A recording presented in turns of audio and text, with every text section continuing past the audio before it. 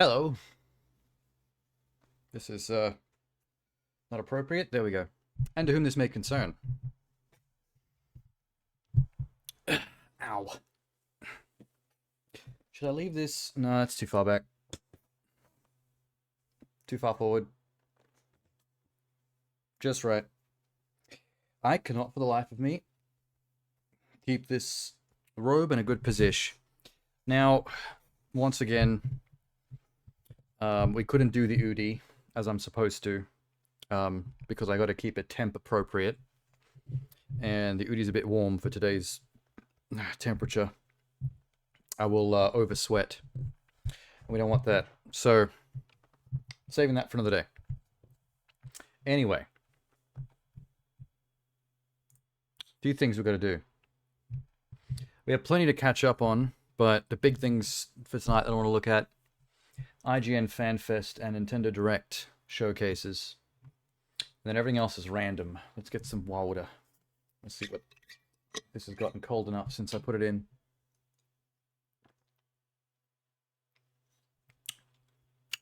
I guess cool enough. Could be colder. Also, the princess juice.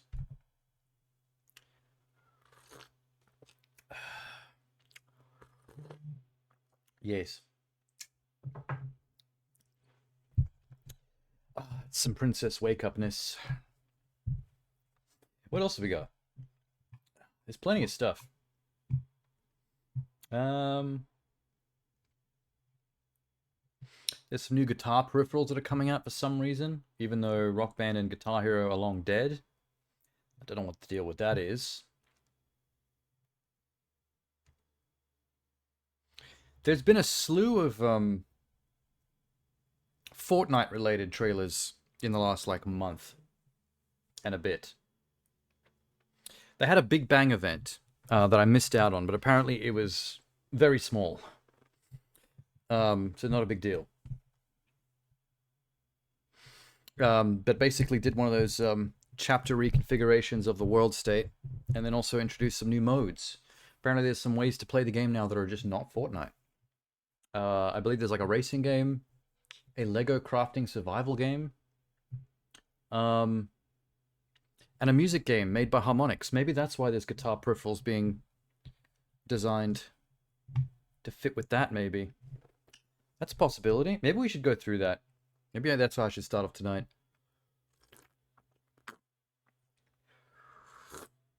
People are generally, well, it's got a huge fan base, but a lot of people I know are generally not very into Fortnite, so it won't be a popular series of videos to be looking at, so I might just kick it off with that.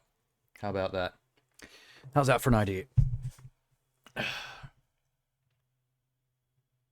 The thing that... Okay. The thing that reminded me that Fortnite's got some nonsense going on is some Peter Griffin video. It animated in actual Family Guy style. It was dropped as a kind of a short to go along with, I think, his skin being revealed in Fortnite. And the fucking algorithm was trying to get me to watch it. And then I saw a bunch of others popping up. And I've had that sitting on the side ever since. This is 10 million views, by the way. Hang on. Alright, I'm going to line these all up.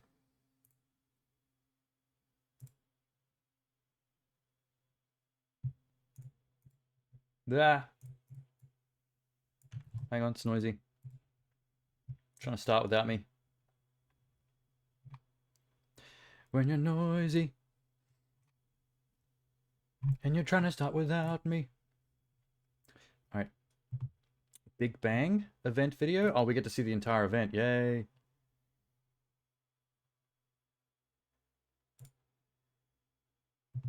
Happy day. Alright. Here's the Chapter 5 trailer.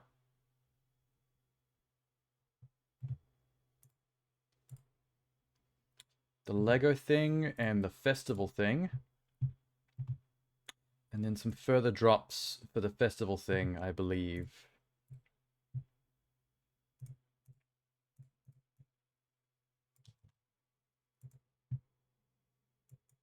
I actually really like tuning in for Fortnite events. I don't like Fortnite, but I like events, if that makes sense.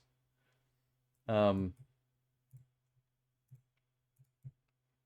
said this before, but my favorite thing about Fortnite as an entity is just the way it can exist as a platform for digital art expression. So whenever they get like a musician on board to do like an event series that you have to be there for like one night only to witness it, I think that's pretty cool. It's unfortunate that no other gaming franchises or entities are able to match this energy. Maybe something that I can respect more than Fortnite in general. Which, you know, I find it hard to as a person that's not really a fan. Okay. Let's slide. That's not the right window. There we go.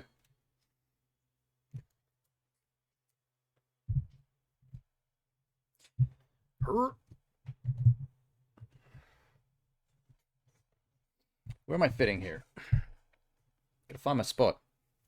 God damn it, gown. Stop trying to unveil me. Not allowed to be nudie. Okay. I think that is good enough. I'm gonna snap them all out. Let's get a whole line going.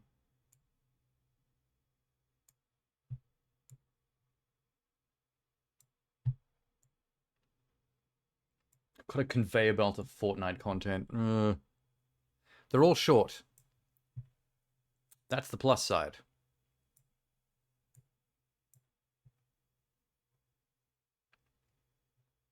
Okay, is that everything?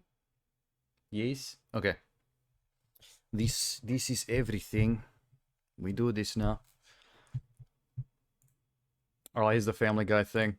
Alright.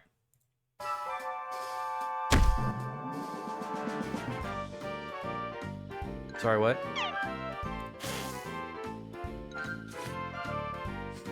How do you have swollen 30 days? Why is there a swole cat with a non-swole head and face?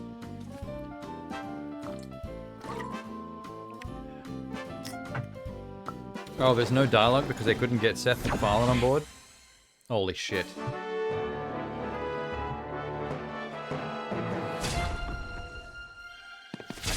So, did him getting swole have nothing to do with going to Fortnite? It just was a coincidence? He got swole and then, oh, by the way, here's also a portal to Fortnite. Is that metal? Is that fucking Snake? Wait, whoa, whoa, whoa, whoa. Whoa, whoa, whoa. Whoa, whoa. Cell-shaded guy? Probably from some specific franchise I'm not aware of. There's Peter. I don't know who Crystal Dude is. Popstar cowboy, a cowgirl chick? The fuck is happening? I'm guessing some of these are like Fortnite specific characters. Except for Snake and Peter. And I'm guessing this cel-shaded guy, because that graphical style is not Fortnite. He must be from something. C5S1. Underground. What does that mean? C5 Counter-Strike? Counter 5-Strike 1? Okay, wait. I'm curious about the decision to make Peter mad buff. You could have just had Fat Peter in the game as a skin. That would have been fine. It's such an odd choice. But Fortnite is kind of weird, so, okay. There's the Big Bang event. Let me slide it to the trailer instead. I'm curious about what this Battle Royale Underground CA5S1 thing is. Maybe the actual trailer would explain something.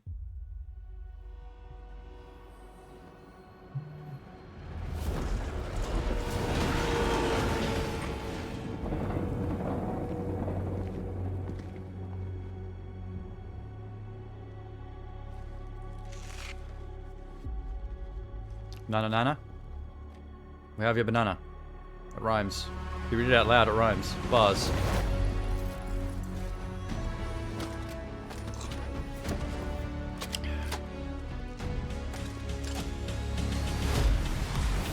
There's the underground thing. Maybe that's just the subtitle for this particular chapter of Fortnite. Capture the train. I mean, as a non-fan, I still respect their hustle for pumping out content, coming up with new ways to play their game.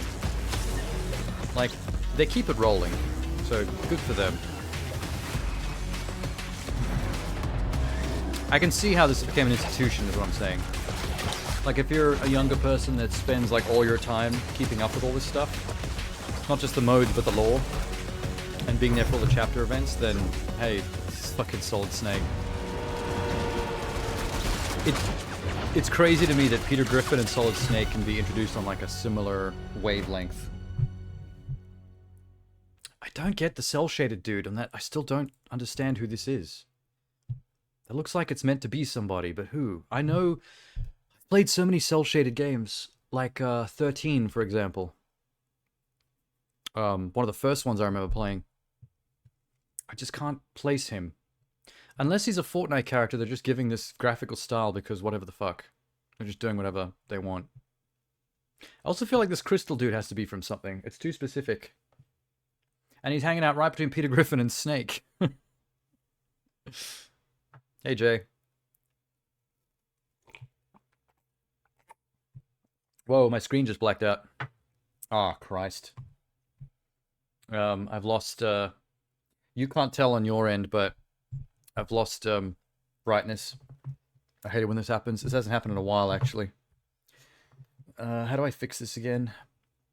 I gotta pull the cable just briefly. Hold up. Nope, that was the camera.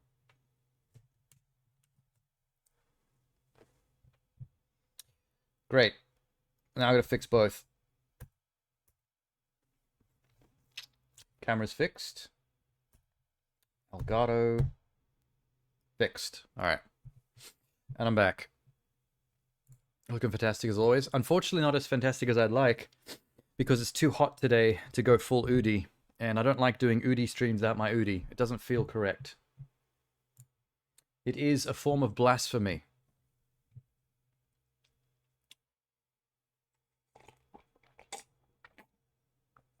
Anyway, I think it's time. Sorry, my robe doesn't hold together very well, so it's gonna keep revealing me. Not that that's gonna be a complaint from you, Jay. I don't want any Twitch mods showing up and complaining about me showing cleavage. Go full nudie. Well, that definitely would be the end of my Twitch. Someone would find out. I don't know how they do that, actually. Like, even if you're a small streamer with, like, no viewers, if you suddenly went full naked or started screwing on your stream, somehow you'll get caught. And I'm pretty sure there's an algorithm, much like the one on Facebook and Instagram, that can delineate the silhouettes involved in human nudity and can flag them for mods to come check out. Yeah, it's the only way it can be done. Because when you've got a million streams going on and more than half of them are like nobodies that are streaming to 0 people or 1 person, it'd be impossible to police the whole thing unless AI is helping you. Which is why sometimes people get bans or suspensions for suspect things. Like sometimes the algorithm would flag something and something will get pulled that is actually not inappropriate. Because this happens to me on Facebook and Instagram a lot. I get things that I get in trouble for that I post to my Instagram story that are not actually explicit or problematic, but something about how the algorithm sees it makes it think it is, and it just goes ahead and does it. And then I have to dispute it and hope that a human being actually pays attention and notices that there's no problem, which doesn't always happen. I got an Instagram post that I did. I've actually told this story like multiple times on stream before, but I had an Instagram post that got pulled and I got a potential strike on my Instagram account for hate speech. And all I was doing was posting a bunch of Instagram stories about a game I was playing. And it was an RTS game where it's set in an alternate history where your side of the Allies is basically building bases and going up against like the Nazis, but it's a cyberpunk version, no, a steampunk version of history where everyone's got like mechs and things. And I remember making comments about like the Nazi side and some of the cutscenes and how like there's a Nazi general that is always monologuing to the heroes in cutscenes, but no one ever like takes the shot and just ends the war right then and there, because in a cutscene you can't do anything, and so they just stand there listening. And it's like, man, if this was real, you would try to get that dude. So I was just talking about the game, and Instagram hit me for hate speech. Almost like the algorithm assumed that me talking about Nazis and fascists and referring to violence, it thought I was talking about the real world. It thought I was well, it's not about the fact that they're Nazis. It's the fact that hate speech includes speaking to violence against any real world figure. You can't just make posts calling for violence against actual people in real life. Because if someone listened to your post, if you're someone with reach, if you're an influencer on Instagram, there's a person out there that'll watch a story and they'll go out and they'll hurt somebody. And it doesn't matter if they deserve it or not, or whether you think they deserve it or not, or whether they're white supremacists or Nazis. You just can't instigate real world violence through a platform that is basically like a business. Like Instagram doesn't want to be responsible for that, no matter what side you're on. It's Instagram. It's not a place for that. Doesn't matter who's in the right or not. So I understand how that could have happened, but the frustrating thing about it was that even when I disputed it and explained I'm talking about a video game, in jest, I'm lightheartedly joking about a video game that is about a alternate history mechs and Nazis kind of, RTS wargaming thing. It doesn't actually relate to hate speech or any real world violence. The dispute the dispute got pushed out, which is confusing to me because when you dispute something, it goes from algorithm to human being. Disputes have to go through a human being who has to evaluate the issue and then has to either decide, okay, the algorithm was wrong, or no, this is correct, this holds. And for some reason, even though it makes no sense, it held. The human being looked at my video game posts and still decided that this is a form of hate speech. And I was very frustrated by that because once your dispute fails, there is no further avenue for discourse. You can't further dispute it. You're pretty much done at that point. You have to live with a strike or with your thing removed.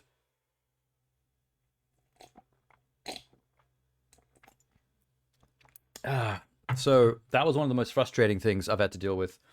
Other things are more fair. Like I've posted like memes before that have very kind of risque jokes in them.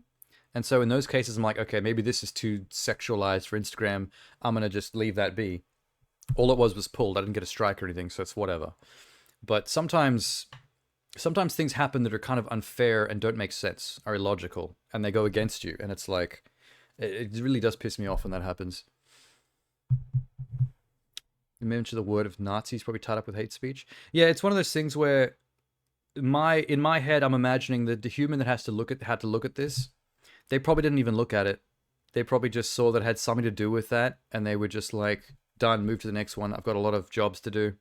They've probably got thousands of these to look at, so they didn't even care to look at the details, which is very unfair. You'd be trying to influence people not to be influenced? I don't think it works that way. If you're an influencer, it's too late. People are already being influenced by you. You can't actually convince them not to be influenced. The next time they see you eating an oat bran cookie, they're going to be eating oat bran cookies, which is perfectly fine. There's nothing wrong with being influenced in a very shallow capitalistic sense. Like, if you're popular on Instagram and people see you wearing Reeboks, they're going to go wear Reeboks. And there's nothing wrong with that. That benefits the Reebok company. They're making extra money thanks to you. But so what? That's the way the cogs turn. As long as you're not influencing any negative behaviors or toxic stuff, whatever. It's just products. The whole notion of influencers makes me sick. But that's the irony of the thing, is that you can't become an influencer with the intent of being anti-influencer. You're kind of like, no matter what you say to the people that are your fans, they'll applaud and go, yes, yes, you're right, Jay. You're very astute. That's very wise. But then the very next day, they're going to be influenced by literally anything and anything you're doing.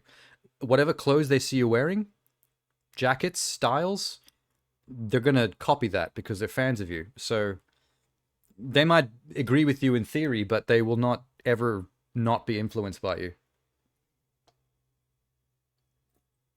But what I'm saying is that there's nothing wrong with it on a purely shallow level. The problem is there's a lot of influences that are very toxic. Like when you look at the Andrew Tates of the world, and what's that dweeb that's on Kick? Their former Twitch streamer that's now on Kick, the one that used to be a fan of Tate's, Aiden Ross. These people are influencers, but they're very toxic influences. They're people that basically stand for the worst possible behaviors of mankind. They're misogynistic. They're fucking bigots. Tate himself is a goddamn sex trafficker. Like, this is the problem with influencing, is that people will follow some nasty celebrities. And they're only celebrities from being nasty. Vice signaling, they call it. For some reason, there's a lot of people out there that are addicted to following bad people because for some reason in this day and age, vice signaling works. If you're someone who's on a platform and you basically play up how much of a dick you are and you're completely unapologetic about that, people think that's cool. People think that you're just saying it how it is. You're like an alpha. You're someone who's on the cutting edge. You're anti the Matrix, You're above politics. It's like all this stuff, but it's like, no, you're just an asshole. And people are now holding assholes up on a platform because it's just so cool to be able to be yourself on the level where you can just be a complete prick and, have the worst takes and opinions on everything political. Like you see some of these influencers like Aiden Ross and that Sneeko guy, and the things they say about women and the opinions they have on things like feminism and wokeness is just so disgusting. Like, it's so fucked up. And like, how do you look yourself in the mirror and like still think that shit? Like, it's obviously like scummy behavior, but they have fame because of it. They have millions of followers because of it, and everything they influence is like trash.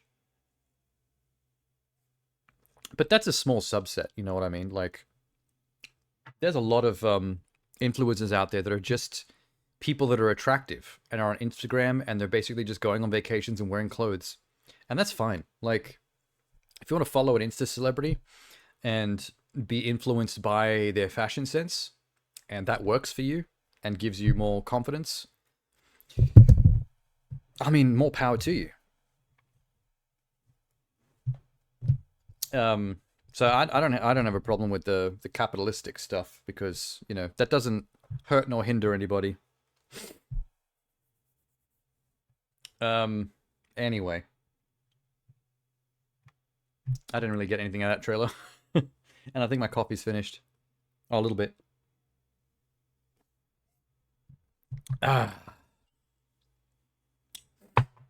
You would never be influenced by me. The only thing I could potentially influence as an influencer is making people eat Biscoff and wear Oodies. And that's about it. Monster Hunter Stories and High Five PS5 announcement trailers when? I don't know. I'm building up to quite a few things. I still have the Nintendo Direct and the IGN Fan Fest to get to. I'll do that after this. Once I'm got through this row of things I've got lined up here. Because I'm just very curious as to all the movements in this space. I just watched the Peter Griffin trailer for Fortnite. And I'm still confused why he's buff. You don't want to be like you want to be me? Well, obviously, like, if you were more like me, you'd like girls. And that just wouldn't stand. That's the last thing you'd want to be, Jay. Bloop. Alright. Let's check out this Big Bang event that I missed. Hopefully it's not too cool, because then I'm going to be really sad that I didn't get to see it firsthand. Nothing would stand, yeah. Exactly. Here we go. Wait. Since the Elgato crapped itself, we've lost audio. Let me fix that.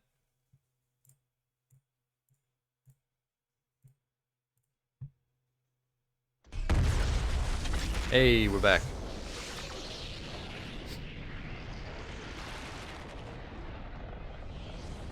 There's a rocket launch. And a fish man with flares. Oh, I'm talking about my my external Elgato HD60S Plus. It's the thing that separates my HDMI from my computer to my monitor to my laptop, so I can capture the footage from my OBS, so I can run the stream. What's happening here?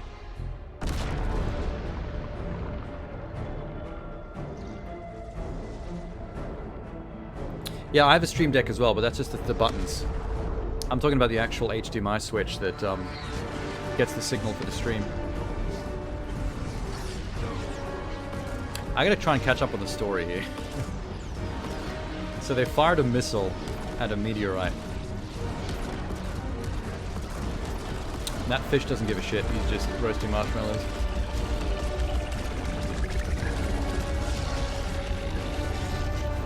I'm guessing that was about to end the universe, and this is gonna save it. Oh, it portaled the meteor away. Okay, cool. I'm on board. See, we could have been here live, seeing this all firsthand. I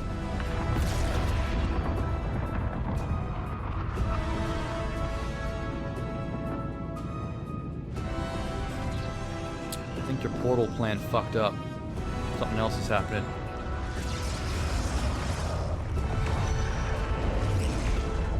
Dope.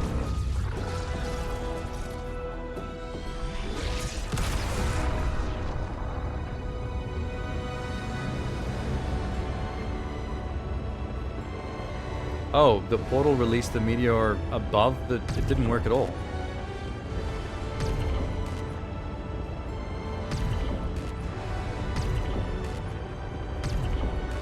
I'm gonna guess this is gonna create like a whole new landmass, because they always use this as an excuse to like create a whole new map.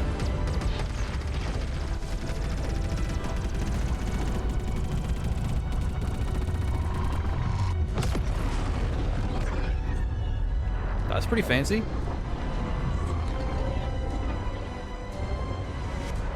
Yeah, watch this map just terraform, I betcha.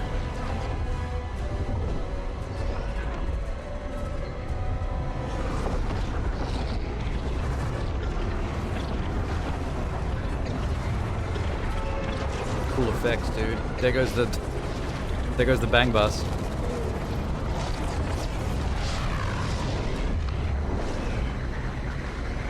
Bloop.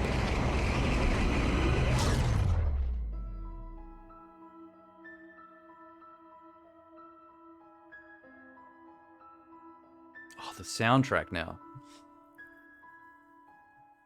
A little bit of Final Fantasy piano. I think they created a new Big Bang. Singularity. It's gonna get multi-dimensional. Actually, Fortnite was already multi-dimensional. That's how they keep mixing all these characters together.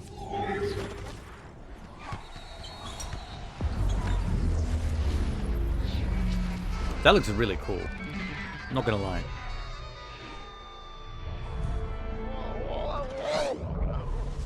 What was that?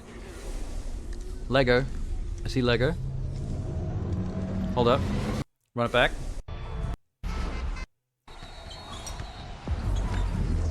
I see basketball. Snowboard. Instruments. Oh, that's gonna be the music festival mode that Harmonix created. There's the Lego survival crafting mode. So they're just introducing the new gameplay modes, basically.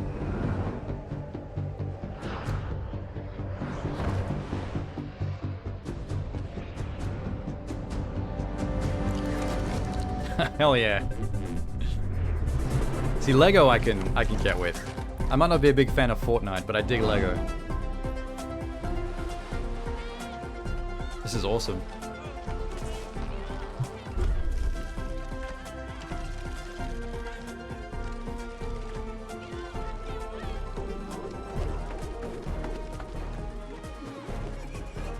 Yeah, I kind of want to play this. I like Lego and I like survival crafty shit. It's satisfying OCD gameplay.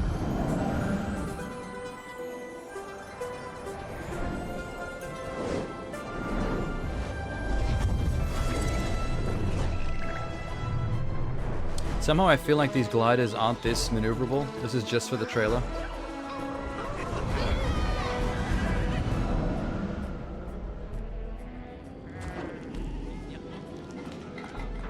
I think you're able to build all this stuff yourself. I think between you and your friends, you basically just like spend all your time just filling out the land with Lego constructions. Minecraft style.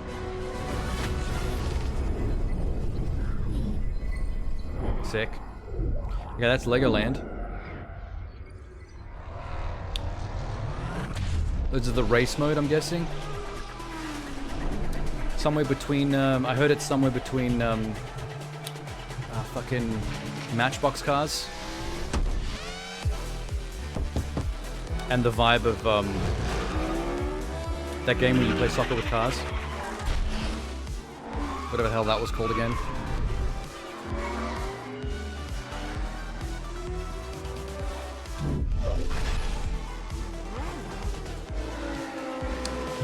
The car mode does look like something that would be sold as like its own separate game. Like this is slick enough in its art design. Like if I didn't know this was Fortnite related, I would have assumed this was a new game.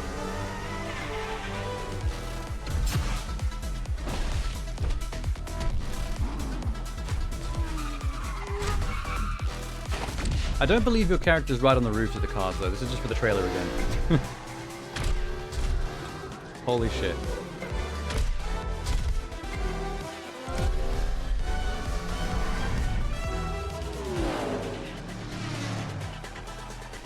Okay.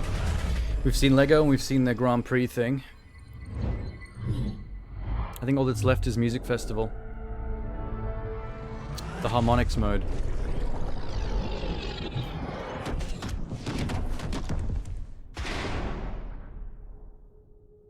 This is kind of what I thought the real draw card for me was going to be, because I'm a huge harmonics fan and rhythm gaming fan. But I'm kind of feeling that Lego thing. Oh shit. Can we please get Lego Eminem? Can we combine the two modes? There he is. His knees are weak, his arms are heavy. Told you. Called it. I kind of wish this is the Mom Spaghetti cut of this song, where the whole song is just the line Mom Spaghetti repeated over and over again. Look, here comes harmonics gameplay. Yeah. Oh, there goes gravity. Here comes the game. It's Guitar Hero all over again. Play with your friends. Deploy two-player mode. It looks a little easy though, but I think it's meant to be played with a controller.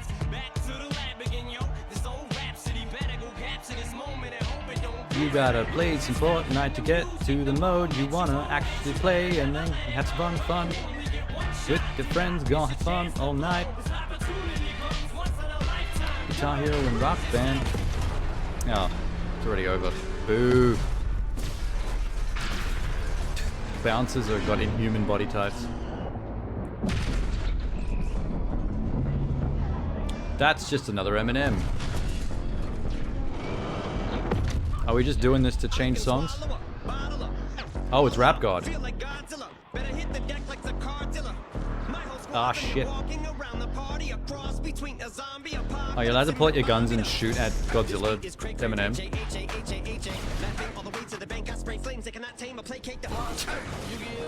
Everyone's just fucking emoting. Holy shit.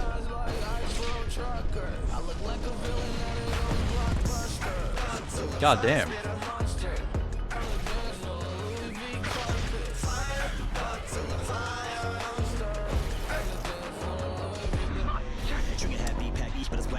Okay, so you can't fight Rap God Eminem. All you can do is just emo dance to him.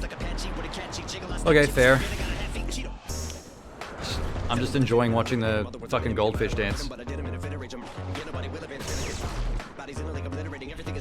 I feel bad for the animator that had to lip sync this. It's the Rap God rap. This took a guy like an entire week of keyframe animation. Unless they put tracking marks on his lips. Which I can't imagine they did. Good lord.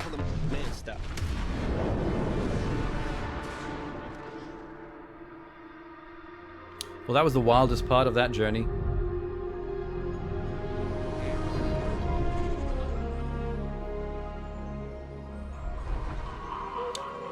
Halloween Land? Snack Land? Carnival Land? What the fuck?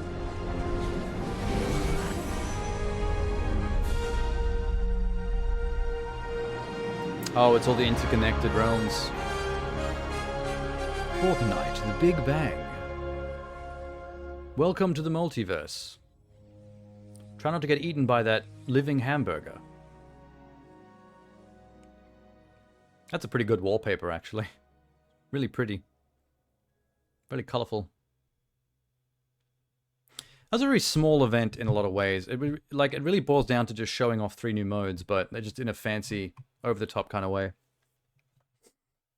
Although, like, the music mode part of it, with the Eminem sequences, is probably kind of the most fun part of that. But I'm kind of surprised, because I went into that assuming that my interest would be mainly music mode because of my fandom of Guitar Hero, but I'm really keen to try out that Lego thing.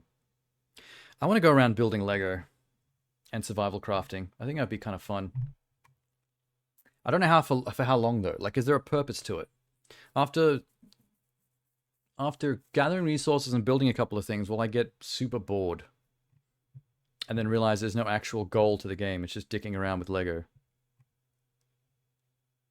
Maybe I'll try to set some time sometime soon to try it out and just see what I can get out of it. If it gets boring, I'll just cut it off there.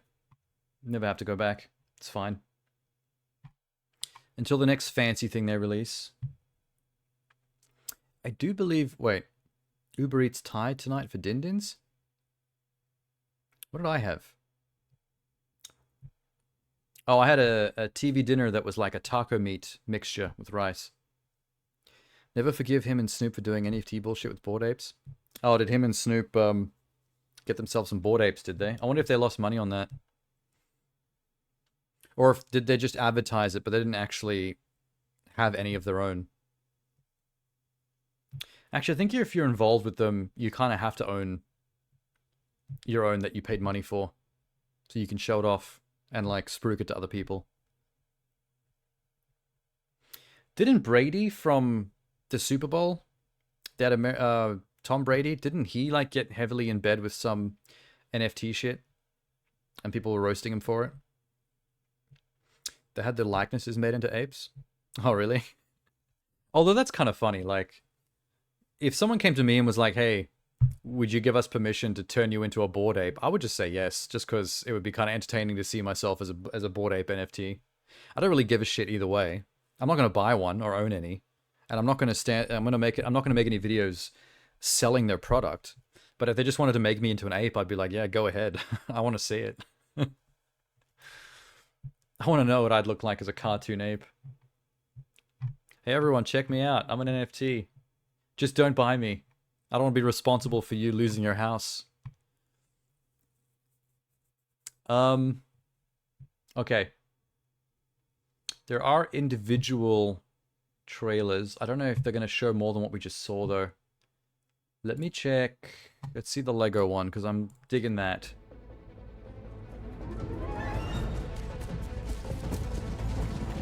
Okay, this is definitely different from what we saw in the Big Bang event. Good.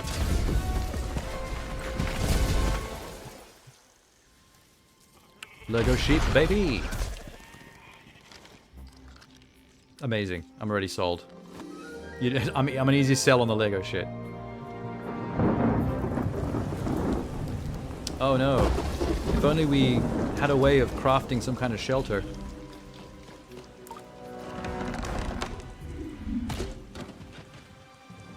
You're building, bitch! Yes. I like her Lego unicorn outfit.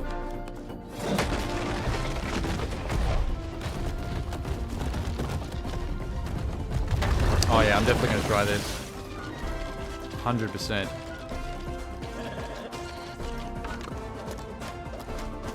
I'll see if I can recruit my American friend to come along and play around.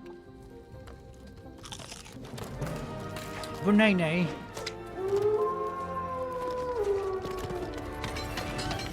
Is this gonna do the actual like Minecraft thing of having mobs threatening your constructions at night? I suppose. I'm curious to how many people can join in the same world state. Like, could you just get like 100 people on one server and just have everyone build like a town?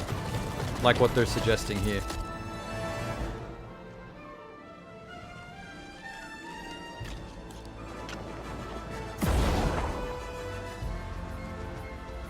I heard the building mechanics are actually pretty robust.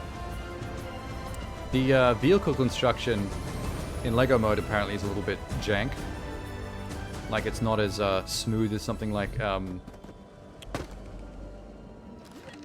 Legend of Zelda. Breath of the Wild sequel.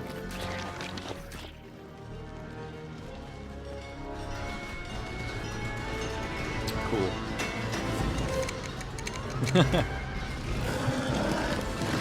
I love how the more this trailer goes on, the more it's just Minecraft.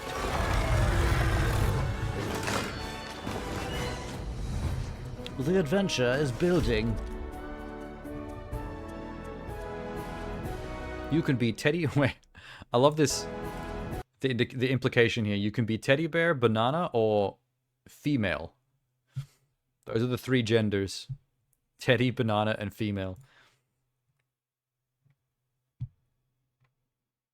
I'm actually shocked this wasn't just a Lego game. Like, why isn't Lego making this? Why did it take Fortnite to make this? I feel like the Lego company itself has dropped the ball slightly here. They've missed a chance at something big. So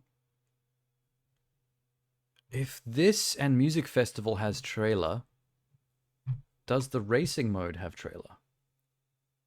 Hang on. Let us see. Not Lego. Fortnite. Fortnite World Cup Solo Finals. Don't know what the fuck that means. Black Panther, Captain Marvel, and Taskmaster teaser trailer from 3 years ago. Whoa. Adonis Creed is in Fortnite. Also John Cena.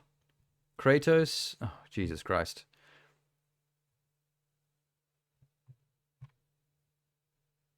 What was the racing mode called? Who the hell is Yoshitaka Amano?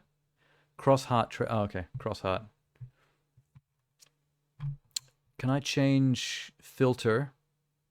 Where's filter? There is no filter. Okay, fuck off. Fortnite. Race.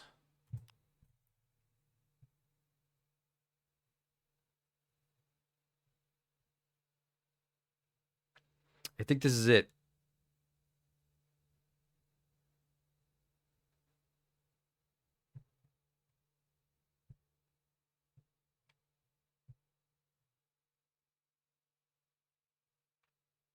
Or is it? Maybe. Hang on.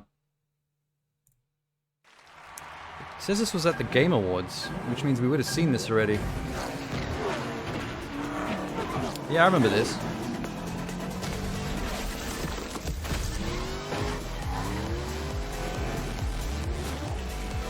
It's pretty much just a CG trailer of them racing cars. Really sick looking cars. along a Matchbox track.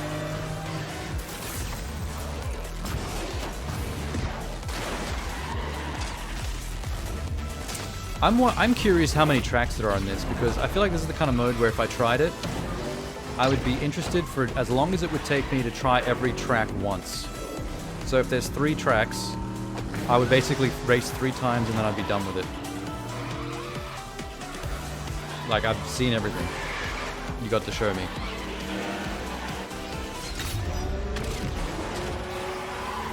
That was dope. Although kind of stolen from Mario Kart.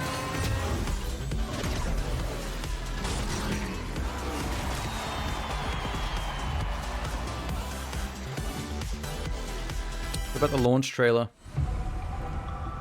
Okay, that's in-game graphics at least. It's slick looking. I think Cliffy B's company that's behind like Fortnite and shit, I think they've gotten to a point now where they don't really want to make new games. They just want to make... They want to make seemingly new games with inside their old game. They want to stick with Fortnite forever, because that's what's now working for them the most. And whenever they have new ideas for stuff, they just create it as like a new game within their game. Because they could have made this racing game. They could have been the company that made the Lego game for Lego. They could have been a co-developer with Harmonix on a new music game. All these things could have been their own thing, but they all just became Fortnite modes. So I think this is just where they live now. No matter what they come up with or what they want to do, they'll find a way to like crowbar it into Fortnite to make it part of their grander universe.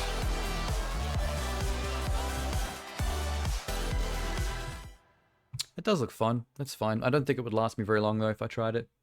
Alright, here's the big one that I was initially interested in. Fortnite Festival. I want Harmonix to do more grand things. It does slightly sadden me that Harmonix is just making a mode for Fortnite right now. It's like, I want them to be making big experimental music games again. Like how they invented Guitar Hero, then they invented Rock Band to go up against themselves. They tried DJ Hero. It was cool, but people weren't jumping on enough. I was into it, but I guess not enough other people were. They had that newer DJ game where you're basically just using the controller to live mix stuff together like you're a DJ at a festival. I never got to try that, but I am fascinated by it. Maybe it's cheap nowadays. I should look into that. That's a hard game to play on stream though, because I bet like every song in that game will get your VOD muted. And then it's a whole other nightmare on YouTube. Like, back when the iToy was out from the PlayStation, there were iToy games, like experimental motion control games that were made by Harmonix for that. And they also made some experimental motion control games for the Xbox Kinect. Like, Harmonix has always done interesting stuff. It's just so much of it's in the background. I just want them to be big again. Speaking of copyright, here we go. I'm gonna fight 'em off. The YouTube algorithm wants to shut me down. Oh, jumped ahead. Yeah, we're just live cutting through the song. The very quick trailer. Fortnite Festival. I mean, it's Guitar Hero. I guess there's not much you can show in a trailer, really. Although there's been other trailers for it since then. I think they've been unlocking music celebrity-based packs. Like, this is the first one. I remember this came out right when it first launched, because The Weeknd was their first big celebrity tie-in. Interesting choice that The Weeknd was their flagship dude. Although Eminem as well, because Eminem was in the main Big Bang trailer. And then The Weeknd came out as a launch thing.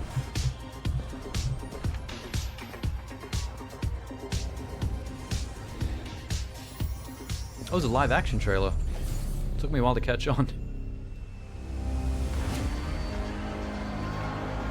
Is that actually The Weeknd, or is it just a body double? I bet that was a body double. The Weeknd can't be bothered showing up for the shoot. I wonder if you can unlock his skin. I mean, they had to create his 3D model, so I bet they've been selling that skin for like 20 bucks. Because if I remember correctly, Ariana Grande's skin was mad pricey. Compared to others, I mean. So this is the new one. This is Lady Gaga's one. This was 2 days ago. She comes with her own car, I guess.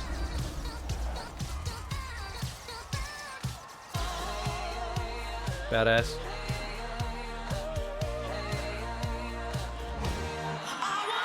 Lady Gaga's eyes translate really well to Fortnite's art style. I don't recognize the song I'm hearing. I don't think I know enough about Lady Gaga's oeuvre to recognize that song. I know all the mainstream shit that you'd hear on the radio, and some of it's mad catchy. Also, one of my favorite songs of hers is not even like a song of hers, really. There's a mashup remix that I found on YouTube once that I downloaded because I like it so much. It's basically Lady Gaga's Judas combined with Painkiller by Judas Priest. And those two songs go together incredibly. Like, I like that mashup more than I like either of the Judas Priest song or the Lady Gaga song. Her whole face translate really extremely well. Yeah, like if you didn't tell me that was Lady Gaga, when they did the close up of her face, just from the eyes alone, like I would have been like, oh, I think that's Gaga. Like it sells immediately.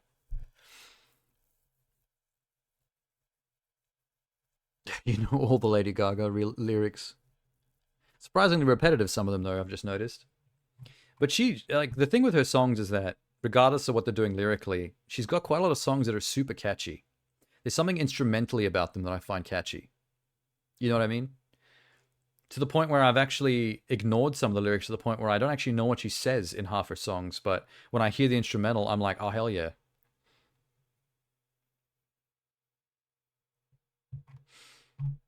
But yeah, cool. I think I'm going to try and do something with this. Now that I've caught up on what Fortnite's up to. I'm going to try and do a stream on an upcoming weekend where I explore their 3 new modes. I want to go into that racing mode briefly, only for as long as it takes to see each racetrack, and then I'm out, because who cares? I don't want to be leveling up cars and unlocking stuff. I don't give a shit. I just want to see the tracks and see how it plays. So that's not going to take long. Then I want to see the music festival mode. I'll probably play that for as long as it takes to play every song that they've got available, which I should find really fun because music games are my thing. And then I'll probably that'll probably not be maybe slightly longer than it takes to check out the racing one. And then I'd say the rest of the night would be hanging out in the Lego mode with the scavenging in the building. Which I think, if the first 2 modes only take like half an hour each, the Lego mode should be able to go on for like the next 6 hours, for sure. I think that's where all the meat's going to be. So I think I can get a pretty solid night, like 1 stream night, of just checking out all 3 of those things without ever having to actually touch the game itself, because I don't really enjoy myself when I'm playing actual Fortnite. I don't like running around that island getting shot at. It's just annoying and boring to me. On the plus side, they seem to lock you out of being able to communicate with people on that island. I don't know why they do this, but the only way to talk to people in Fortnite is to be in a group with them, to be in your own little private chat that you make from the lobby. And just all the randos you run into on the island are just silent. So I think that takes some of the fun out of the idea of a battle royale. Like if you're playing PUBG or something, for example, being able to like taunt or talk to people you run into is kind of like part of the fun. Coming across randoms like in the mountains. The song is called Stupid Love. Oh, is that the one that they were teasing in the Fortnite trailer? Yeah, the name doesn't even ring a bell. I don't think I know enough about her discography to have caught that one. I wonder why they picked that one to sell the game. Unless she was stingy about what songs she would allow under the contract to be in the game, and she wanted some of her non-mainstream, we've heard 1,000 times songs to be in there. That's a possibility. Um. Okay. Here's the thing, real quick. Oh shit! I know that song. Um. I love that edit. Thank you. Thank you for the raid. I love hearing that that musical soundbite that I made with that for that raid animation. Do you recognize that, by the way, Genie? It's a bit of a deep cut.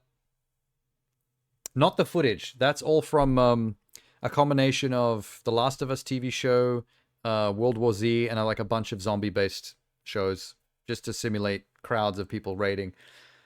I'm talking about the music. Do you get where that sting is from? Songs are available during Fortnite Festival include Bloody Mary, Born This Way, Applause, Edge of Glory, Rain on Me, and Just Dance. Okay, Just Dance is mad mainstream. Applause is pretty mainstream. And I do also know of Born This Way and Rain on Me.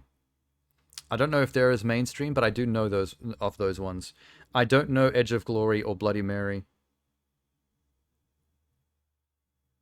Too late for you to recall. It's part of the 80s hair metal theme to Highlander. That's a big 80s deep cut. 80s sci-fi film deep cut right there. That song is long. That is like a wait, let's actually check. Let me just check. Hold up. I think it's called The One.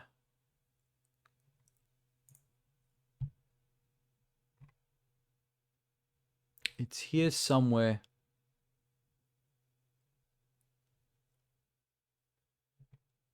It should be near the top, I think. Corn, Newfound Glory, Fame on Fire. Blah, blah, blah, blah.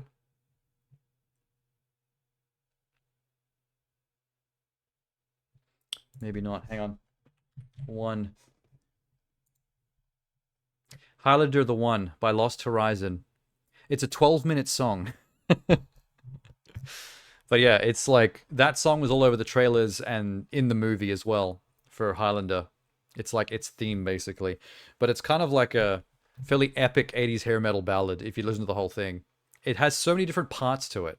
There are parts where the song just completely changes tempo. And it sounds like a different song. Yeah, Highlander the movie, old school.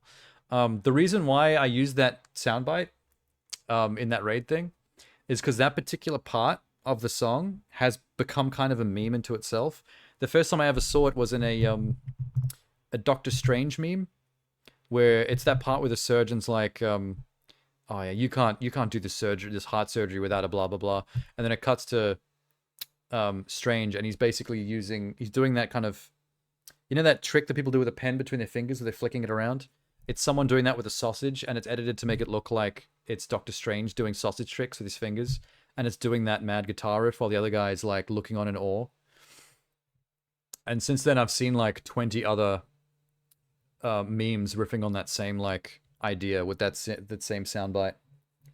And now I'm hooked on that one part of the song. The show is better. Never watched the Highlander show. The first movie's a classic, and then the next couple of sequels were very B-grade trashy. They just got worse and worse. And now we've apparently got a remake coming that was originally going to star Ryan Reynolds, but in a very serious role, like not funny Ryan Reynolds, because when they first decided to cast him, it was like, I think it was after the first Deadpool, and he was known for having pretty good sword skills because he'd been training in swordplay for like a couple of years. In fact, there's a comedy movie he was in with Bateman where they change bodies. And in that movie, there's a bit where he's in his apartment, he's just playing with a katana off his wall, and he's flipping it around. And that was kind of because everyone knew that he was like really good with the sword from all his training. So he just like plays with it in that movie for no reason. Anyway, that's not happening anymore. And the last rumor that I heard was that there was a chance that they were looking towards Henry Cavill as a potential replacement for the lead in a Highlander remake, which I can see from a physicality point of view. like selling Henry Cavill with his physique as like a Highlands Scotsman from like maybe like a period in history, but he's immortal. I can see that. You can sell that. Anyway, what was I going to say? Oh yeah. My related YouTube videos are trying to get me to watch a reveal trailer for a new wireless guitar controller, which confused me at first because I'm like, there are no Guitar Hero Rock Band games anymore. Why would you be making new guitar controllers? I think this might be tied to the fact that Fortnite now has a music mode, and I think this is what this is for. So I might check that out real quick. Hang on a sec. Don't autoplay. Let me just set you up first, for fuck's sake. Hey, Benjamin. All the clips are just auto-playing themselves. What's up, everybody? Benjamin Watts here. Fuck. No, that's not the one. I want the trailer. Ah, here it is. Riffmaster wireless guitar controller reveal trailer. Yeah. Oh, it's really short. Wait. This is the song from Blade.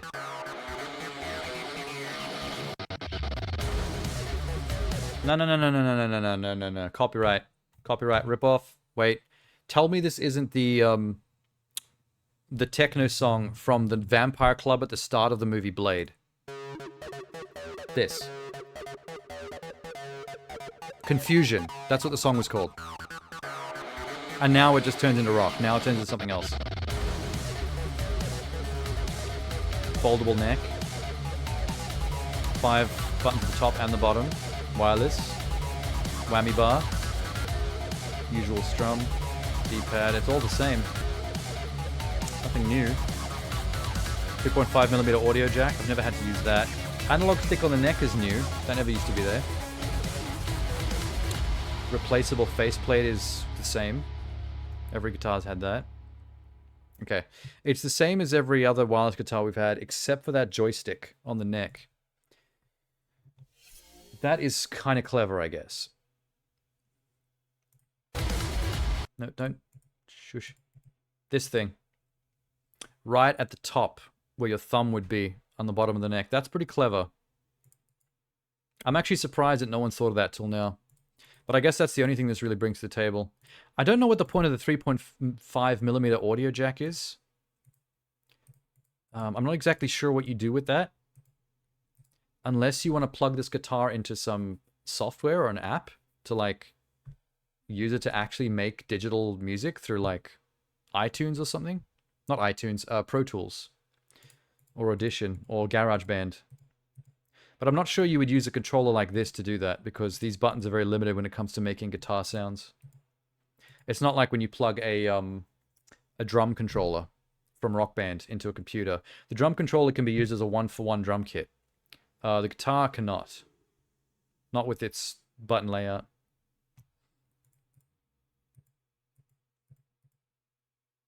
This is curious. I don't know why the neck folds like that. I know in the previous guitars, they would often come with the neck separated just as a packaging thing, and you would clip them together, but you'd never take them apart again. That's just how it arrives. But this actually is a fold. This actually flips down, like as a carrying thing, or a storage thing. I suppose that's another new thing. We can say it has two new things, the joystick on the neck and the fold. I just feel like that potentially makes the guitar more prone to breakage. I feel like the lastability would decrease with a neck fold like that, since the technology inside the neck would have to connect through this fold into the body.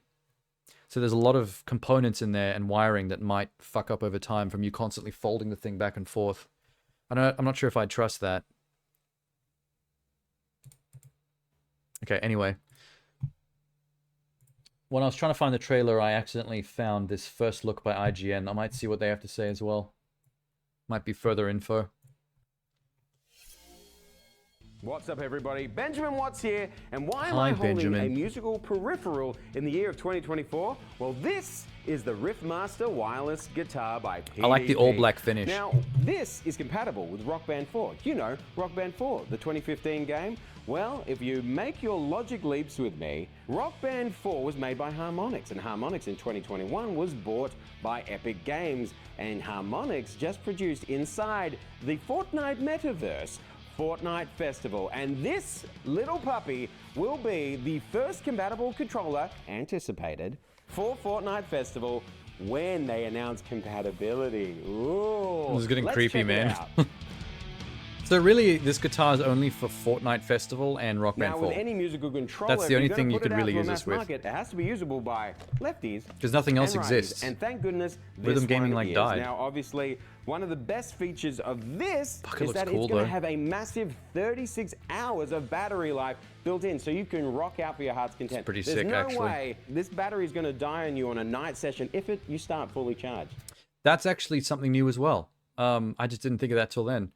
Every other wireless guitar controller I've ever owned for Guitar Hero and Rock Band, and I've owned all of them. Like every new type of one that came out, I bought it. They're all double A battery based.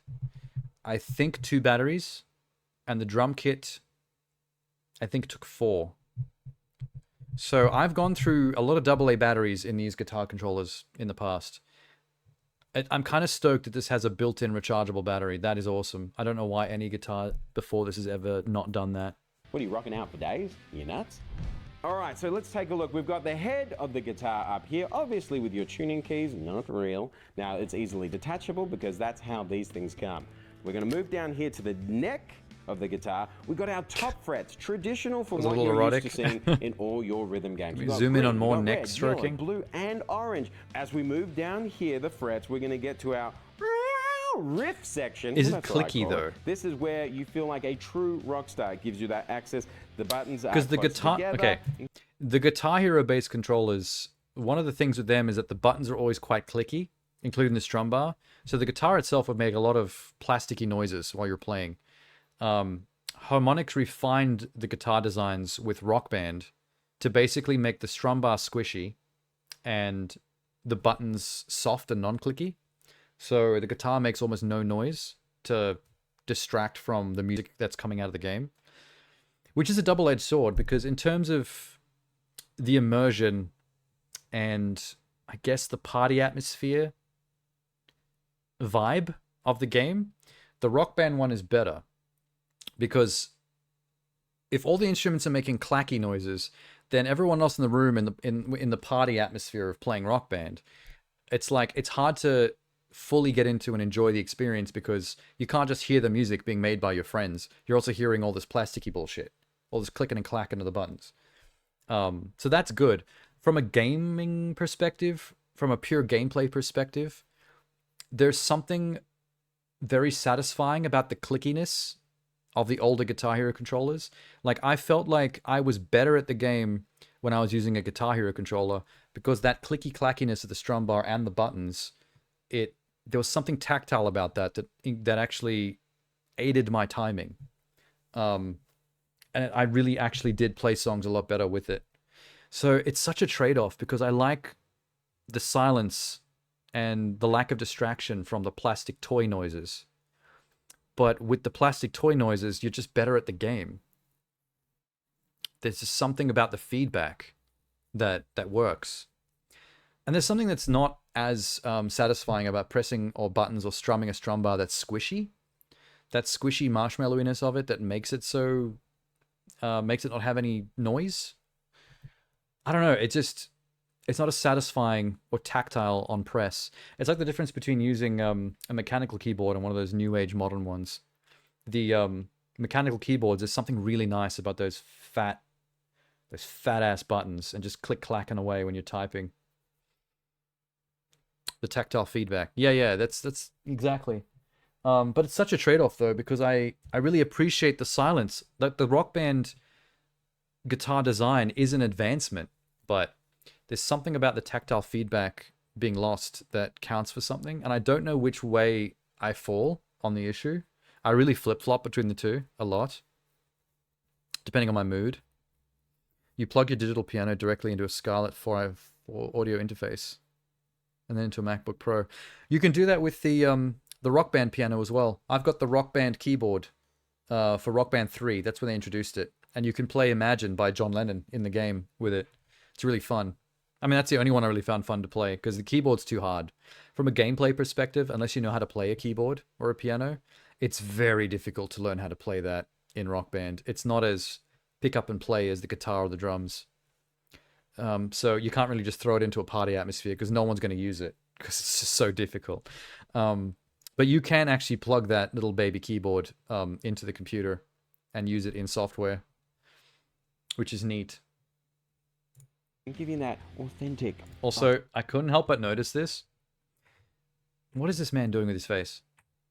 This close-up of the buttons on the guitar, they have someone's hair follicle stuck to the yellow button. And the entire time I had this up on screen, I could not stop staring at this person's hair. I don't know if you could see it just here, where my mouse is circling. It's a big white hair. And it's fairly long too. I think it's a lady. There's been a blonde in this room playing Guitar Hero.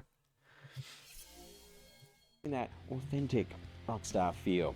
Now let's move into the body of the guitar, which, if you've ever played a rhythm game, is very familiar. We've got our Yicky. whammy bar, we've got our strum bar, which this strum bar is actually a lot better than softer finding it in than your I food, remember Jay. the traditional musical peripherals being. It helped actually immerse me when I was playing on Rock Band. So they're going with, because this is a harmonics joint, I guess. They're tying this in with the new Fortnite festival. So they must be working with harmonics. It sounds like they're going with the squishy, no sound guitar buttons and strum bar. So it's probably a good thing that I'm very flip-floppy, 50-50 on the issue, because I can kind of lean either way depending on what they decide to do. Like, I'm happy with the clacky one and I'm happy with the silent one, but for different reasons. You can't really merge the two vibes. They're just too opposing. There's no clickety-clack. There's no click-click-click. Listen. You can kind of hear just a bit of the movement, but there's no that. Like, you're not going to hear that during the song. You're going to see that you're going to get your console button here, PlayStation button here, Xbox for the Xbox version, obviously. Menu, we've got sharing, we've got a D-pad. We've got this mysterious button here, which is the PDP logo. Can't wait to find out more about that. We're going to have a look over here. Yeah, what is that? Now, because this is actually compatible with both That's a PS4 weird shaped button, and too. PS5, you can actually toggle which console you'll be playing on. PS4, PS5. Oh, PS4. cool. PS5. It has a USB-C charging I wonder if that's port. PlayStation where you're gonna specific charge or up whether to the 36 Xbox will hours also of need battery a life. Obviously, we've Series got X our and strap Xbox One here that's got switch. connected there, but also we have a. Okay, if I had to predict, this is my prediction here. The Xbox environment, the platforms, they are fairly indistinguishable. Like Xbox One to Xbox Series X, you'd almost not know the difference if you switched the UIs and like the machine itself, the way it's designed, everything kind of transfers across seamlessly. PlayStation, not so much. PS4 and PS5 aren't exactly as, there's not as much crossover there, tech-wise. There's a lot more situations on the PS5 where you can't just bring PS4 stuff over unless it's been allowed or it's been adapted by the developer.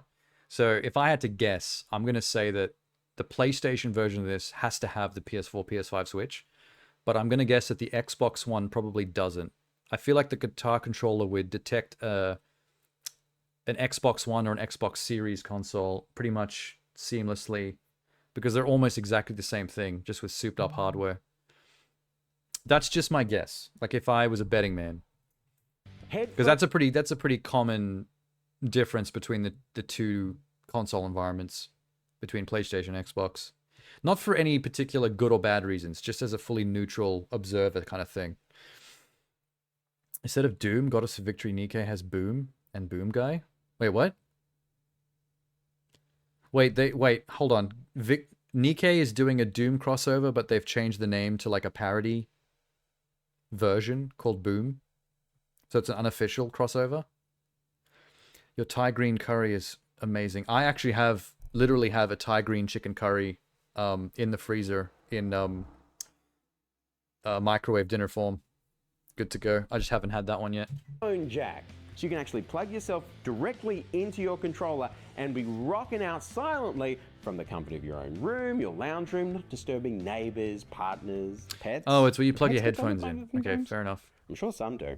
Then we have our faceplate here, or pick guard, however you want. This is actually removable. Imagine if it wasn't removable, I just ripped it apart. But it is removable, and I actually believe this will be used for custom. You know what's interesting about that?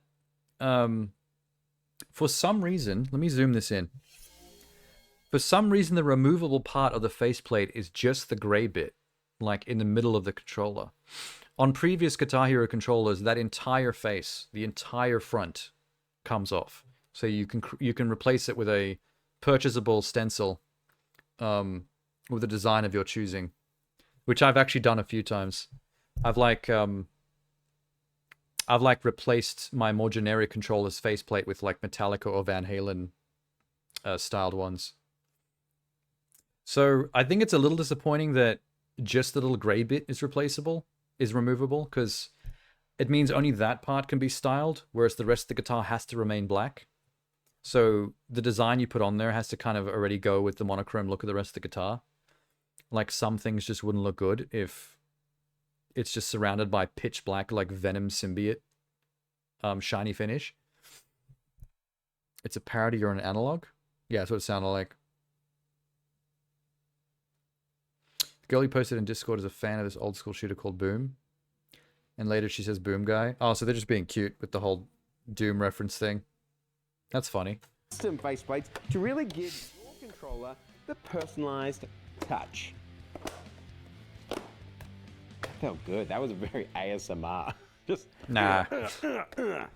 Now, if we take a look at the back of the guitar, the first feature I recognize is this little joystick. Yeah, that joystick up here is very at the new. head of the guitar, That's cool. helping to navigate around your console as I like that a needed. lot. And I'm sure if you do get to play this in Fortnite Festival, this will be really easy for emotes while you are playing your song No choice. thanks. Love that. Also, it also please don't has do Batman a like really that. easily collapsible neck here for easy storage. Also Boom. new.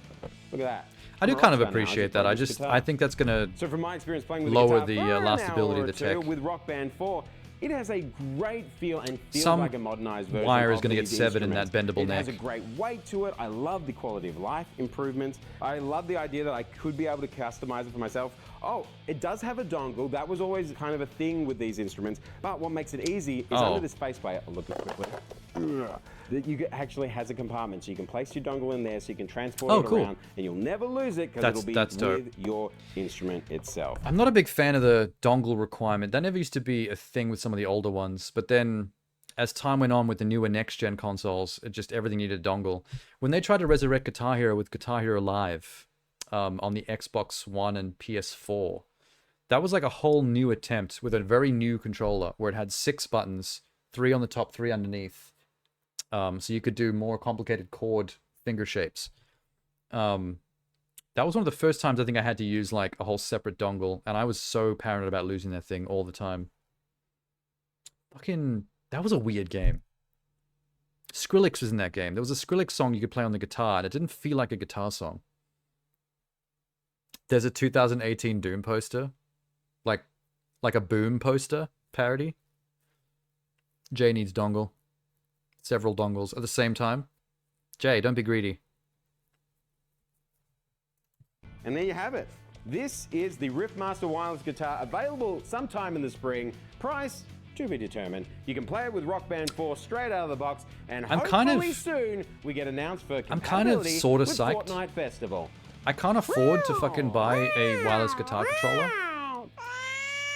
That's how rock stars Thank sound, you. right? Thank you for All that right, have a edit. good one. That saved that entire last segment. I was like, this is almost getting cringe, and then the cat saved it.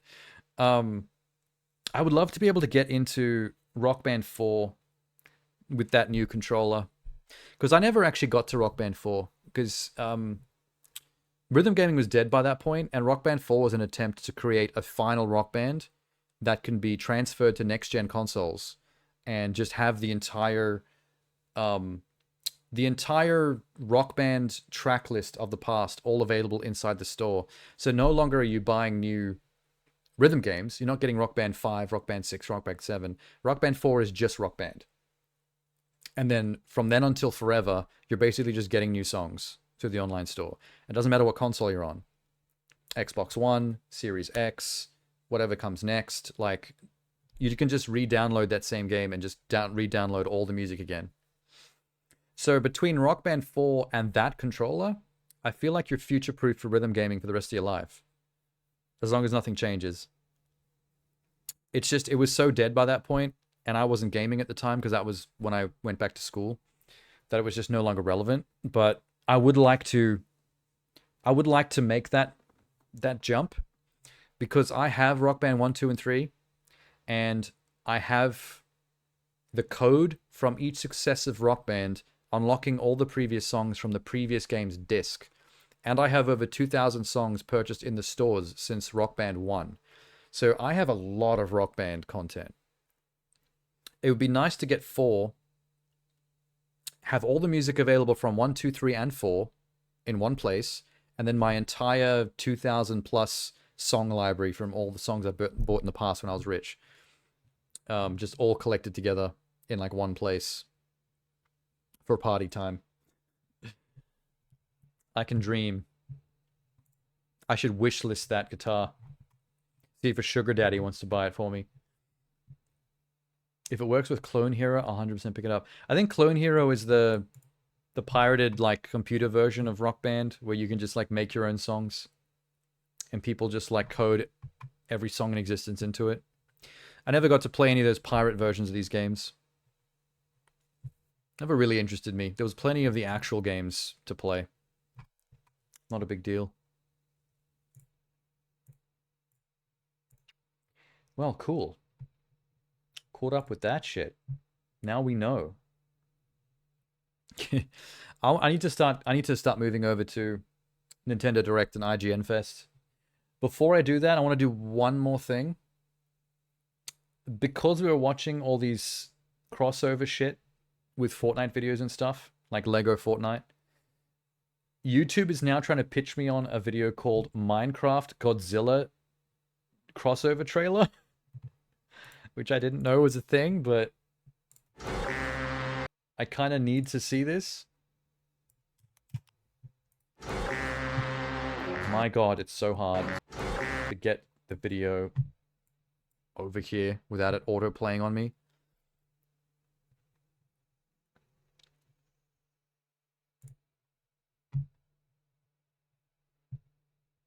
Okay, what's the deal?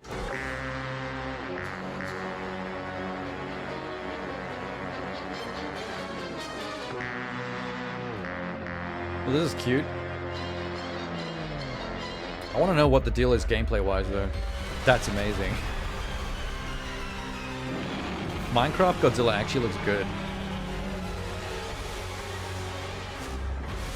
Yeah, boy. Oh, there's a Destroy All Monsters melee fight mode?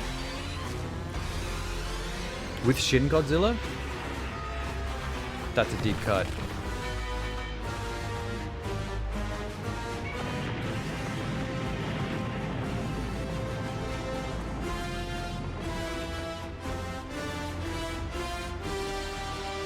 This is really cool. This is more than I expected to be in this trailer. You can explore Monarch and see the history of like Godzilla stuff. You can fly the Monarch hoverjets. Photograph King Kong and Godzilla fighting.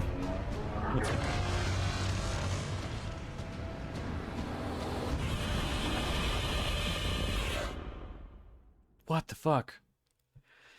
I thought this... I wanted to watch this just as a laugh, but that's a lot of content. They actually were pitching like a lot of cool ideas in that. Is there a descriptor? It's time to meet the King of Monsters in the new Godzilla Adventure World, Team Kyo, and Impress. Check the latest trailer from Minecraft to see what to expect from this Godzilla DLC. You can select the Godzilla film, escape Godzilla's wrath, or destroy the city as Godzilla, play solo or with friends, collect mementos from the movies, get a free Godzilla t-shirt from the dressing room. I wasn't expecting to see a Minecraft replication of those Destroy All Monster melee games that were on was on PS2, where you and 3 friends are basically just playing as monsters, like wrecking each other. above and beyond the Call of Duty there.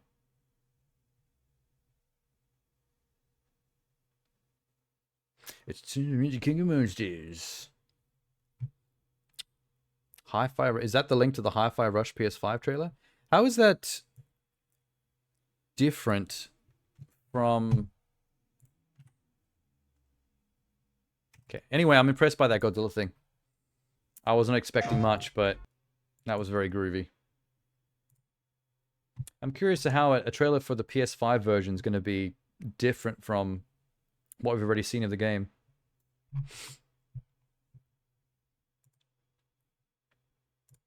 Hold up. Okay, just have to fix something.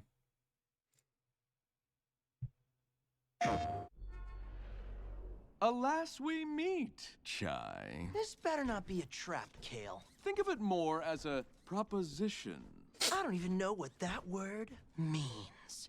Why do I even...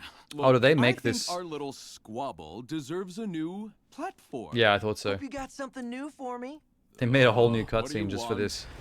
Brand sponsorship with custom sneakers. For what? No one even knows you. Immediate promotion to Vandelay's CEO. But that's my job. My own company car. A Chai curated concert every Friday. And my own high-quality, personalized coffee mug. No. I'm not gonna do Oh, the any of cat's so adorably animated. that. Maybe the mug thing. Deal. And it even wanted a handshake at the end. That was cute. It's sort of surreal how much effort they put into the marketing and the personality of this game, considering it was a game that came out of nowhere and had like no prior promotion. You can tell the dude behind it is really passionate about his IP. I wonder how long it'll take for them to pump out a sequel to this. I bet they're working on it right now, behind closed doors, trying to come up with ideas to elevate the game. Cool. I wonder if PS5 is going to have any unique content just to like sweeten the deal, like a mode or something, or extra bits and bobs. Chai is Xbox and Vandelay is PS5.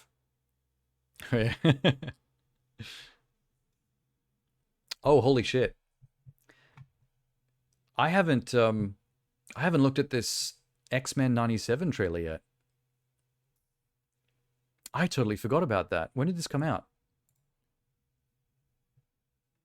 9 days ago, just a little bit over a week. And for some reason, Netflix has put the Nimona full film on YouTube. An entire 1 hour and 40 minutes of it. Why? Wait, that doesn't make sense. Why would Netflix put one of their entire films that they produced that's only available on Netflix, why would they put it out for free on YouTube? 5 days ago, 2.4 million views. Does that mean it's just free to watch? Like, if I watch that entire film, like, on stream, would that be not copyright issue since, you know, it's just for free anyway? Interesting. I don't know what to make of that. Anyway. X-Men. Watch the series finale of X-Men next Saturday morning. Check your local listing. Oh my god, I totally did. Back in the day. Have the chance to say goodbye. I am proud. Gambit's always playing with fire. Hugging Rogue like that. Fate lies in our hands now. Now. I don't remember X dying at the end of that series. Then again, I don't remember much about where the storylines went. I just watched them at random, out of order. We have to stay vigilant. The Daily Bugle. The professor entrusted us with his dream. Fan service. No matter how dark it is, Giant we arm must believe of a each other. sentinel.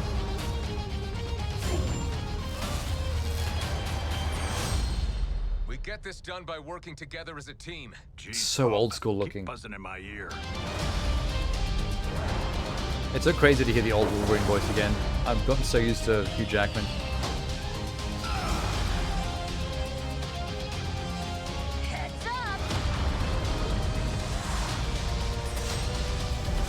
Oh, what?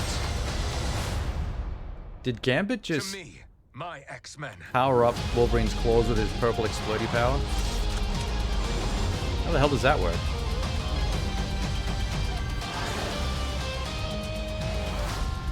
I'm shocked they're still allowed to use this music after all the court cases. Will and testament of Charles Xavier. Wolverine is straight shirtless right now. Now belongs to me. Oh fuck. I love the I love Magneto's look with the hair and everything. So the setup for the new X-Men show is Magneto now runs the X-Mansion, the school, now that Xavier's gone, and Xavier purposely left it to him. That's curious. Trailer is missing one mutant. Guess who? Oh fuck, wait. I saw some of the important ones, like Jubilee, for example. Jubilee was never a thing in the live action stuff. No one ever seemed to care about highlighting Jubilee, but she was a big deal in the cartoon. Like, Jubilee was your entrance into this world. Like, you followed Jubilee as the new X-Men in like the first 2 episodes, as she joined the X-Mansion, and she was like the viewer's entrance into the world and like being taught everything about what's going on. Kind of like how they used Rogue, and like the live action movies were about Rogue and Wolverine. They focused on those two as the driving main characters to get you into the world.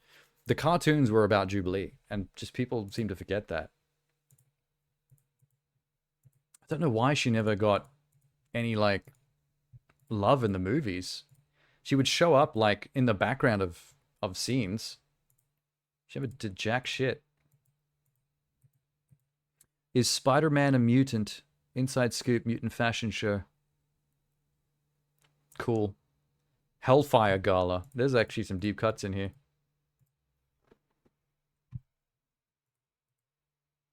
Sentinel arm. Magneto in front of the UN.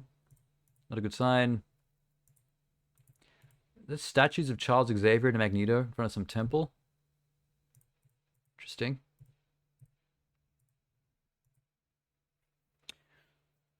So we got Cyclops, Beast, Wolverine, the morphing guy, Morph, Gambit, Rogue, Bishop is up the back. Jubilee's not on the ship there, but we've seen her other places in the trailer.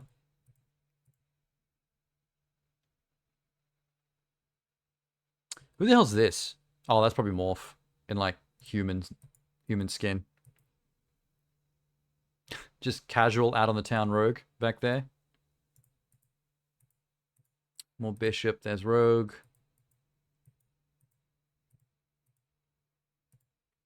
I don't understand this moment.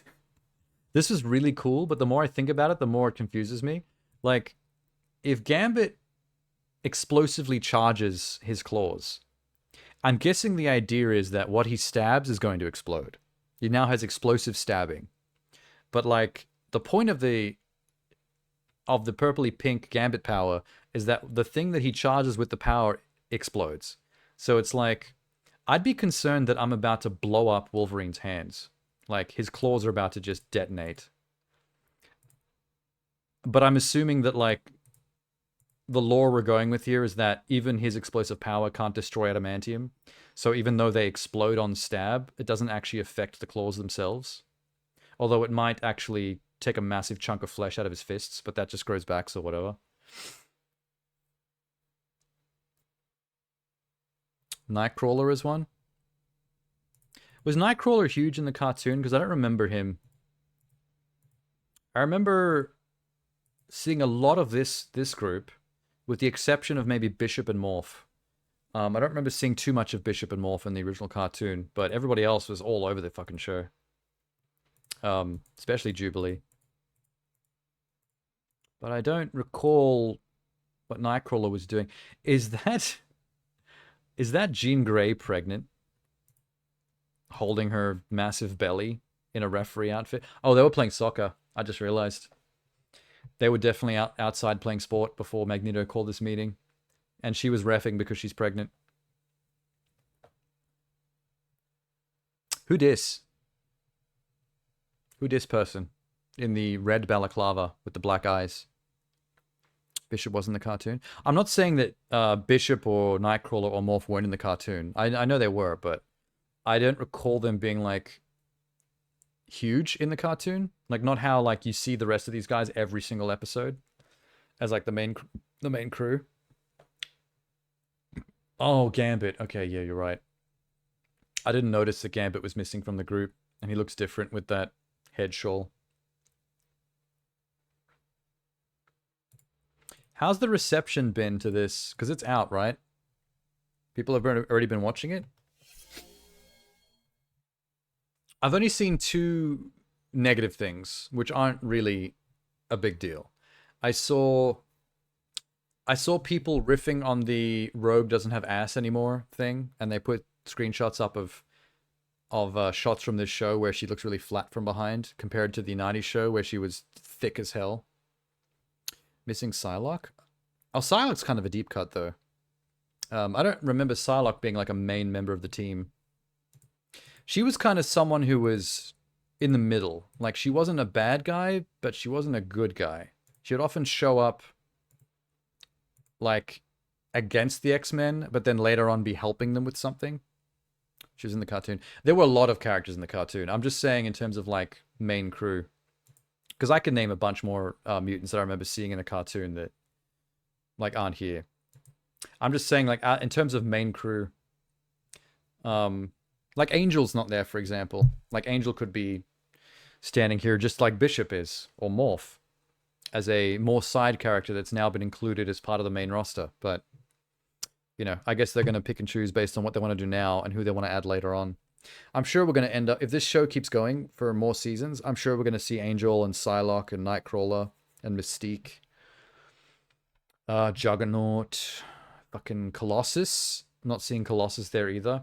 And I don't recall how big he was in the cartoon, but he's much bigger in the live action movies now. They've made him more popular. So I'm actually surprised they didn't try to make him more of a thing in the revival of the cartoon.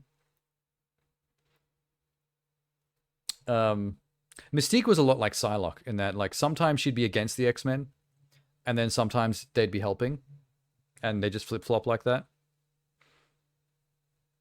A bit like Catwoman to Batman, or Black Cat to Spider-Man. Not necessarily a good person, but sometimes allied with the hero. Cable come back with Trunks style. I'm sure Cable will see him as probably as well. It'd be interesting to see if they'd pull in characters like Deadpool at some point for like one story arc somewhere in the middle of a season. Like bring Deadpool in for a particular storyline where he's like the problem and then ends up helping towards the end, and then they end up having to get rid of him because he's too much of a problem, and then that's the last you see of him. They could always, you know what, they could start up the Cable storyline as it ties to Jean and Cyclops. You know how, like, he's their kid from the future? I mean, she's pregnant in this shot, so maybe that's Cable, and then in a Season 2 or Season 3 storyline, he comes back as an adult, and then you bring in Deadpool as an adversary for him, and what he's trying to accomplish with the X-Men. And then there's a greater threat that makes Cable and Deadpool have to team up, and then they're gone after that. Cable and Deadpool both go back to their lives, and then the show continues about other characters. Yeah, like Trunks. Oh, aside from Rogue losing her thickness from the 90s, the only other thing I've seen about the show on Twitter was a bunch of knobheads complaining about Morph being considered non-binary, which seemed like a pointless thing to take issue with, considering that the whole point of his power and his character is that he literally is non-binary. He has no gender. He is a homunculus. He is a blank slate. He can be anything. So, who gives a fuck? Like, just because, if Morph was in the original show, just because the original show never used the words non-binary to describe him, doesn't mean he wasn't. I mean, by his very definition, he just automatically is.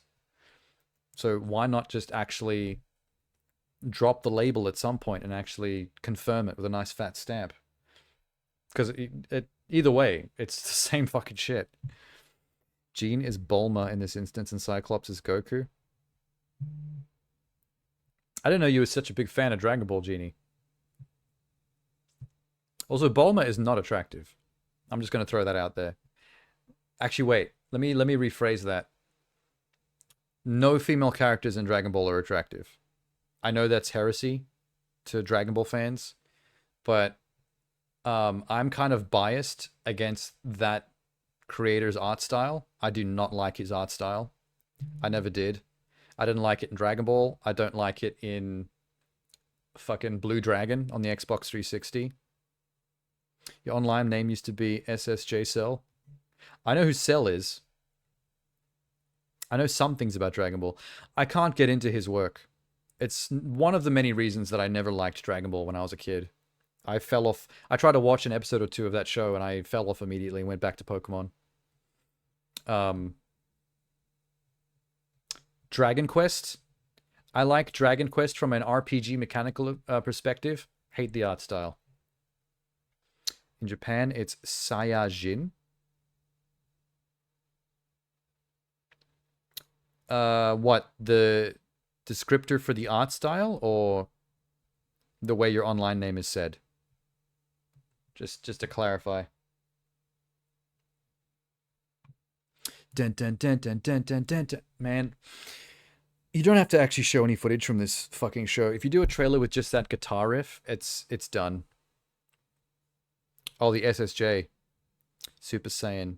Absorbs Vegeta and goes Super Saiyan technically. Okay, it was about the SSJ Cell thing. I was just making sure.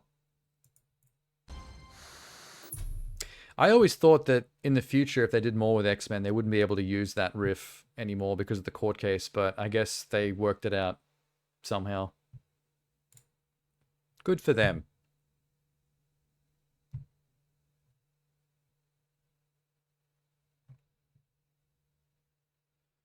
Boop, boop, boop, boop, boop, boop, boop, boop, boop. What's the new game that's coming out again that's got the art style of that Dragon Ball dude? I know I forget his name. I just keep saying Dragon Ball dude. It's another one that we've seen 2 trailers for it on the Sunday streams. One of them might have been during like Summer Game Fest, the fake E3. It's the one that's like Mad Max, that's set in like a desert and you drive vehicles around, but it's like the graphics look like Dragon Quest. You know what I'm talking about? We've only seen it twice. I'm curious about that game because it's got one thing majorly against it and one thing majorly for it. Sandland, that is it, yes. I like the look of the game from a gameplay perspective. I like that open world Mad Maxy RPG kind of vibe, but anime-esque. Like, I think that is super cool. That kind of has me a little bit. But once again, the fact that it's his art style is pulling me back. Like, those two things are combating my brain right now. I just don't like that art style, but I do love the idea behind the game. I like what the game is selling me from a gameplay perspective. So I don't really know what to do with this in my brain. That's a toughie. No girl, no bi. Can't you make a character in that? It looked pretty RPG-esque. I was assuming there would be a character creator at the start or something. Although I haven't seen any actual information about how the game even works. We've only seen a teaser and a trailer 1, which all they did was show off the world. And they didn't really explain anything about the gameplay, unfortunately. Not to the level where we'd know if there's a character creator or not, from what I could tell. The main character is a guy. Oh, so it's a set main character? It's that... Okay, so it's not as open-ended RPG as I was potentially imagining in my brain. So I guess it is closer then to the Mad Max game, where you do have a specific character and story focus. It just happens to be apocalyptic open world. God, that game was good. I feel like people sleep on that game. That Mad Max game, was very fun. It's repetitive. Like, to be fair, the game world is so big and there's so many little side activities that kind of repeat a lot, that the one negative thing you could say is that it gets very repetitive in terms of the things you actually do. But all those repetitive things you do are fun. And if you have the OCD gamer mentality, then like it holds your interest to the end. Like, I went all the way with that game. Could I play Charlize Theron's character? Oh, you just came up with a great idea. What if, I can't remember the company that made that, but what if they made a sequel to that, tying it in with the new movies, that's from her young character's perspective, that the new movie is going to be focused on. You know how the new film is about her when she's younger? They could make a sequel to that Mad Max game set in the past that's basically like a companion piece to that film. That would be neat. I guess the only problem with that idea is that the game has no connection to the movies. The game is like its own entity. It's not connected to the Mel Gibson shit. It's not connected to the Tom Hardy shit. It's just Mad Max. Like, it's like someone went, make a Mad Max game. It's your own thing. It's your own take on the universe. It's just Mad Max. And then just run with it. Which is kind of what makes it better. It's just pure Mad Max. It's like, you don't have to tie it to anything. You don't have to make it fit in with the canon that the Mel Gibson movies have laid out in front of you. You don't have to tie it into the new movies as a marketing piece. It's just purity.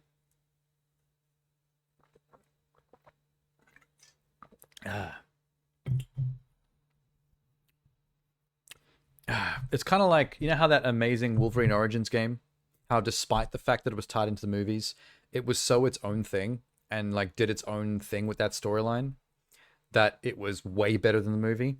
It's like, I think that X-Men Origins Wolverine game would have been even better if they didn't actually have to connect it to that film. If they could just make a Wolverine game back then and do whatever they wanted, that game would have been 10 out of 10 peak. As opposed to like 9 out of 10. Only slightly held back by connected to a shitty film. Biscoff? Okay, fine. That's a rare Biscoff claim from Eugenie. That tends to be like a tenor Minx thing. Although, you know what? Now that I think about it, I haven't actually had one of those in a while. Thank you for reminding me that Biscoff exists. Because technically speaking, I could just have one of those whenever I want, and I just don't.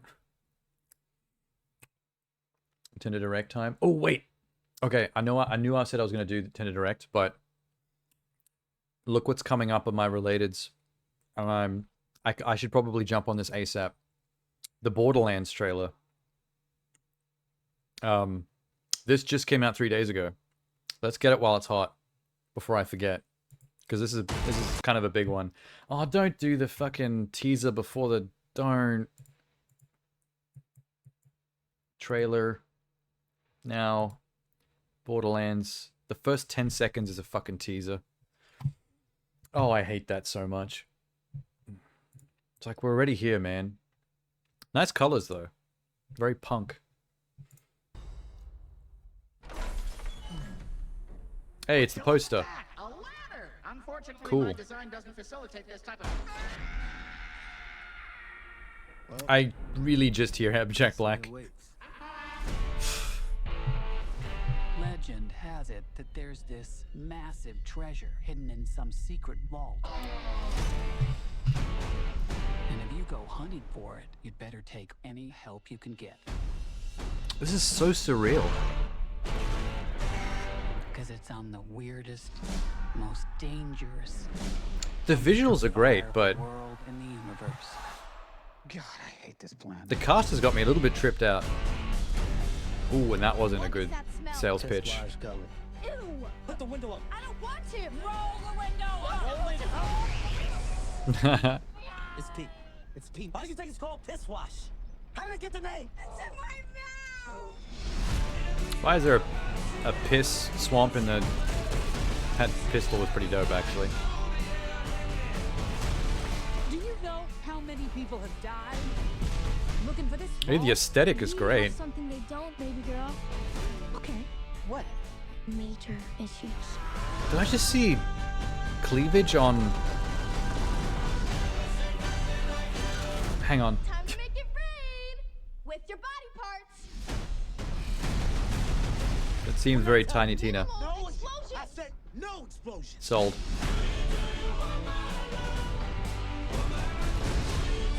She's getting into it physically, though.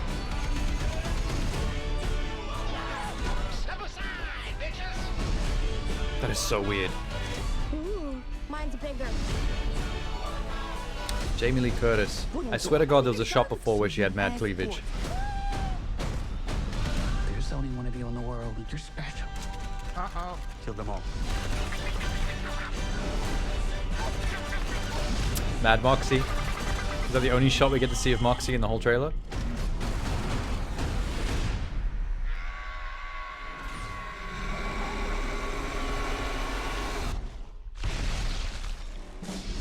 Cool.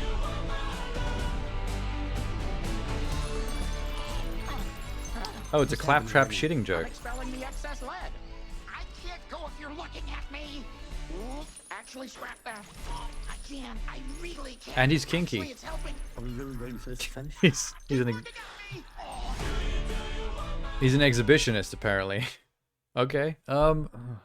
This is confusing.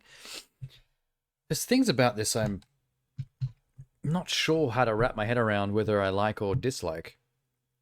Piss Wash Gulch. The cleavage you saw was Kate Blanchett? Hang on, we need to hang on. I swear to God I saw... Whoa, whoa, whoa.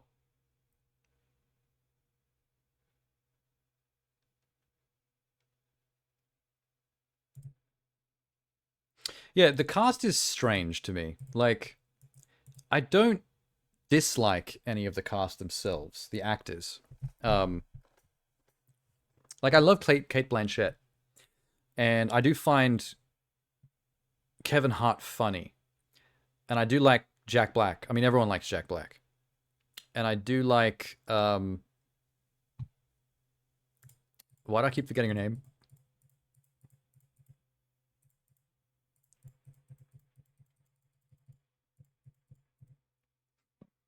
Oh, fucking Eli... Oh, Eli Roth. I forgot about that. That's a concern. Where's the roll call?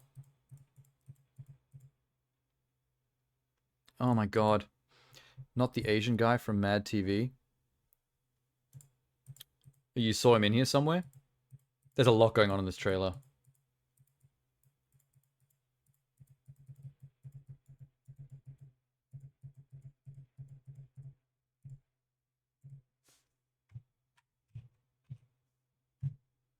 Kate Blanchett. Doing her thing. Yeah, Jamie Lee Curtis. I don't know, that name keeps on leaving my brain today.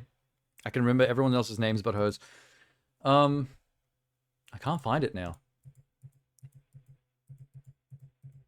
But I am clicking around at random. Was the big thug in the back of the car, the back right, the guy that's on the box art, was he ever a playable character? Intersex. Well, Jamie Lee Curtis, the actress in real life. Intersex, or is she into sex?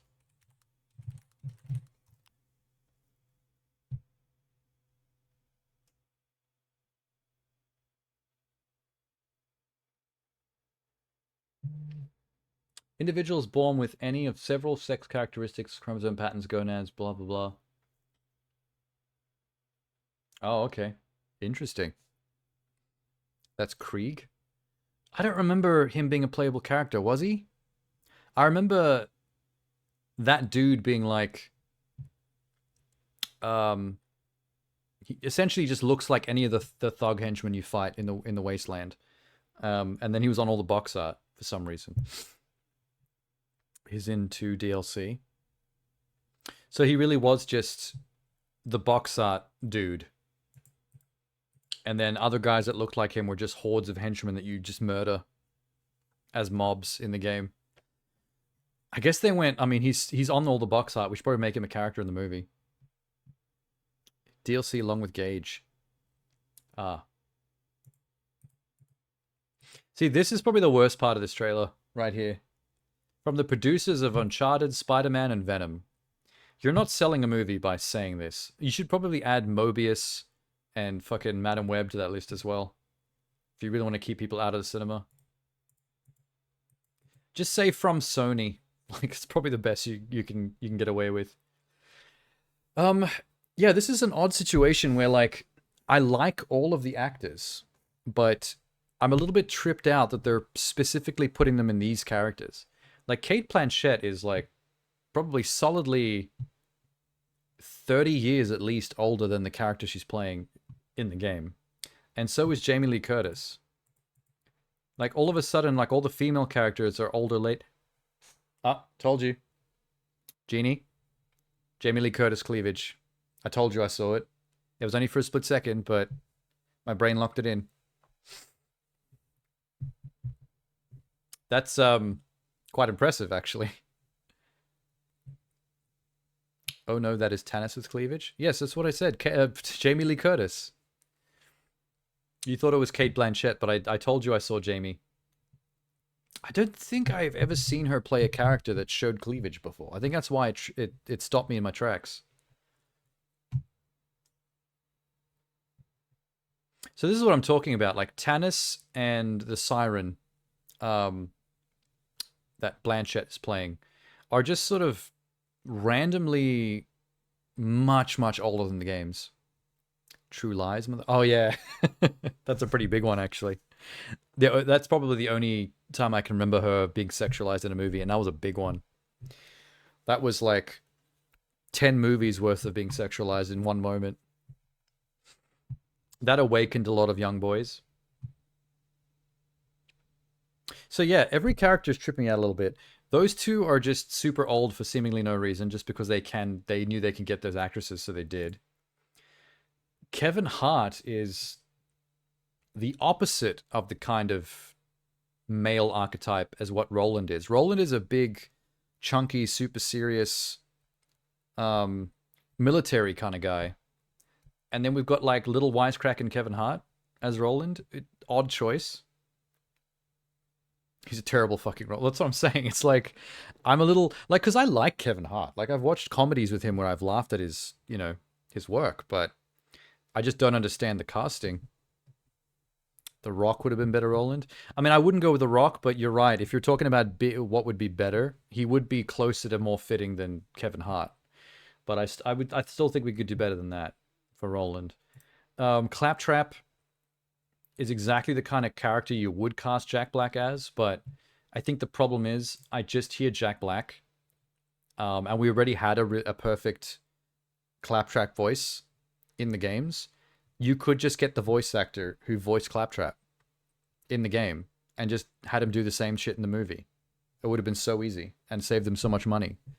Because why draw attention to the fact that it's Jack Black trapped in a robot when what we should be here for is Claptrap, who in himself is iconic. Like, Claptrap is one of the most iconic things about Borderlands, aside from the punk that they keep putting on the box art.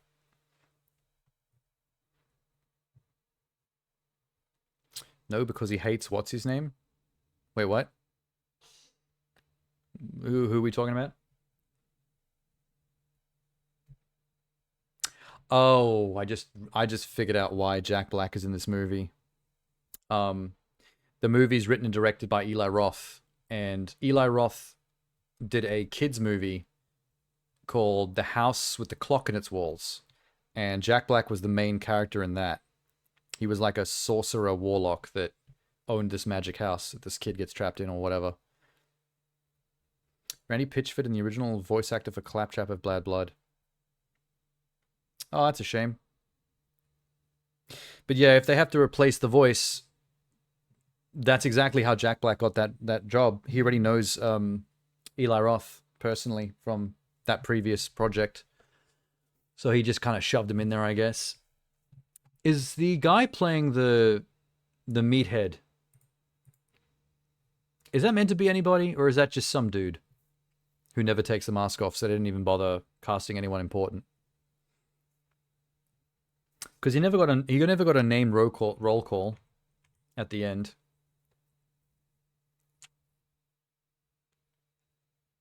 I'm guessing it's just some stuntman / wrestler. Just someone that isn't going to talk. We're never going to see his face. So just get someone with physique and that's fine. Watch the first 10 seconds. God,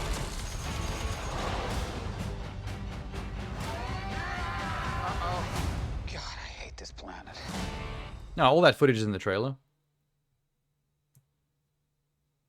I remember seeing all those shots.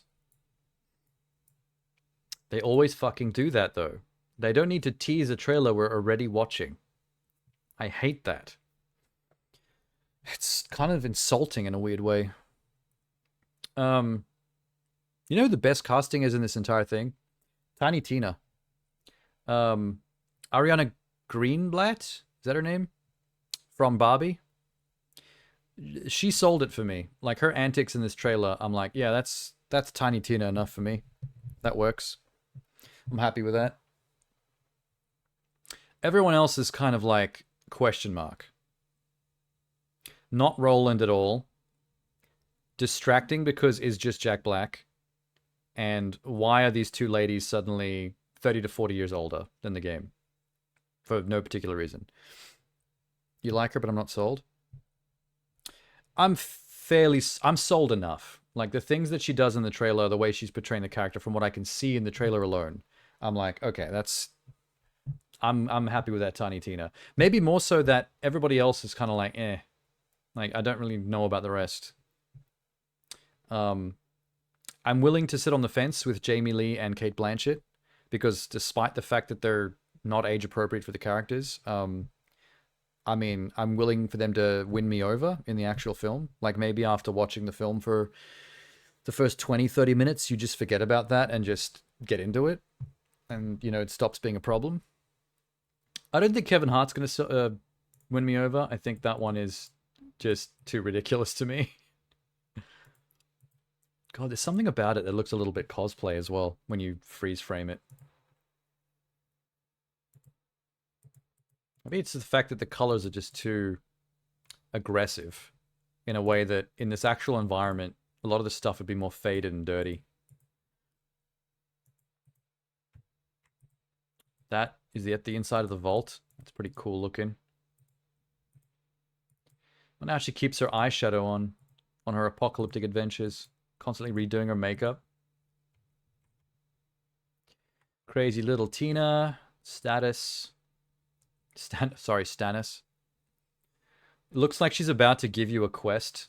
There's actual maps up on her computer screen. I need you to go to this location, kill a mini-boss, and collect this Iridian pottery artifact. Come back here and hand in the quest when you're done. I'll give you a random gun. I'll give you a loot drop. Yeah, I'd like to know who that is, and if it's meant to be anyone we're supposed to know, or if it's just a rando. But if they're willing to save money on the rando, you could have got someone who can do the claptrap voice perfectly, like in the games, even if it's not the original VA, and just done the same thing. That's Krieg. I'm asking about the actor. Been talking about the actors. I don't care who the character is. He's a nobody. He's Krieg. No one gave a fuck about Krieg. No one's playing a melee marauder character in a game about loot dropping guns. Because he's the only person that isn't named in the trailer. Everyone gets a name drop at the end of the trailer, except for him. So, like I was saying before, my main guess is that he's some stuntman or some wrestler that is a no-name, that isn't anyone we're supposed to recognize, but it doesn't matter because he never talks and he never reveals his face. So he's really just there to be a physique and nothing more, and probably didn't cost them much. Cool club, though. I'm sure we could look it up and it would just be some name that no one's ever heard of. There's the quad bike. It's definitely got that Sony money. That dude looks cool. Florian Montenu. Yeah, I've never heard that name.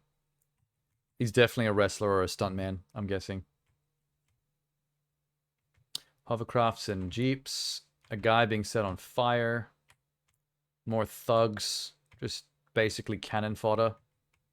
She hates this planet. The worst part of the trailer, because none of these are impressive. General Knox is the villain. Yeah, I didn't think they'd do Handsome Jack, because even though he's probably the most popular villain, I mean, if this is successful, they want to save something for the sequel. They want to blow their load too early. I'm guessing Stannis doesn't come along on the adventures, much like she doesn't in the game. Because whenever you see them in situations like this, there's no Jamie Lee with them, so that's fairly accurate, I guess. Leave her as a quest giver. There's the piss. There's piss antics. I'm starting to see traces of Eli Roth in this script, and it's bothering me a little bit. I guess it's also fitting for Borderlands, humor-wise, but there's that shot from the teaser with the revolving pistol. With explosive rounds, I'm guessing. That did really well. See, look at this. Krieg is basically just meleeing people to death in this corridor. Why is Kevin Hart at the back fucking crouching and screaming and being a little puss? That doesn't seem like a Roland moment to me. Even crying back there. God damn it. This is the problem with hiring Kevin Hart, is that he plays Kevin Hart like the same kind of comedic sidekick, cowardly Kevin Hart, pratfall character. Florian Munteanu was born 13 October in Würzburg, Germany. Oh, he's German. He was in Shang-Chi. Creed 2 in The Contractor. I think I know who he is. I remember a big dude in Creed 2 that he had to fight. And I remember the guy... Is he the guy with the sword for an arm? That big dude? That kind of sticks around for the entire plot? And ends up helping them at the end in the massive final fight with Dragon and all that? He's part of the group on the ground fighting. I'm guessing it's that guy. This is a cool shot. I like this a lot. Cate Blanchett's holographic face mask disguise thing looks really cool.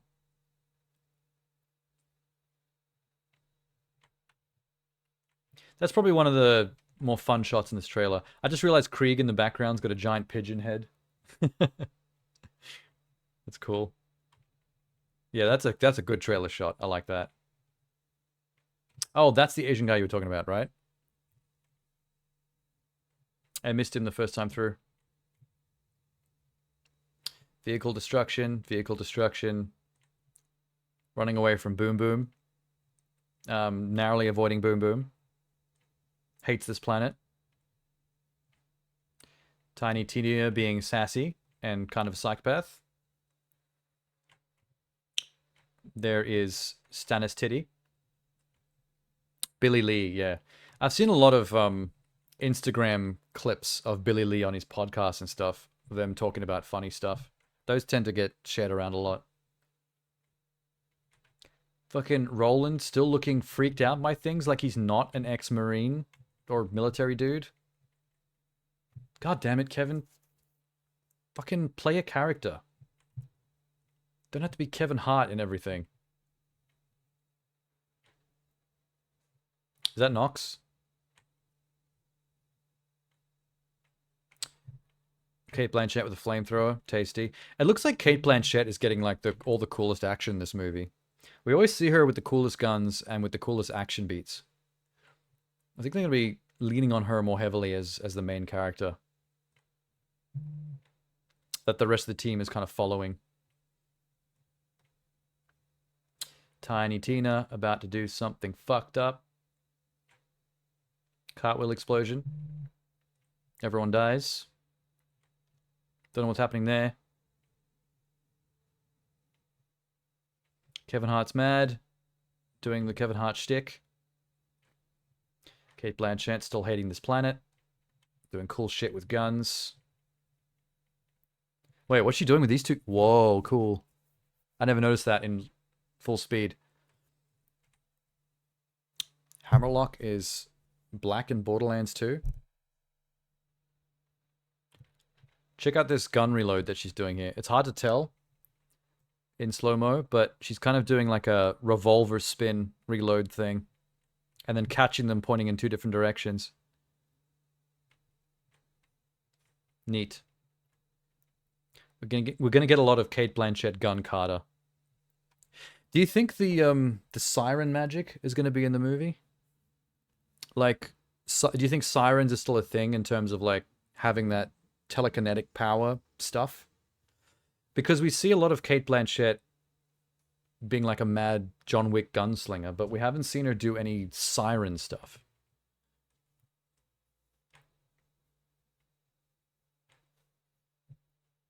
There's not a single shot in this trailer that actually hints at any of that kind of supernatural magic shit that sirens are capable of. Jack Black. They showed Phoenix fireworks. I do remember that shot, yeah. I wasn't sure what to make of that, though. It really just could be... Everyone seems to be hanging out in town, so I'm like, that just could be a fireworks display. But at the same time, like an Easter egg. This chick with the fringe about to get her shit packed in by that rocket launcher. There's Jamie Lee again, handing out quests, I'm guessing. I swear to God, Kevin Hart never looks like he's got his shit together. He always looks like he's panicking in every shot. This is not a military man. He can't even really fake it. I don't think he tries to fake it. He doesn't know how to play a character, man. He just plays himself all the time. More gun kata. Getting a little bit weird here. I'm not sure this is necessary for you to hold your guns like that. There's some fireworks. There they are, just hanging out, shooting the shit. See, there's a chance here that she may have done that herself. In the middle of the fireworks display, Cate Blanchett might have, like, added her own with her power. Just as a, like, a smug thing to Tiny Tina. As they're bonding, you know what I mean? Wasn't expecting, her siren character and Tiny Tina to bond in this movie. But it looks like there's an arc there. Noxy guy. Everyone shoots the shit out of Claptrap, who apparently cannot be destroyed. Moxie. I think I'm happy with Moxie. Hell yes. Tina is a lesbian. I don't think Cate Blanchett's character is, so maybe there's like a little bit of that. Well, they're not the same age either, so it doesn't really matter, but she's clearly going to be looking up to Cate Blanchett in a more than just friends, like, respect kind of way. Like, crushing on her a little bit once she gets used to how good she is at combat. And then maybe Cate Blanchett looks at her more as like a daughter, someone to be a role model for, I guess. Yeah, Gina Gershon. Yeah, we talked about this before. What a great choice for Moxie. She looks great. It's hard for me to... See, what's good about her as Moxie is that she vanishes in that character. This look, I don't see Gina Gershon anymore. I just see Moxie. Which is good, because every time I see Gina Gershon in a way that I can recognize the actress, all I think about is Showgirls. And it makes me laugh. But I like that. That's really good. What's happening here? Oh, okay, we were wrong. This appears to be a siren power. I think Cate Blanchett is teleporting them to a location. Probably short distance, so it's not OP. That's definitely a teleport. So there's at least 2 moments in this trailer that we can take as being a potential demonstration of her power. That's enough, I think. It's weird to me that they seem to be kind of holding back and hiding it somewhat, but at least we've got something. Yeah, this is great. That's a fun moment. The kind of thing it would be better to save for the movie, but I guess you gotta sell the fucking trailer. Borderlands. This worries me. You know this extended comedy beat at the end where Claptrap is shitting out bullets, and he starts making jokes about how it's easier for him to go if everyone's watching him.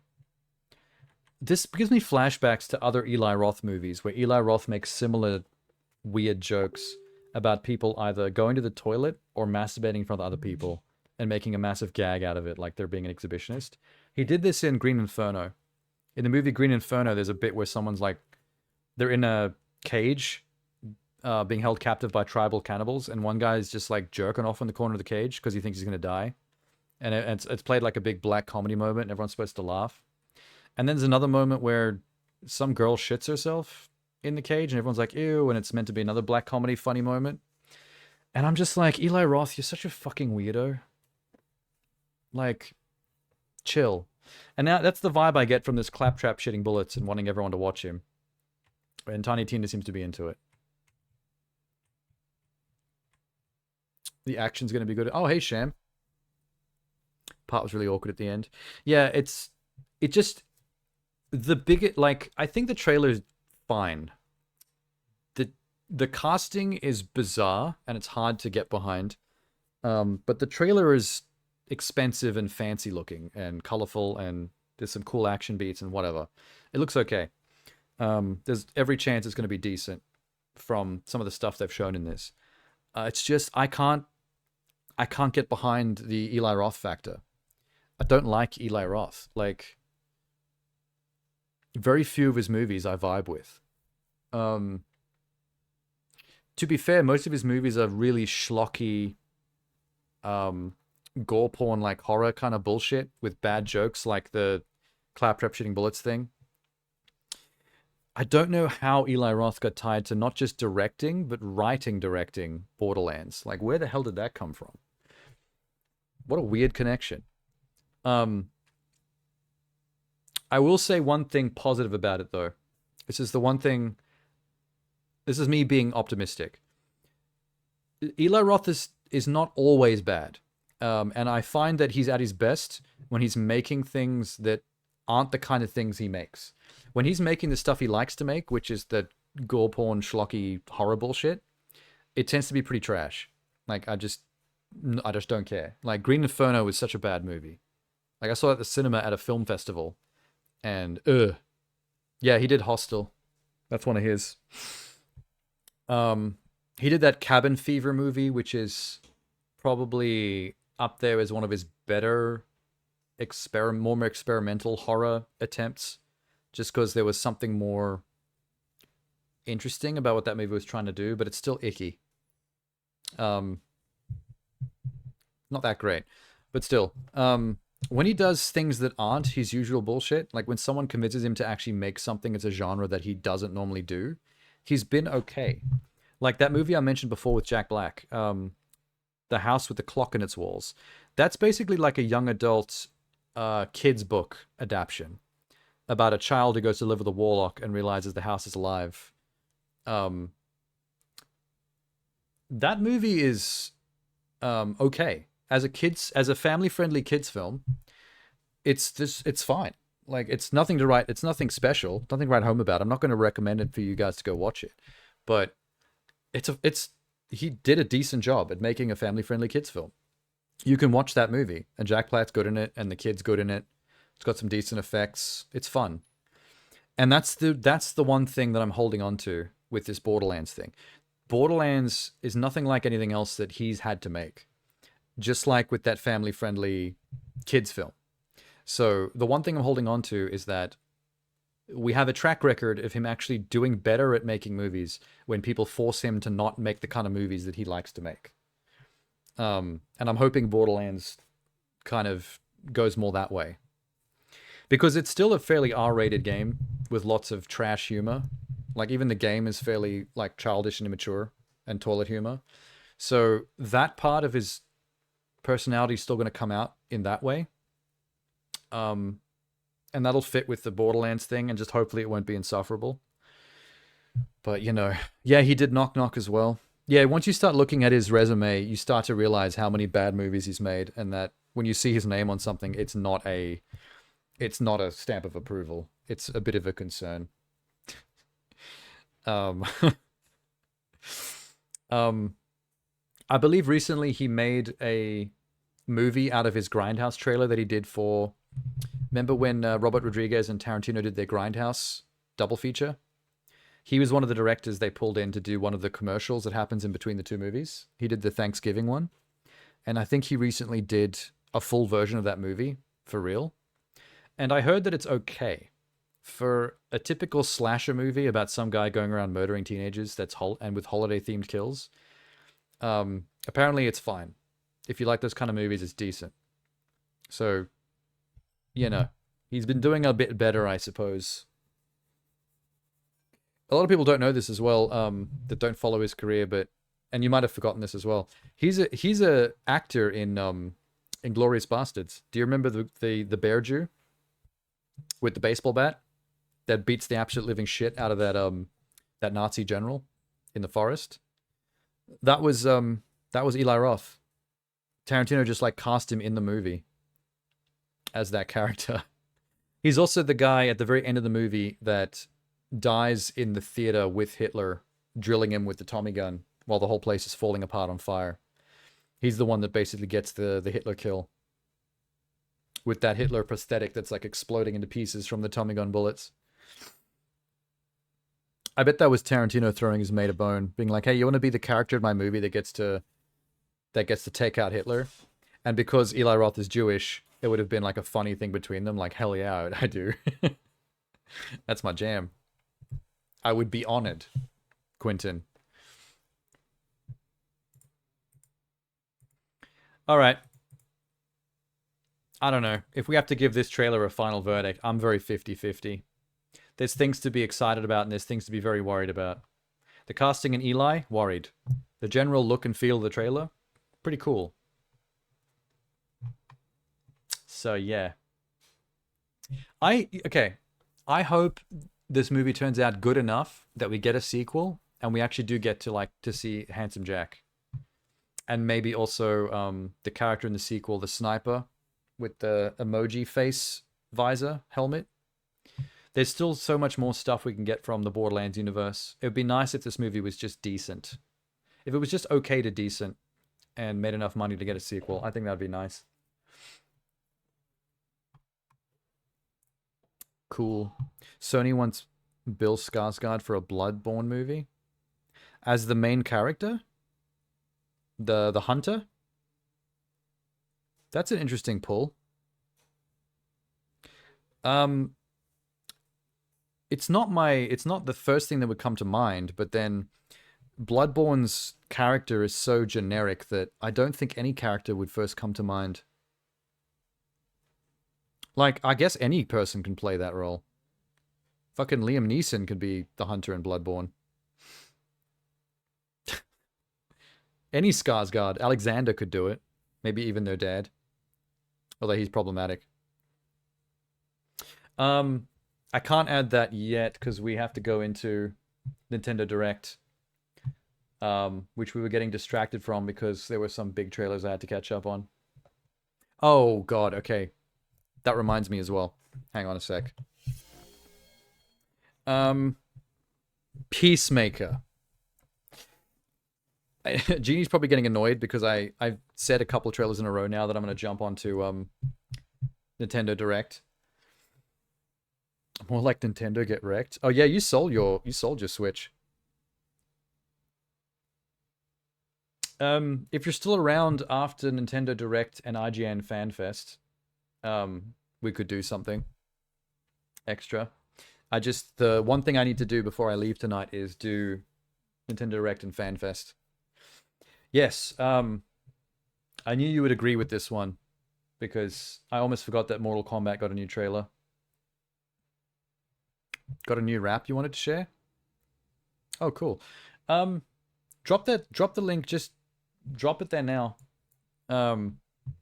We can check it out quickly before I go into Nintendo Direct, because otherwise, we're gonna be busy for like over an hour And raps aren't long. That's just like a few minutes. Oh yeah, wait. If we're gonna be seeing Janet Cage, I gotta be ready for it. I gotta be style correct. I gotta have the Cage look. I love it how we're talking about Janet Cage, but it's actually the Peacemaker trailer. We're just ignoring Peacemaker completely.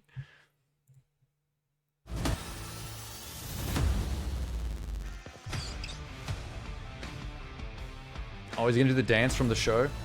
Oh, it's a little bit. Okay. Thought we were gonna get the whole intro for a second. This is no time to smile. Hell yeah, it is. Fight a fire god is coming off my bucket list. Is Cena actually voice acting this, or is it a sound-alike? Because that sounded legit. A minute and a half. You tried using automatic captions. Didn't turn out too bad. Has it got any funny automatic captions where it makes the lyrics better? I love it when automatic captions fuck up and it makes it funny. It is him? Oh, cool.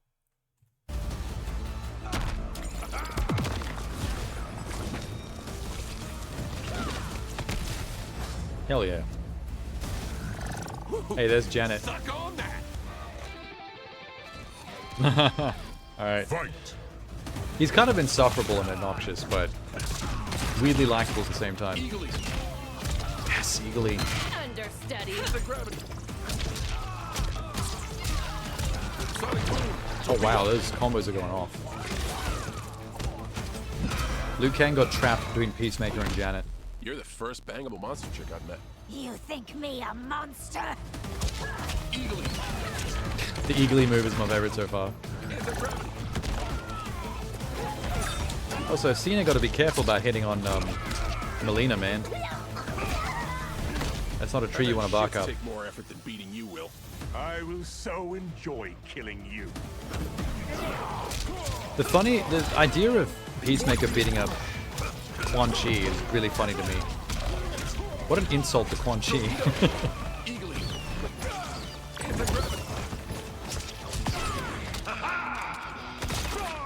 Hey.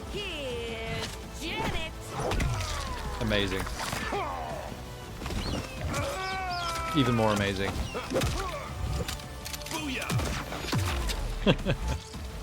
Finish. Wait, his buckshot forms a peace symbol Go time. as a wound?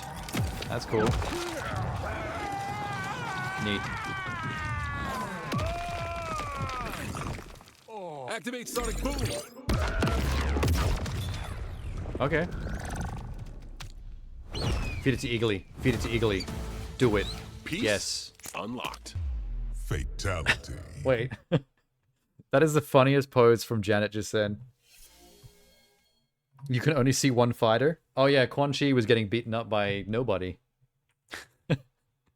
Oh my god, Sham, you just came up with a great idea. There should be an unlockable skin for Peacemaker where it just makes your character model invisible. So it looks like nobody's fighting your opponent. That's a great idea. Look at this Janet Cage pose right here. Look at her face. It's actually kind of scary. She's got that kind of Joker look. Fatality is basically just Raiden 1 where he flies at you. Yeah, true. Yeah, there's something a little surreal about how far they're stretching the smile and the way the front teeth are poking out. It definitely kind of has that Joker vibe. She's scaring me a little bit. I don't really rate that fatality though. I don't think that fatality was that entertaining. Just jetpack tackling the top half and then blowing him up with the helmet power was maybe a little boring. Look at the guns on her. Oh yeah, she got some bicep. Nice. So Janet is like a multiverse female doppelganger of Johnny, right? That's her origin.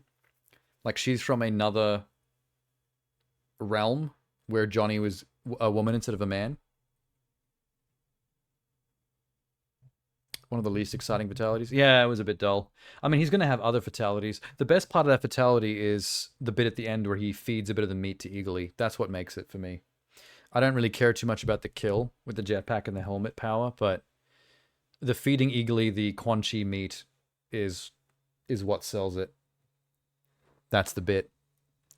Gender swapped Johnny. Yeah, I remember reading something about how she kind of appears as sort of a cameo in the storyline. Like an Easter egg cameo as like an evil gender swapped version of Johnny that shows up. You beat her once and then she just leaves. Must be hard to think of creative fatalities for them nowadays. Dude, doesn't he have a helmet that he joked about in the show that makes everyone shit their pants or something? They could make a fatality where he uses that helmet to basically make the opponent shit his guts out, turn his body inside out, shit out your actual stomach and intestines, like your insides coming out of your ass like a toothpaste tube. That's a different Janet than this cameo.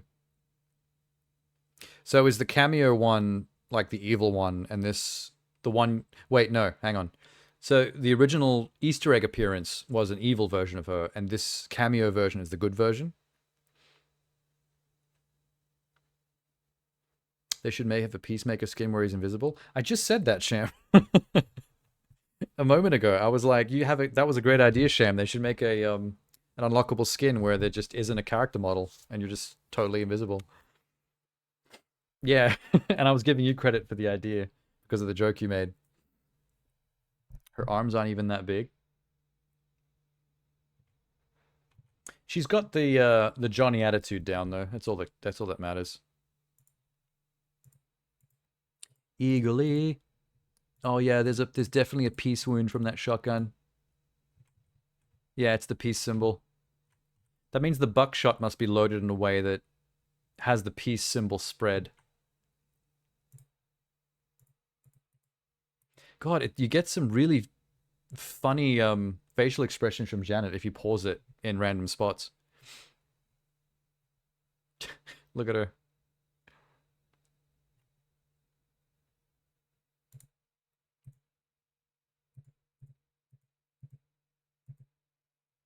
It's kind of cool that they introduce a new cameo every time they bring out a new character.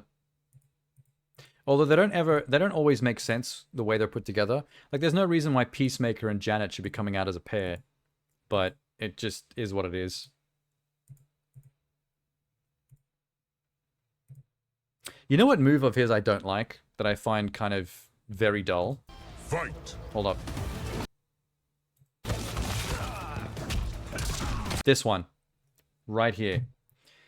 This gun move, where he just like stands there and just fires a couple of random single shots. I think that's a really dull special move. He doesn't do anything interesting with the gun. He just stands there like planted and just goes bang, bang, bang. Janet in the finale of the story has smaller arms. Oh, so they buffed her up for the cameo. Oh, nice. He might as well. They probably, since working on her as a cameo character, they probably made her more detailed.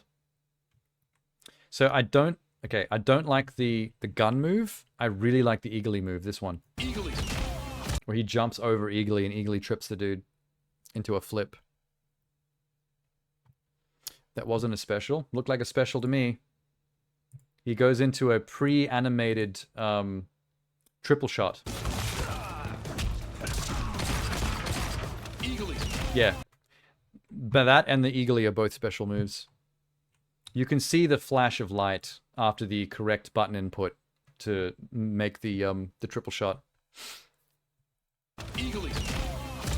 Yeah, anyway, whatever. He's a hit and a miss. There's some good things about his character. There's some things I don't like. Bird up. I think it's interesting how the decision of how to use eagerly in the fight is the opposite of what you'd expect. Because he's a bird, you expect eagerly to come from the sky and attack from a top-down kind of perspective. But they have eagerly come in along ground level and act as a trip, which is not what I would have predicted. And that's a bit of a bamboozle.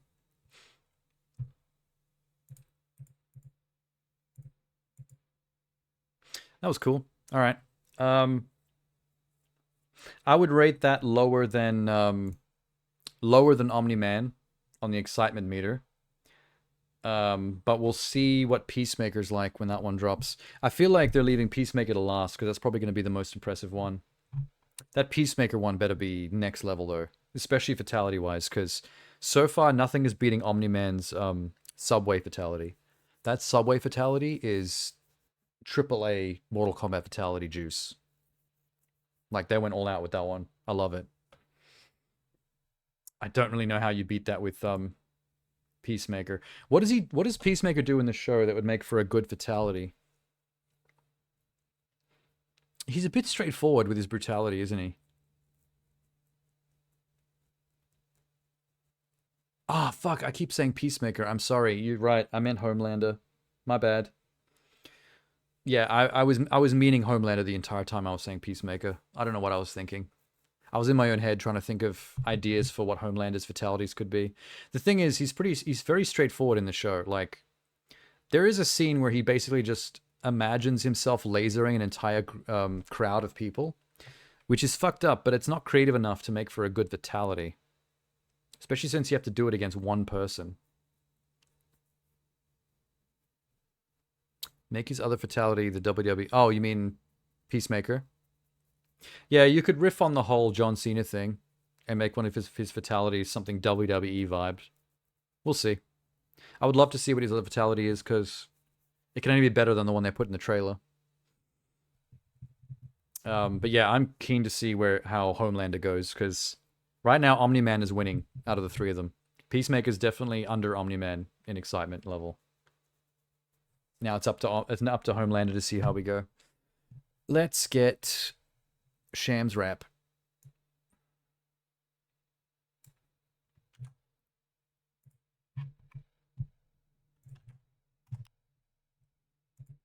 YouTube. Whoop.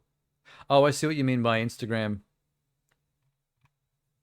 Why is this all squishy? What's happening here? I don't understand what's happening to my screen. Refresh? Oh, there we go. Wait, no. It happened again. What the fuck? Sham, I don't understand what you've done to YouTube. Squishy because vertical? Oh, so it's just... This is the narrowest a YouTube video can go, and they're just like wasting this other half of the screen. That's a bit trippy. Alright, cool. Oh, so there's no full screen button? Where is my full screen button? You cannot do this to me? Is F11 full screen? Not the whole fucking thing.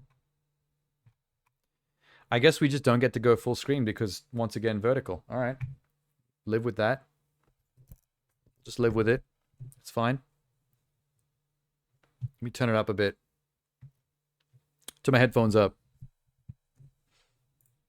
Or maybe your team sport, try your play by. Let me rewind. Life is like a calendar, take it day by day. Or maybe your team sport, try your play by play. Yeah, that's good enough. Thanks, Genie. The game of life you play, so don't blow the budget just like Michael Bay. But recently your boy been reminiscing on bigger dreams. Don't wanna be 50, looking back when you're 17. Wishing I had done so much more in life. The shoving food in my face, ignoring all the strife. The certain goals that I wanna go for in life. My dad then says to me, so where is your wife? I don't know, maybe once I sort out my I'm quite good at dawdling cause now my hair is white. Psych, but truthfully, I never grew real deep then for a second with the daddy references. Like it's a sewer grate. It's hard to immerse, letting go every single day. Your feelings a blur, makes it hard to evaluate.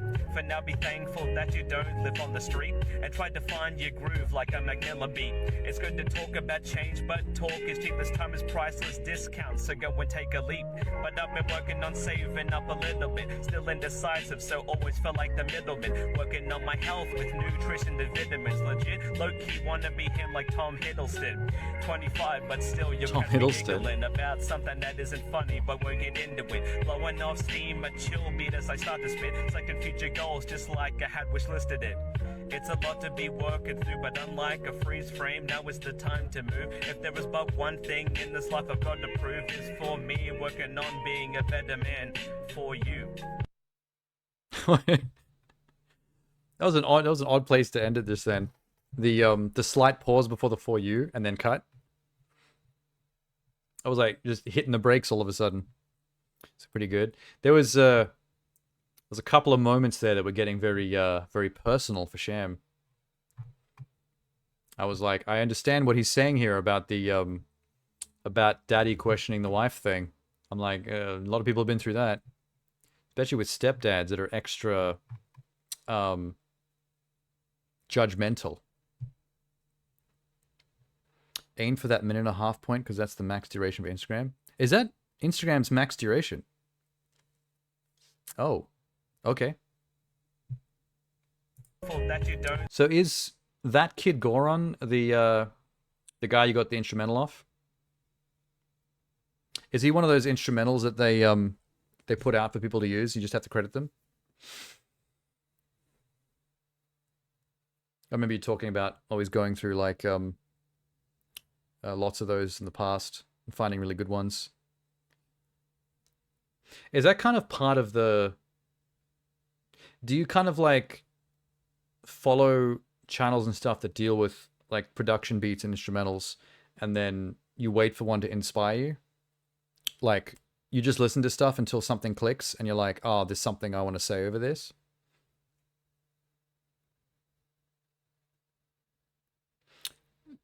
So you either credit them or you buy the license. Oh, that's fair. I feel like me personally, even if I bought the license, I'd still want to credit them. You know what I mean? Like, I wouldn't want to spend money just for the benefit of not crediting them. I would spend the money just to pay them for their work, and then I would still credit them. You know what I feel like that's just what I want to do.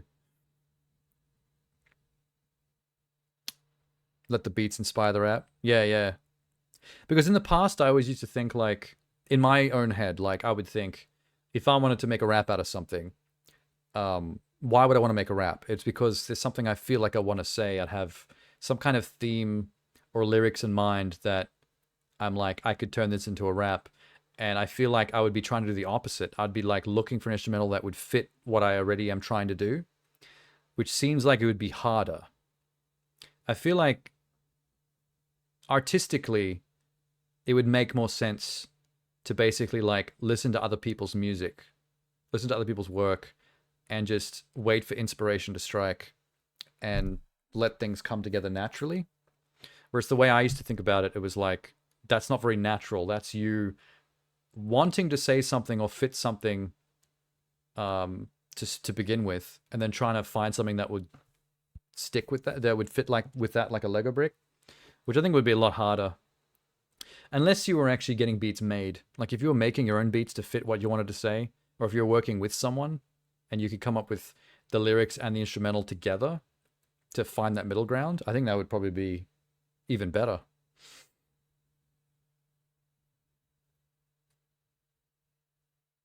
Yeah, I think if you're someone who could write your own beats, I think you would come up with ideas and lyrics first, and then you would start like playing with beats and see what you could make that fits it. You'd have that luxury. I think the coolest idea to me would be if you met someone who was like a producer, beat maker, but was very small time, and you could just collaborate with them directly. Like you and someone else could just like form a team of lyrics and instrumental and just work together, like in the same room on two laptops running GarageBand or something. You know what I mean?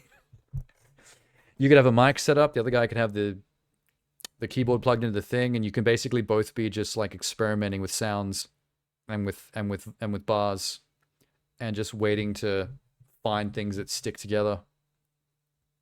That'd be a cool way to spend a night or an afternoon. Sort of like Blue and Exile. Is that what they do? Is that like their working arrangement? Producer, rapper duo? Yeah, cool.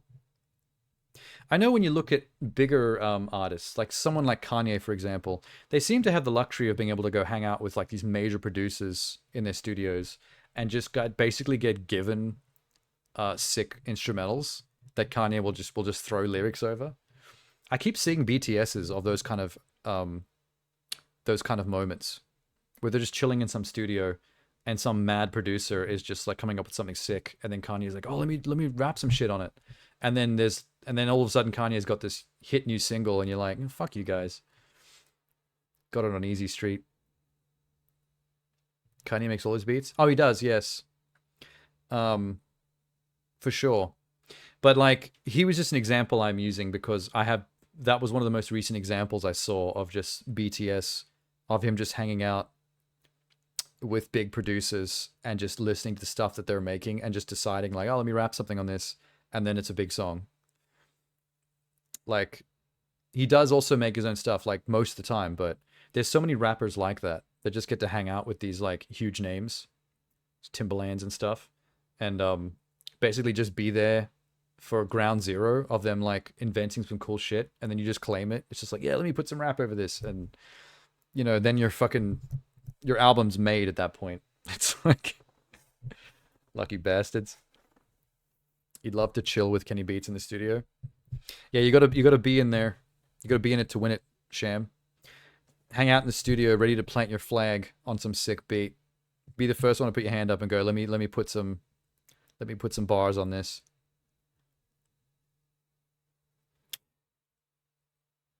Like the engineer from the 1960s looking at a children's playground and trying to figure out how to make it more fun. You gotta plant some bars on that shit.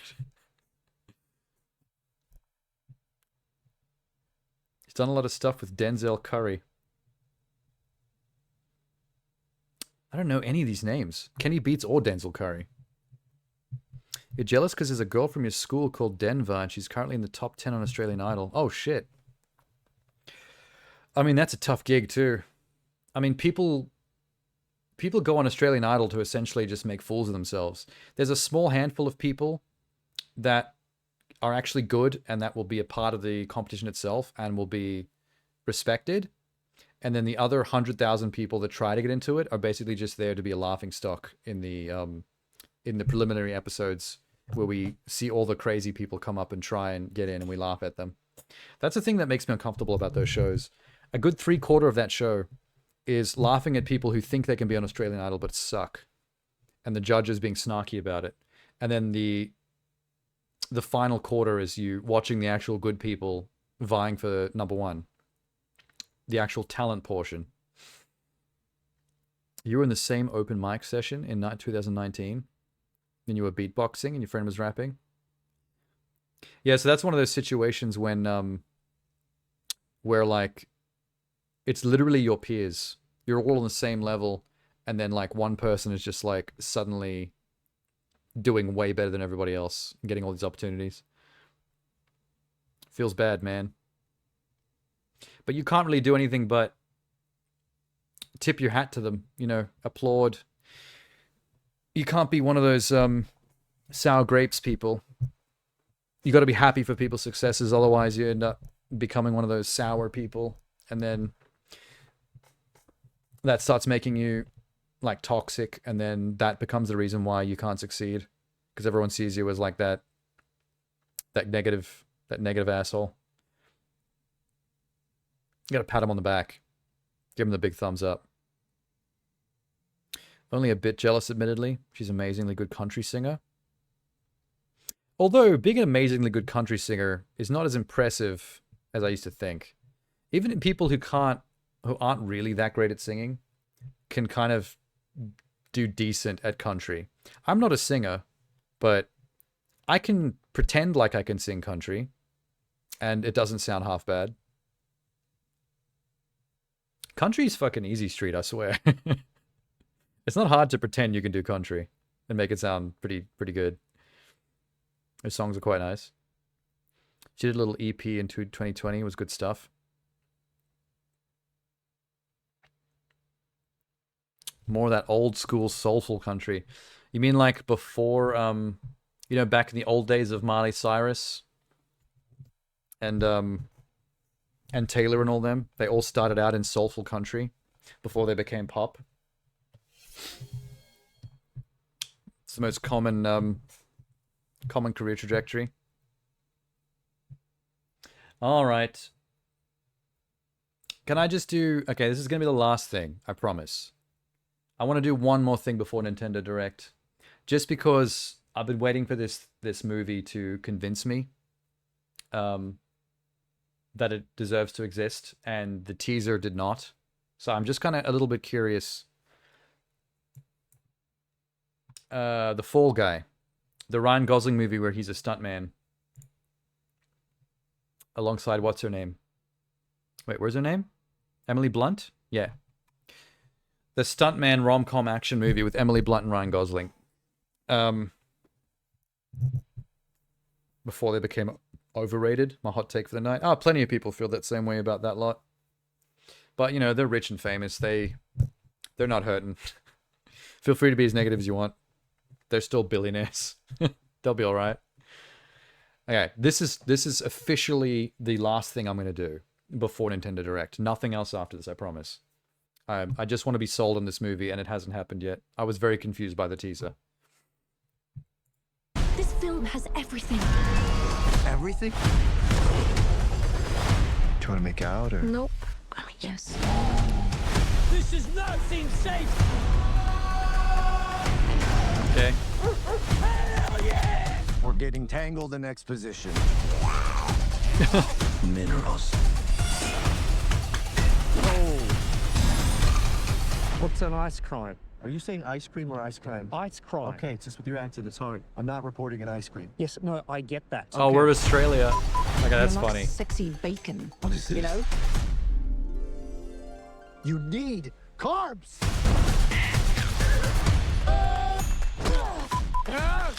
This trailer is the most zoomer trailer I've ever watched in my life. The pace of this is insane. What are you doing? Just chilling down. You even crying to Taylor Swift? Doesn't everyone? It's fine. We've all been there. Wow, that was intense. That was hard to take in. That was a lot of trailer. I feel like that was a 4-minute trailer condensed down to 1 minute and just sped up as much as possible. You hope the movie's good. You love Bullet Train. Oh, is this the Bullet Train director? Okay, that makes sense. Bullet Train, I haven't seen Bullet Train, but I've seen scenes from it, like clips on YouTube, and I've seen all the trailers, and I can kind of see the connection. It's got that hyperactive... Oh, come on, screen. What are you doing? What was that? It just blinked out and blinked back into existence. The first trailer for this, that was actually much longer and trying to tell you more about the movie and the plot, I was a bit thrown by it. I found it very confusing. Like, I couldn't understand what the tone was they were going for. There were moments where the movie would stop for like a gag, and the gag wasn't funny. And then there were some big action CG moments that seemed really expensive, but at the same time I was like, is this a rom-com or an action movie or both? Why is my screen keep blacking out? Is my Elgato dying?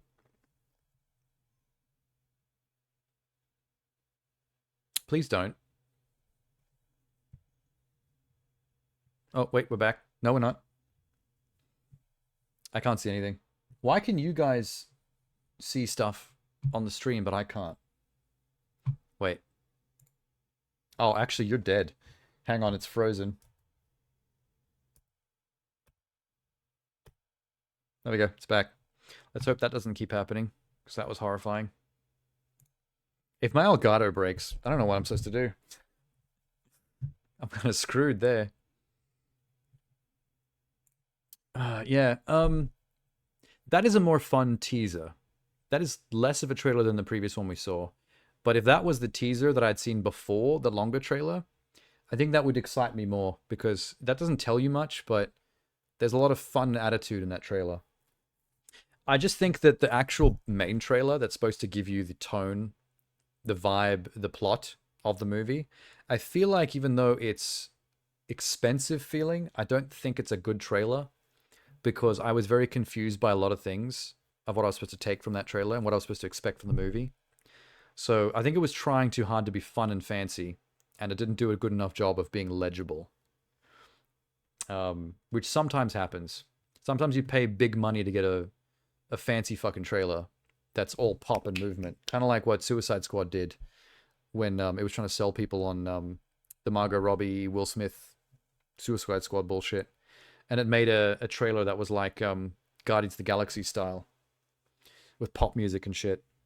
It's like a lot of big movie studios try to do that now, and sometimes it doesn't work. Sometimes it's like, yeah, that was expensive and fancy, but I don't understand your movie.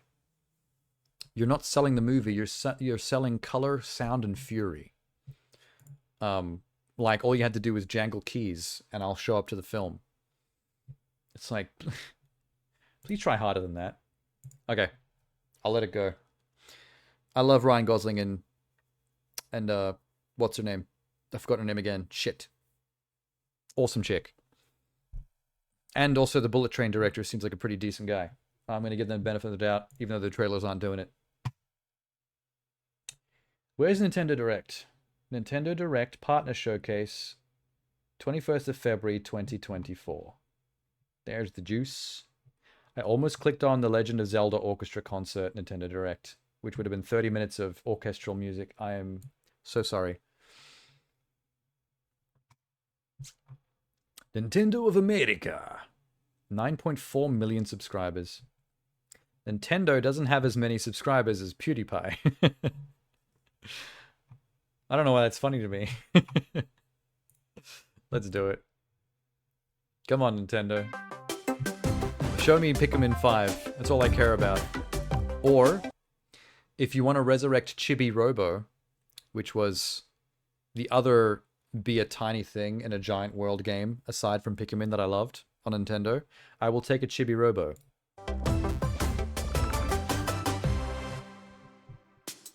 Hello, everyone.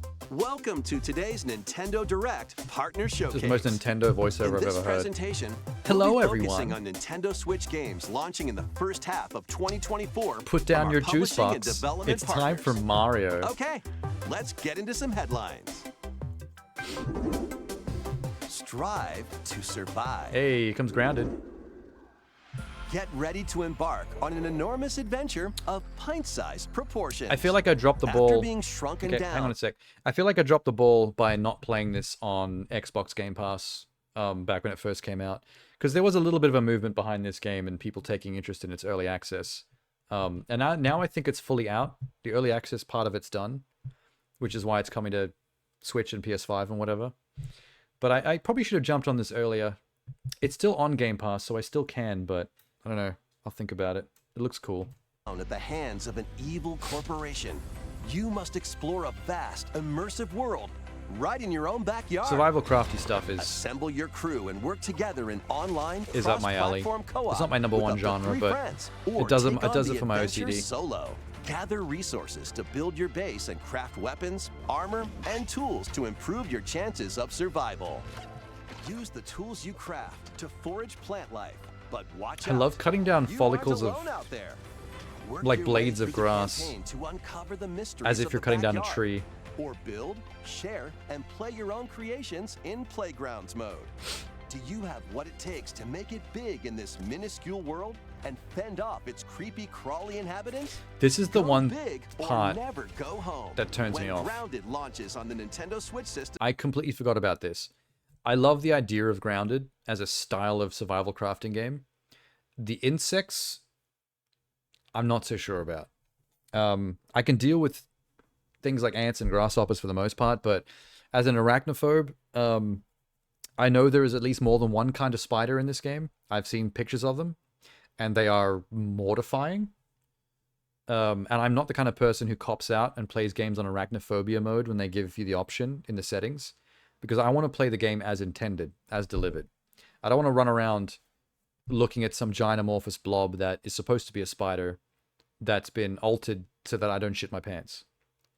Like, if I'm going to have to deal with it, I'd rather deal with it and shit my pants, and, you know, I can change pants later. But still, I'm not rushing out to try Grounded as fast as possible because I know that I'm going to be sweating a little bit if I have even the inkling that there's a spider nearby. I might have to uninstall. April 16th. Ick.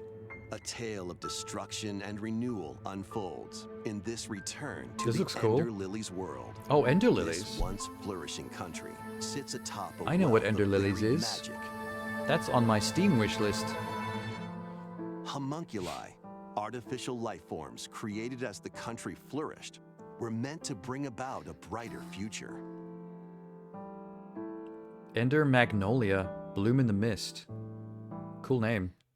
As Lilac, you'll Yeah, it looks about the reluctantly same. bond with and journey alongside a homunculus who played a pivotal role in the country's Ender Lilies demise. is sort of a Souls-likey Metroidvania, Magic yeah? buried beneath That's the how I surface was described. became corrupted. That's how it was The described to me citizens originally. fled upward to escape its reach.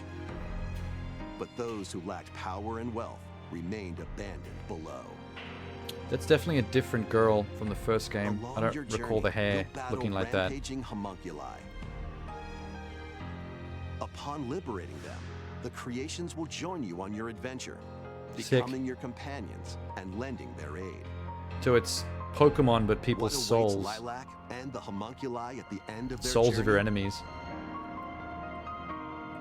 Find out when Ender Magnolia, Bloom in the Mist, launches on Nintendo Switch this year. The fact that it has Magnolia in the name is a little distracting because the word Magnolia gives me like PTSD flashbacks to the movie by Paul Thomas Anderson, the one with Tom Cruise as the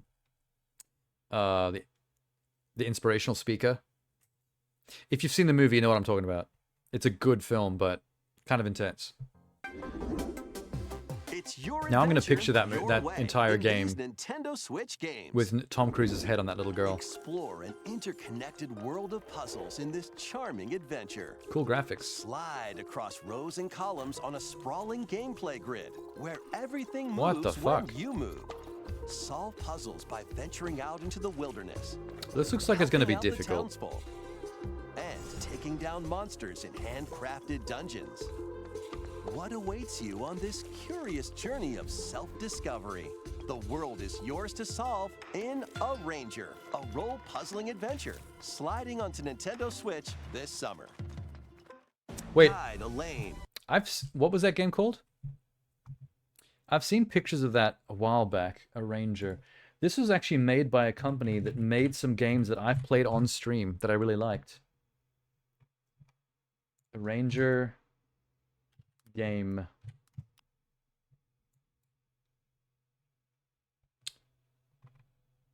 What company makes this? Hang on, let's go to Steam.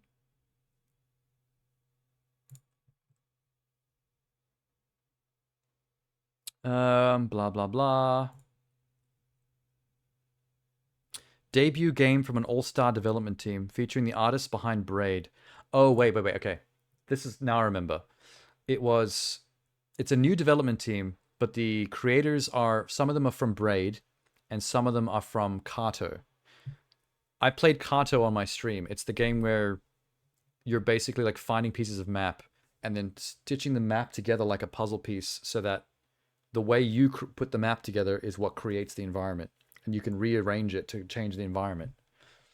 Which is totally what I thought about when I saw this visual style in this gameplay. That's cool. All right. A young prince on a journey to liberate 5 Unicorn nations from Overlord, the mighty Sega. Empire's dominion. Customize your troops. This seems like Form Final your Fantasy strategy, Tactics. Then unleash your army on the opposing Zenoiran forces. Your real-time strategy planning will turn the tide of war. Or that other During game, battle, Fire Emblem. You may get to recruit new allies or be faced with difficult decisions. The character art in those types Atlas of and scenes Vanillaware are presents nice. Unicorn Overlord, launching on Nintendo Switch. Actually, all of it March looks 8th. nice. A demo will be available today on Nintendo. Not everyone likes eShop. genres like that, but that is some Originally next level released on graphics the for that kind Nintendo of genre. 3DS system, the first Monster Hunter Stories game returns. Oh, here's Monster Hunter Now Stories. fully voiced and in HD. As a rider, you'll Okay, be so Jeannie was telling me about this before. So this was a 3DS exclusive, yeah? And this is being remastered for full console release, which I can kind of see the jagginess a little bit. So their remastering is not like, it's not like too slick, like changing it like completely. It's still got a little bit of that 3DS jagginess. It's just sharpened and colored up a bit. Because if this was just made for a Switch or for a current console, it would obviously look a lot cleaner than that. and fight alongside monsters in turn-based combat to confront the black blight that plagues the world. Many familiar Also, the monsters character from across designs of the series main are characters is a included. bit... Plus, you can browse artwork and They're listen to better in the music sketches, newly added museum. in the concept art. Take flight in Monster Hunter Stories, soaring onto the Nintendo Switch system this I think summer. in-game, the main characters look a little dinky. Not bad. Oh, this is Epic Mickey, isn't it? I remember this on the Wii. Peculiar day, Yen Sid's mischievous mirror lured Mickey Mouse into his workshop. There's a lot of remasters and remakes gone on with Finding the Nintendo magic currently. paintbrush, a curious Mickey creates a mess and becomes trapped in a magical Good job, wasteland Mickey, you inhabited dunce. by forgotten and rejected characters. I swear most Mickey Mouse or Looney Tunes Epic characters, the Mickey plots of their returns games is always in a stuff that they faithful did remake themselves of the by beloved accident. Classic. Explore this unusual dimension. I actually want to play Using this. the magic brush to shape the I world miss with playing paint 3D and paint thinner on the platformers. path to become an It used to be my epic favorite hero. thing in the N64 era, like Banjo-Kazooie Disney kind of stuff. Epic Mickey I love that shit. Rebrushed launches on Nintendo Switch That's some this year. pure OCD gaming. Next, please take a look at this. I should play Ukulele. That's a pretty recent 3D platformer.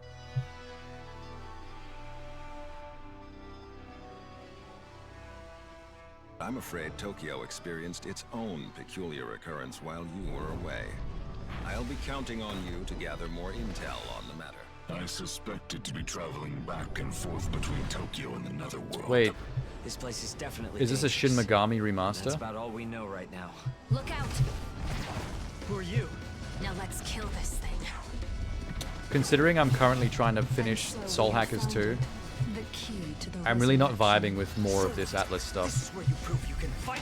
I think I have a limit Fly in and be a of hero. patience when it comes to these types of RPGs. Like, I couldn't play Soul Hackers 2 and then immediately play a Shin Megami or a Persona. I would go crazy. If you want revenge, It's too much. then I'll help you get it. Allow me to remind you how you were wronged by this world.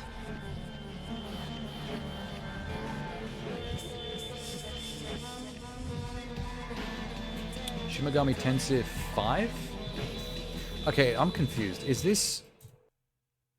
Was that a remaster of an older one? Or was that a new Shin Megami? The art and graphic style is making me think remaster. But I'm not sure how many Shin Megamis they got through. Like, 5 seems... Shin Megami Tensei 5 Vengeance.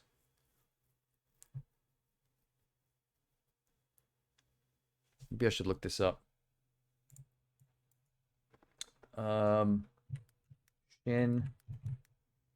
Megami Tensei series Wikipedia. Let's go down to here. Okay, here we go. Original series Digital Devil Story Megami Tensei, and then 2. Digital Devil Story Megami Tensei 2. So that's how it started. On the Famicom, no less. Then the main series Shin Megami Tensei started 1992. 2, 3, Nocturne, Strange Journey, 4, 5, Apocalypse. No, wait. 4, and then 4, Apocalypse. Strange Journey was an unnumbered between 3 and 4. And then 5 was the most recent one. 2021. So this was the most recent Shin Megami, but it was only 2021 that it came out. So they're basically remastering or doing a more robust version of 5 from just a few years ago with an extra title on it. What was it? Vengeance. It's 5 Vengeance. So it's 5 with more shit in it and with updated graphics, I guess. Spin-offs. Shin Megami Tensei If. Cool. Shin Megami Tensei 9. The word 9, not the number. Imagine. Devil Survivor? Tactical role-playing game. Devil Survivor 2. Then it had an anime. other series and titles. Last Bible, Majin Tensei, Jack Bros, Devil Summoner.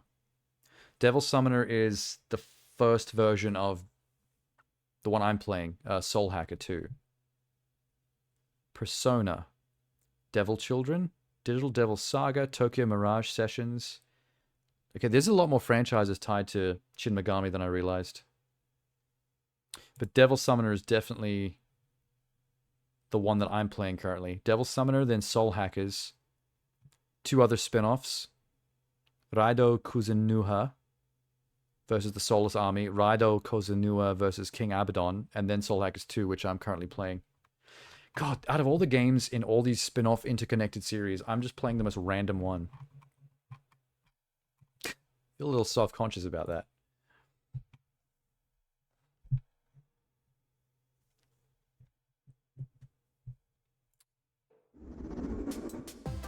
Enter or return to this ravaged wasteland and experience an untold story on your adventure.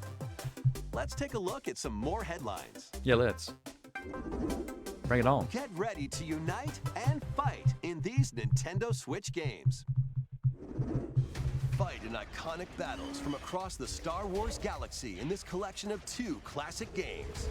Up to 64 players. The Battlefront can strike collection. back against Nice. familiar faces in massive online battles. Would many people This play collection Battlefront includes 1 additional playable if they've got characters such as Kit Battlefront Fisto 2 though? and additional maps like Jabba's Palace. Plus, Cool. battle as your favorite heroes or villains in Hero Assault. Play as Luke Skywalker, I tried playing a bit of Darth Battlefront Vader, 1 and more on maps during the including Death Star and Naboo. like the PS2 Xbox era. Classic Collection launches on the Nintendo Switch system March It was 14th. interesting, Pre-orders begin like today an experiment, on but I Nintendo think I eShop. played it for one night and was like, I get it. Come on, it's a snow day. Come on, Butters. Let's go, Stan. Snow day, everyone. Welcome to South Park. As the new kid, All right, you're on now, new kid. join Cartman, Stan, and the rest I of still the didn't really gang get to this save the game. What town genre in is this? co-op action game. Choose from a wide range of iconic South Park items and cosmetics. It's a to PvP customize multiplayer your from what I can character tell. however you'd like. Once you're set, it's time for battle. Take on an avalanche of enemy factions in solo play or online co-op. with up to Solo 3 play. I didn't know it friends. had solo play. Grab your gang and head into the fray. I in feel like it's South going to be a Park Snow multiplayer Day. game with a solo Launching on Nintendo component Switch, that's March really bad. 26th. Pre-orders are available now. on Like, it just Nintendo feels like you're eShop. playing a tutorial for the actual game that's online against other people. Sharpen your steel Meh. for the latest entry in the Sword Art Online series. Hey, When the Sword Art. virtual world goes haywire, the past and present collide.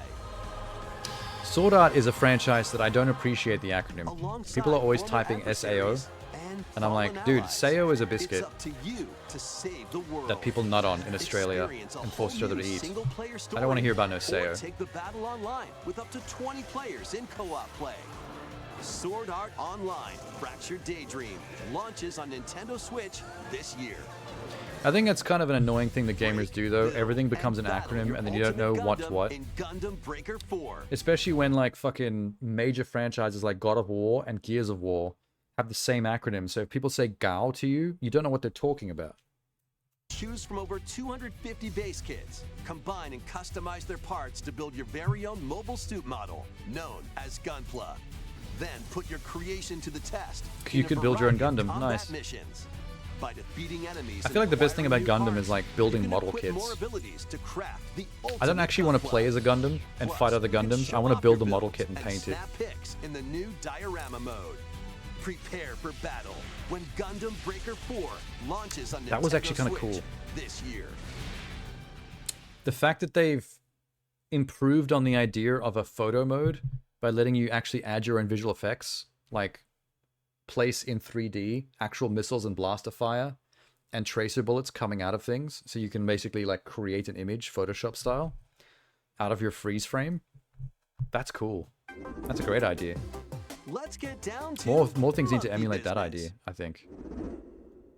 The newest entry in the Super Monkey Ball series rolls onto Nintendo Switch. Cool. I owned the first two Over on 200 GameCube. brand new stages await with optional motion controls. Using Thank the God new they're spin optional. dash move, you can blast over obstacles and create shortcuts to victory. Super Monkey Ball was one of those games that makes you lean with your TV. Like when you're playing it, your entire body and head kind of tilts with the gameplay. And It's like a subconscious thing. up to 16 players can battle Oh my online god. as they Super tilt Monkey their way Ball to be the top Battle banana. Royale mode. Be the first to the finish line in That's a race good mode. idea. Grab the falling bananas. Monkey in Ball was like, we need to Banana get a bit of that Fall Guys action. Hunt. Team up That's to what's hot take right down now. Robots in Robot Smash and more.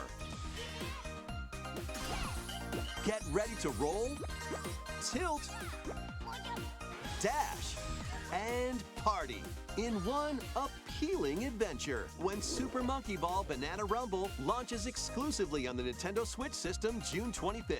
Pre-orders begin today on Nintendo eShop. Get ready for Hey. a good time. Here comes It's World of Goo liquidy. 2.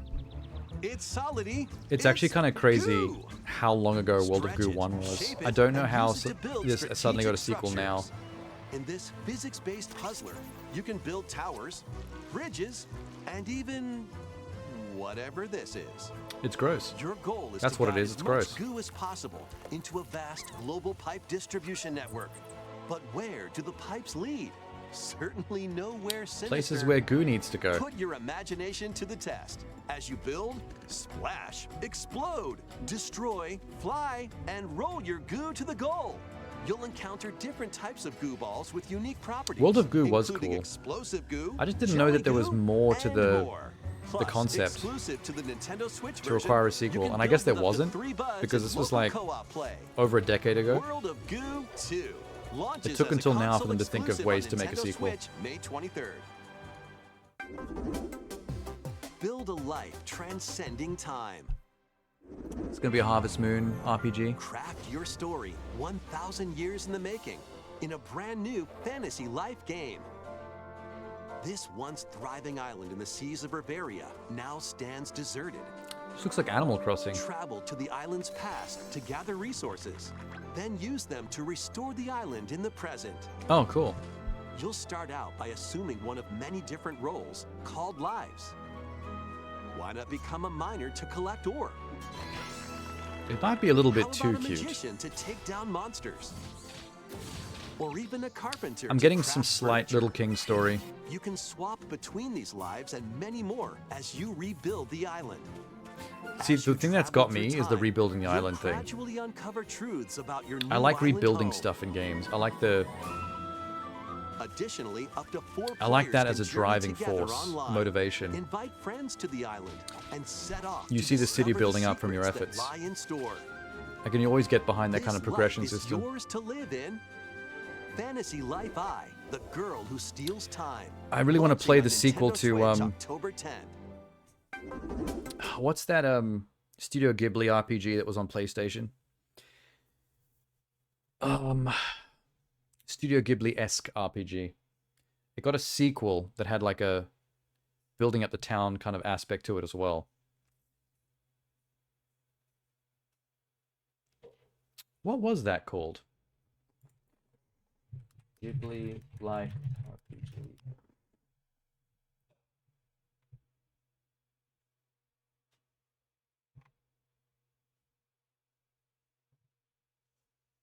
What the hell?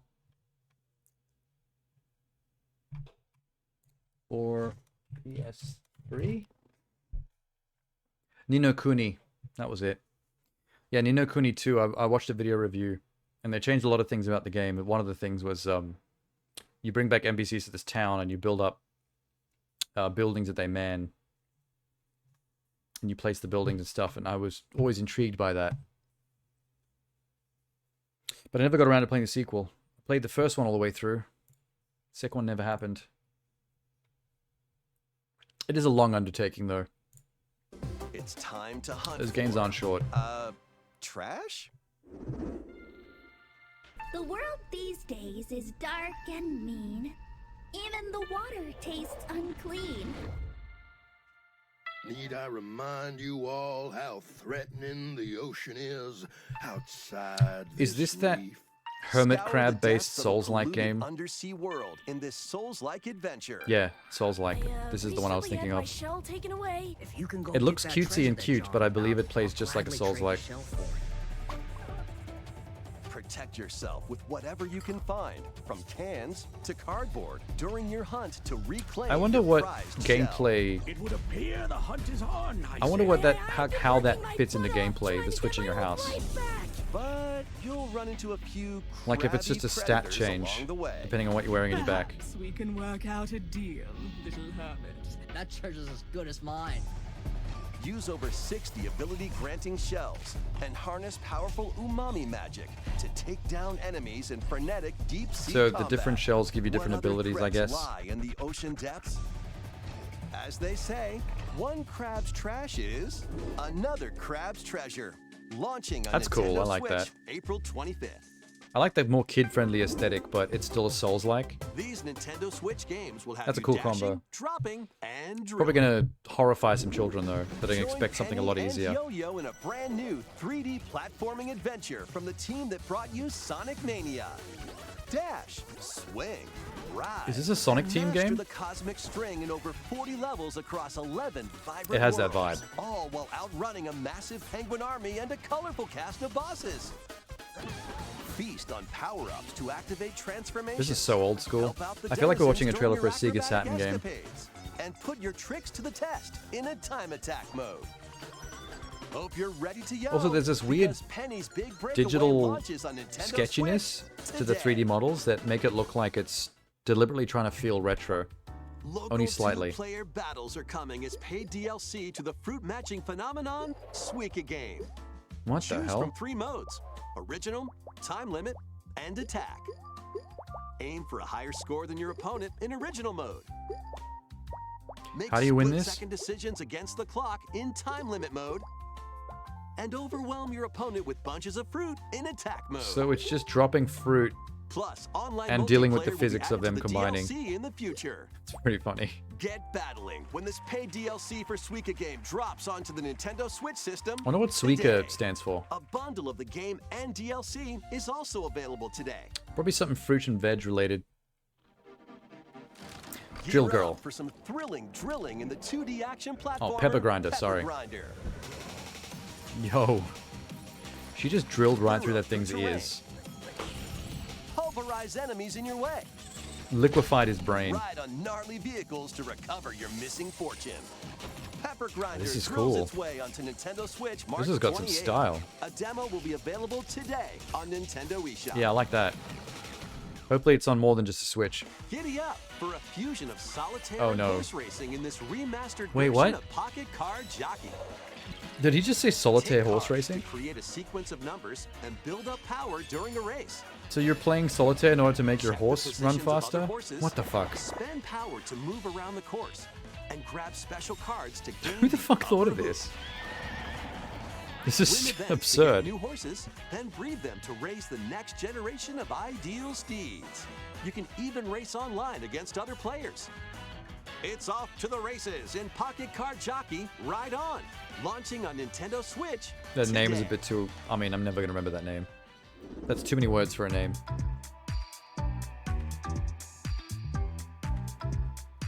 I saw Contra. I saw a shitty Contra sequel. Snufkin, Melody of Moomin Valley. We've seen trailers for this before. Tales of Kinzara, that's that African Metroidvania. That's getting some hype. Demon Slayer, Kimetsu no Yaba, sweep the board. Okay, too many words. I'm not gonna remember that exists. Kingdom Come Deliverance Royal Edition. Oh, that's just the Switch release of Kingdom Come. That's not gonna look great on a Switch. That's a fairly graphically intensive game. Contra Operation Gulag. Don't trust it. Modern Contra sequels are usually trash. Pentiment. Apparently amazing. On Game Pass. I should check it out. Don't know why I haven't yet. This was nominated for awards, I think, That at one point. almost wraps up this Nintendo Direct Partner Showcase. But before we go, we have 2 more announcements to share. Oh my god. First, please take a look at this. Some big deal shit. Nintendo Switch Online. Oh, I can see some CRT lines. This is retro. Rare. Okay. You're tickling the balls. Let's see where this goes. Is that Battletoad? Oh, this is everything. Oh, it's a Rareware retro package. There's Killer Instinct. Snake Rattle and Roll. RC Pro-Am. God, Rare has been around for a while. Battletoads. There's Killer Instinct, we saw that already. Blast Corps is the shit. I played this on N64. It's a cool game. These games are available today. Oh, is that it? You can play them with an active Nintendo.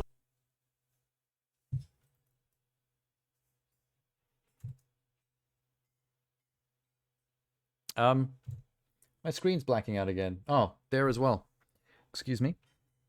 What's happening? Okay, no, please stay.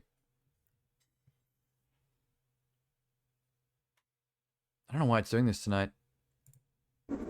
Okay. Next is our last That's neat. announcement. Please take a look. Something bigger though. Let's go. It's happening still. What the fuck?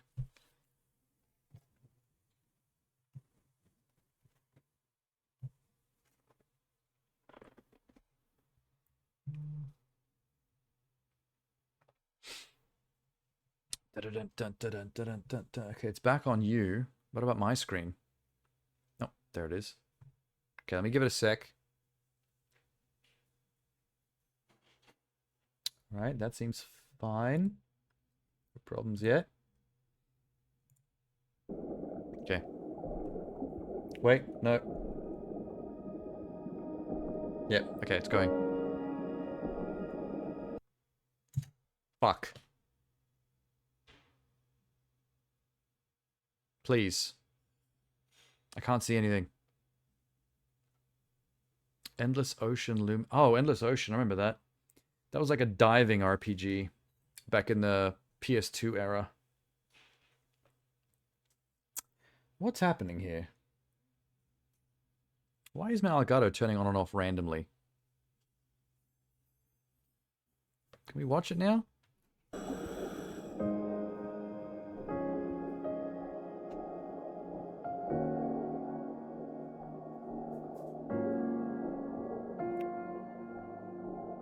I'm curious as to how Endless Ocean has had such staying power over the years. A mysterious It's such a niche underwater concept. world is yours to explore. It's just chill in ocean an exploration all-new in a Endless Ocean light game. RPG mechanic.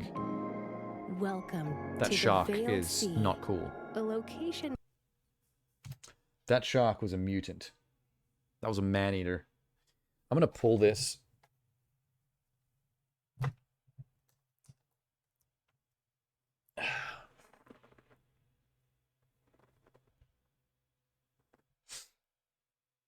Okay, is that back? Yep. Okay. Oh, wait. That's right, we killed the audio.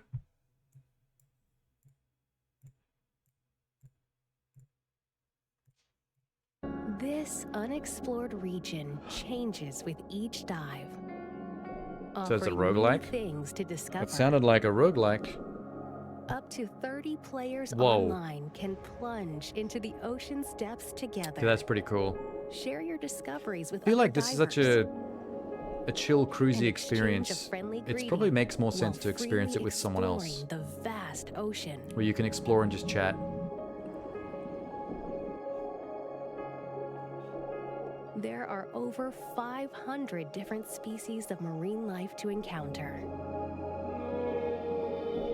Some of them are creatures thought to be extinct.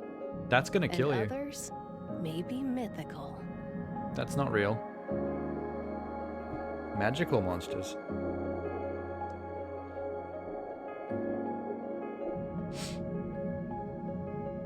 Sperm what whale. will you find on your undersea journey? Yeah, it's Endless just... Ocean Luminous It's a super launches niche on the franchise, Nintendo but it's Switch always system May existed. 2nd. Every Pre-orders generation there's begin been Endless today Ocean on games. Nintendo eShop. I didn't know it had enough of a following to keep making money to get We hope you're sequels, looking but it forward apparently to does. exploring the vast ocean on Nintendo Switch. That's all for today's Nintendo That's kind of Direct crazy Partner that an Showcase. Endless Ocean sequel Thank you for watching. is like their big finale. Hey, that's kind of wild. Maybe Endless Ocean is bigger than I give it credit for. I just remember being fascinated when I first found out about it on PS2, and I tried to wrap my head around why a game with that concept would be on a console. And then over time, all kinds of genres happen on consoles. So, you know, you eventually get over what kind of games you expect to see on PCs or consoles. It all becomes the same thing. Well, that was wild. We didn't see any more content for Princess Peach Showtime. Or a new Kirby? It's Kirby Time Read Along 1. Okay. Animal Crossing New Horizons theme song performance. Yeah, let's not do that. If they've remastered Epic Mickey, does that mean we're going to get a remaster of Epic Mickey 2? I would consider doing a back-to-back of those as a stream. Just go from 1 to 2. Just play them both in a row.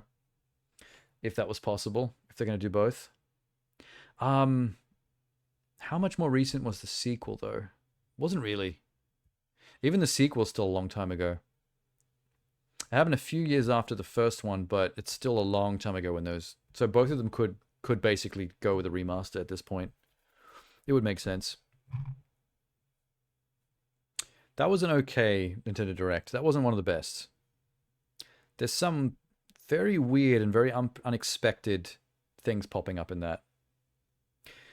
We did expect to see Grounded and Pentiment, because that was the Game Pass exclusives that were handed over to Nintendo. Microsoft is playing very nice with Sony and Nintendo right now. Wish I could say the same for Sony back in the other direction, or even Nintendo with just the fans in general. It's weird to me that like Microsoft has become the shining beacon of cooperation in the gaming space. Of all people. When they first came into the industry, I thought they were going to be the biggest arseholes throwing their money around. And like now they're the most forward-thinking in terms of pushing like the whole Game Pass experiment, being less anal retentive about sharing content with other consoles and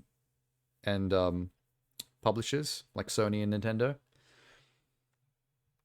Like they're not perfect, but a lot of the things they do are more for the gamers than what Nintendo or Sony have been pulling off. So Nintendo and Sony still come off as kind of greedy with some of their practices. But you know, whatever. To hell with the console wars. Just get what you want, play what you want. Get them all. Cover the spread. I still gotta get my PlayStation, actually. I'll figure that out one day when money exists again, if that ever happens. Bye, Nintendo. Okay.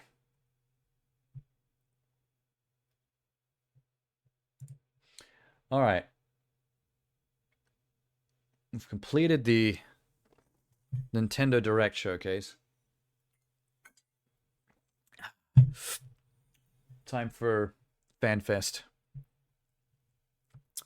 What are my plans for the future? Oh, good point. My plan for the future is to have more of these sourdough, cheddar, and roasted garlic crisps. This is not bad, actually. Hell yeah.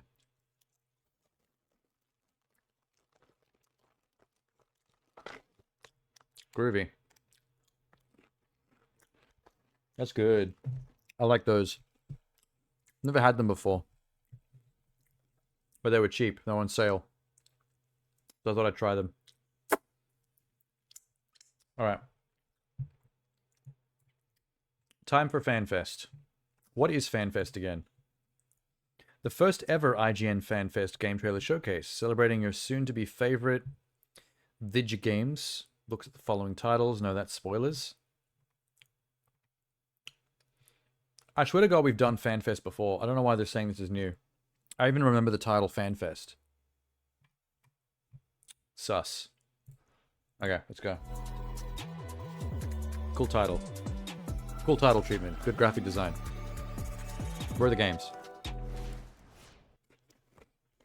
That's a lot of mature references right there. Oh no. Maybe I should stop eating these cheddar crisps. Yeah, I definitely regret eating this now. Everything Mother does is love. If I have to show a little discipline, that's just a firmer kind of love. What the hell? You've shown real enthusiasm. We've decided to give you a longer leash. You think you got a leash on me? Might be you built this little who's got out, but I'm the one who made it a home. How does he have a cigarette if his arms and hands are strapped to the bed? But the town boy in my whorehouse.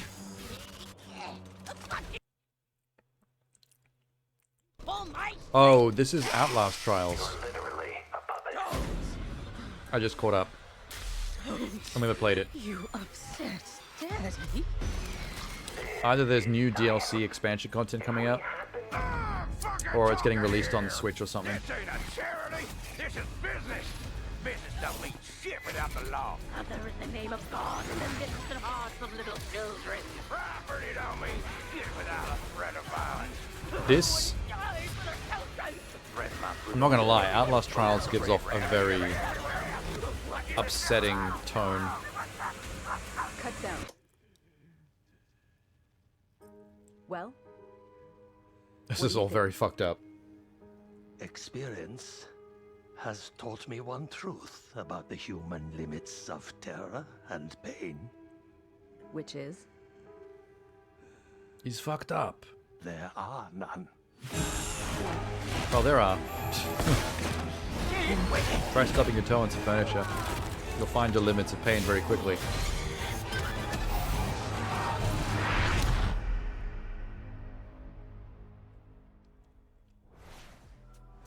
Hey, it's okay. You can come out now. I promise. That was a terrifying look. Oh my god. Big, huge block of horror games right. I'm losing my screen again. Elgato, I'm getting mad at you. Stop it.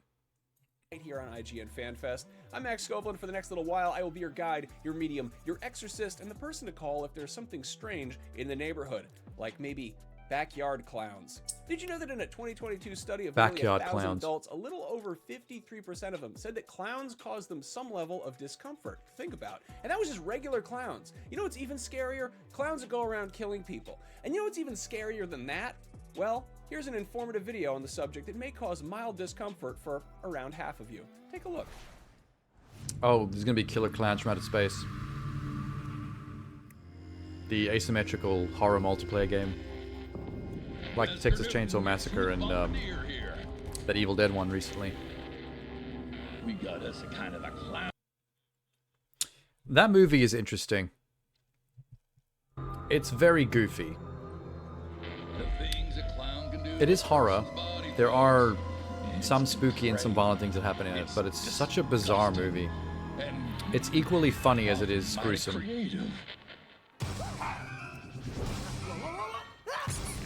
Oh, damn. They got big shoes for a reason, folks.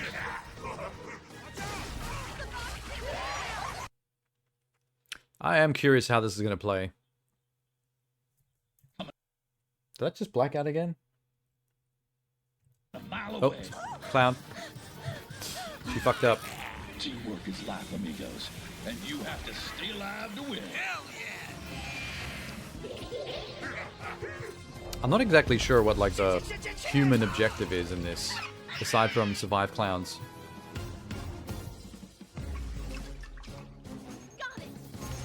They're definitely doing something. You want to kill those clowns? Make like a Oh, escape, is that it? That's just exactly the same as Texas Chainsaw Massacre.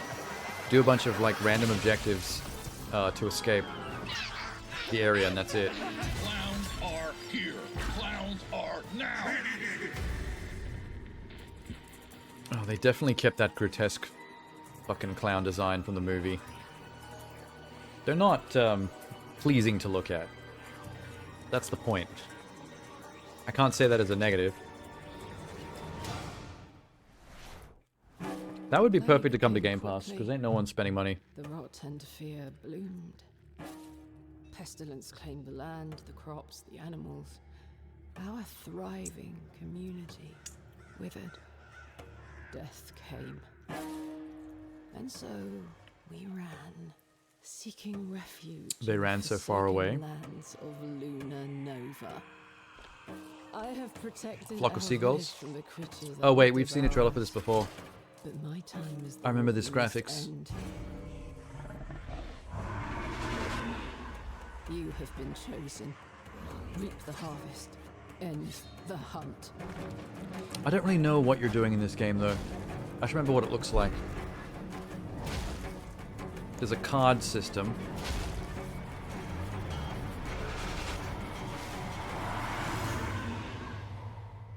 Harvest Hunt.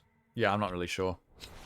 Can't make heads or tails of how that's played. From outer space and horror stories. This has a cool graphic style. FanFest 2024, Halloween in February, Horror Spooktacular.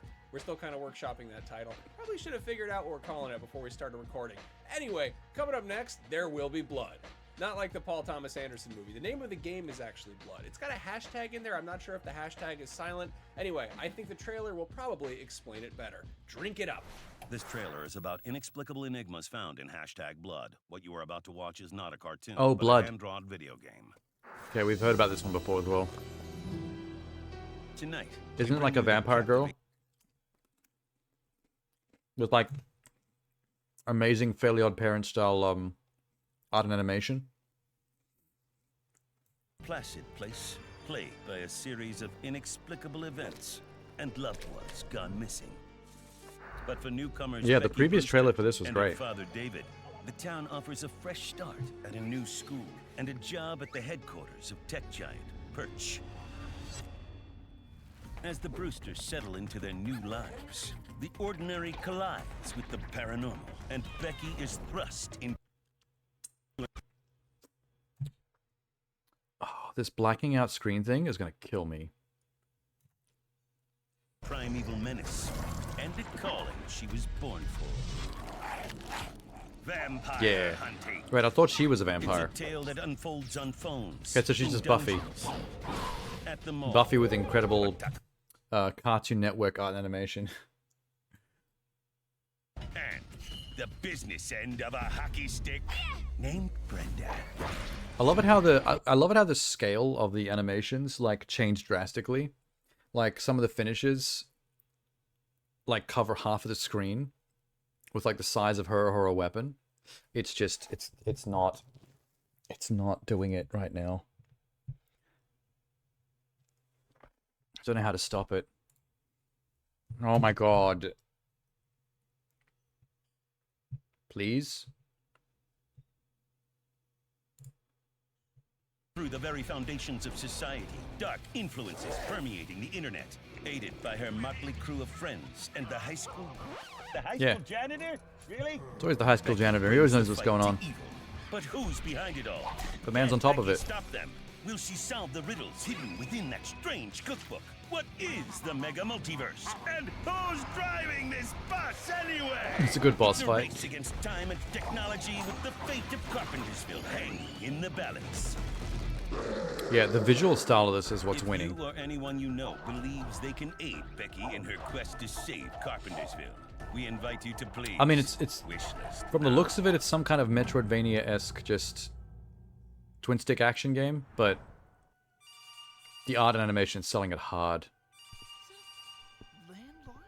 This, on the other hand, escape room horror comedy from the creators of what?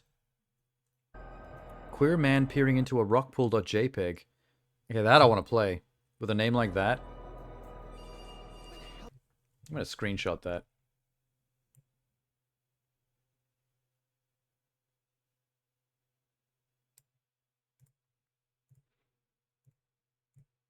That's hilarious. It seems very, very indie though.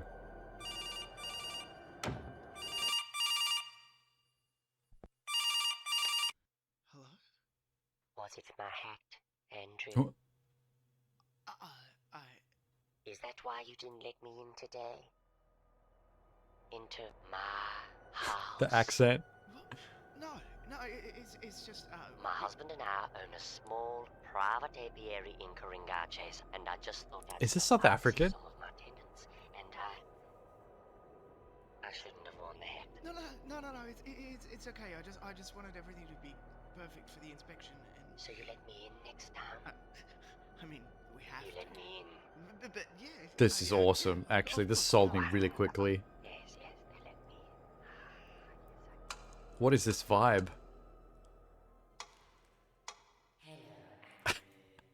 That woman's voice? Maybe run. Maybe run. Janet de Mornay is a slumlord and a witch. She definitely... Her voice is so Janet de Mornay. That's the most de Mornay voice I've ever heard. Australian government, Screen Australia. So that's one of ours. Interesting. That was a look at Blood, and Janet de Mornay is a slumlord and a witch. I love it. I love it when video games have titles that sound like metal bands or mean rumors that people wrote on the walls of junior high school bathrooms. I don't know what kind of middle schoolers are calling each other slumlords. Maybe they just heard it somewhere and they just thought it sounded like a So good far, that's insult. the one It that's is a good really insult. piqued my You don't, attention. Rent property. Up next on the IGN FanFest 2024 Haunted Schnapps Tasting Tour of the Damned, 2 games that delve into some of the most horrifying places a human being can go.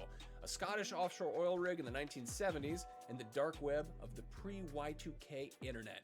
It's dial-up. See if you can guess which of these games is which. I can hear the dial up. That was easy. What do I win?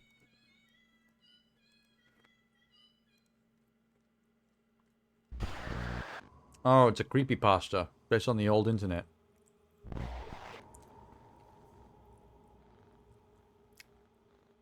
So the gameplay is clicking around like a... Oh, Jesus Christ. Okay. Clicking around like a fake version of the internet from the 1990s. And being creepypasted, basically. You will stream. You will watch. You will follow. Sacrifice yourself. It seems like a great game to stream. What is inside you? Cry. Bleed. Stream. Stream. Stream. Stream. Stream.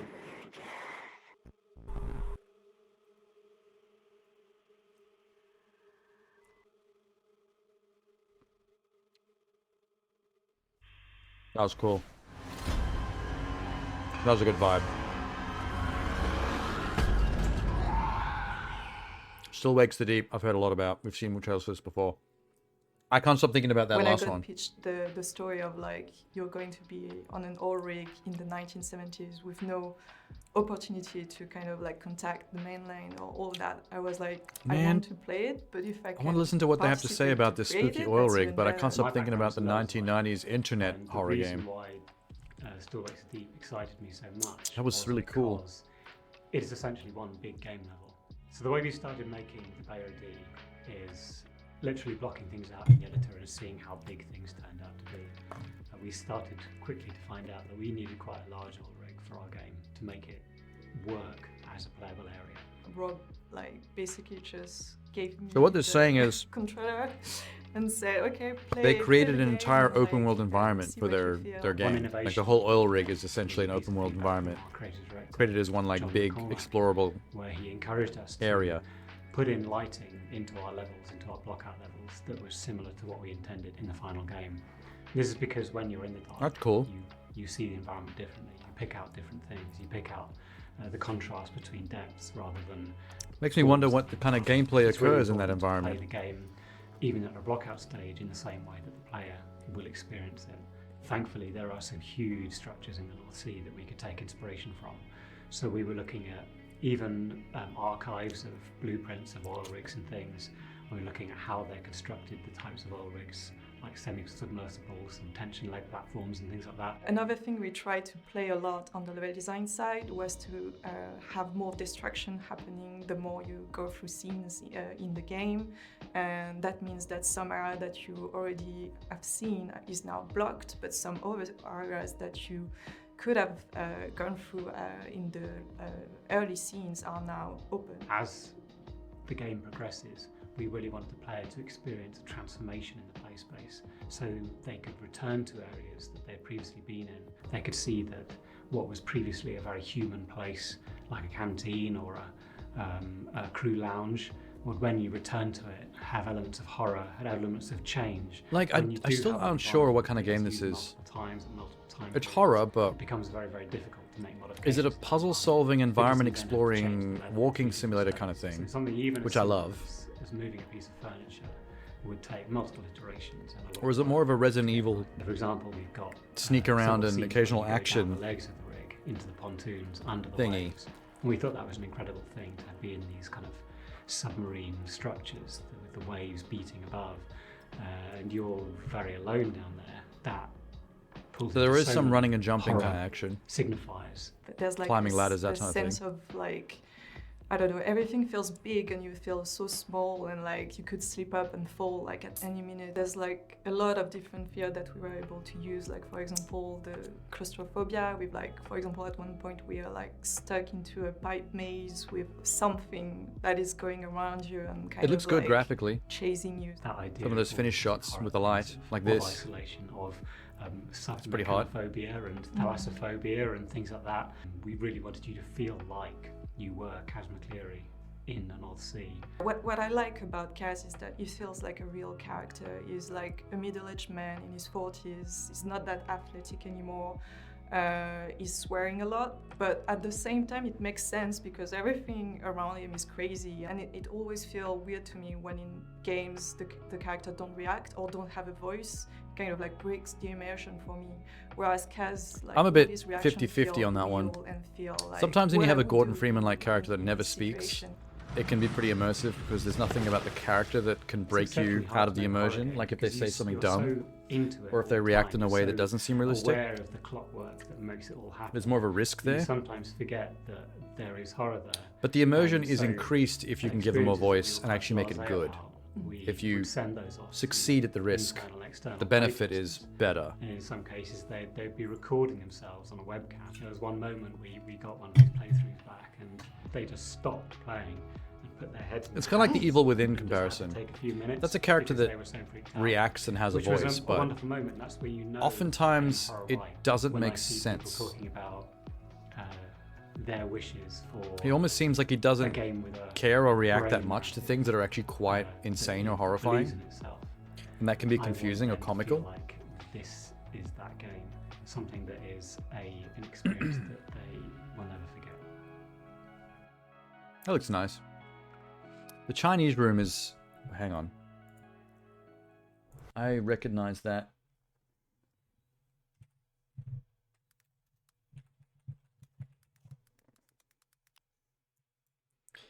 The Chinese room... Oh, okay, wait. They are behind a fair number of walking simulator type games. Dear Ether, Everyone's Gone to the Rapture. Little Orpheus I'm not familiar with. Amnesia Machine for Pigs. That was the most walking simulator-esque of the Amnesias. What's Little Orpheus? Oh, I've seen this on Steam, kicking around. Side-scrolling, story-driven, Metroidvania-esque thing. Yeah, remember the art style.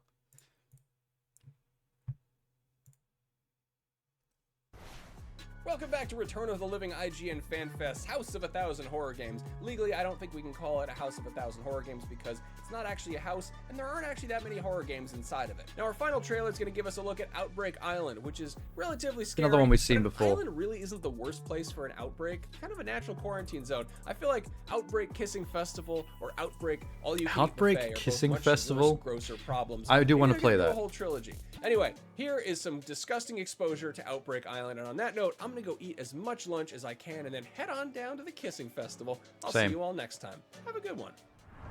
I don't know why they cut this fan fest into 2 parts. Like, this is almost the end of part 1.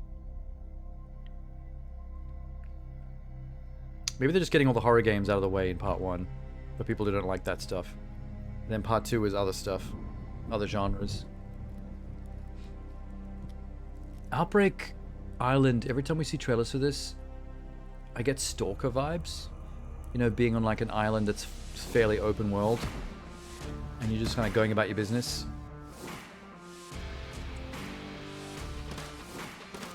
I think that's the closest comparison I can think of.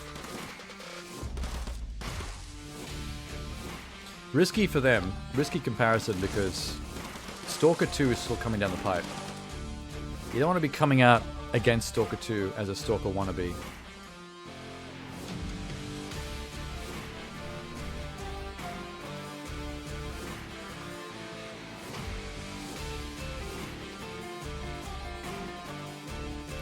I actually love the survival crafty stuff they put in here though. Like, that's unique for a horror game.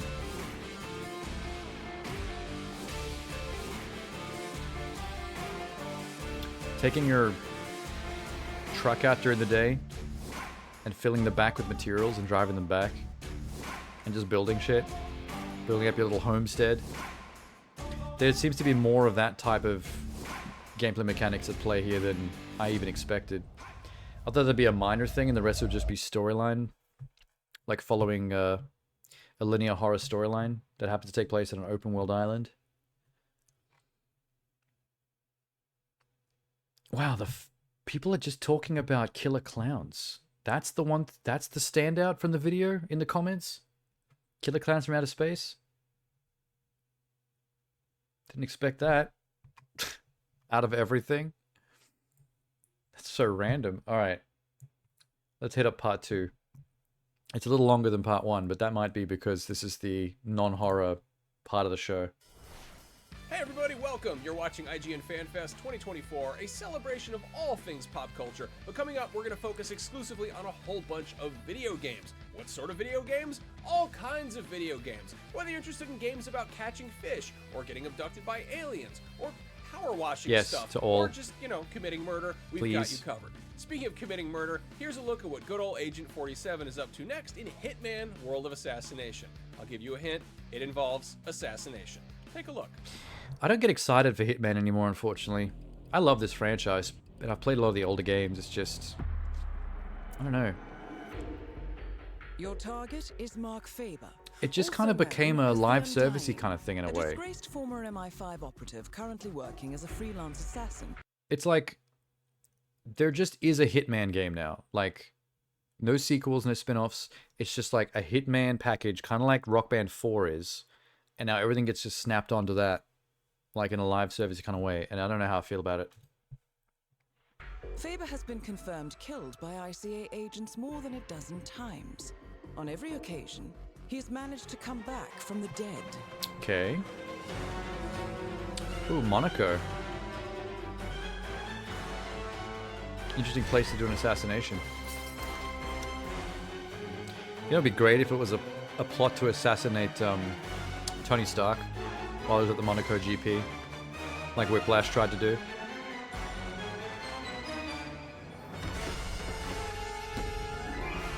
Hi, Sean Bean. To be entirely honest, this one's a bit of an embarrassment.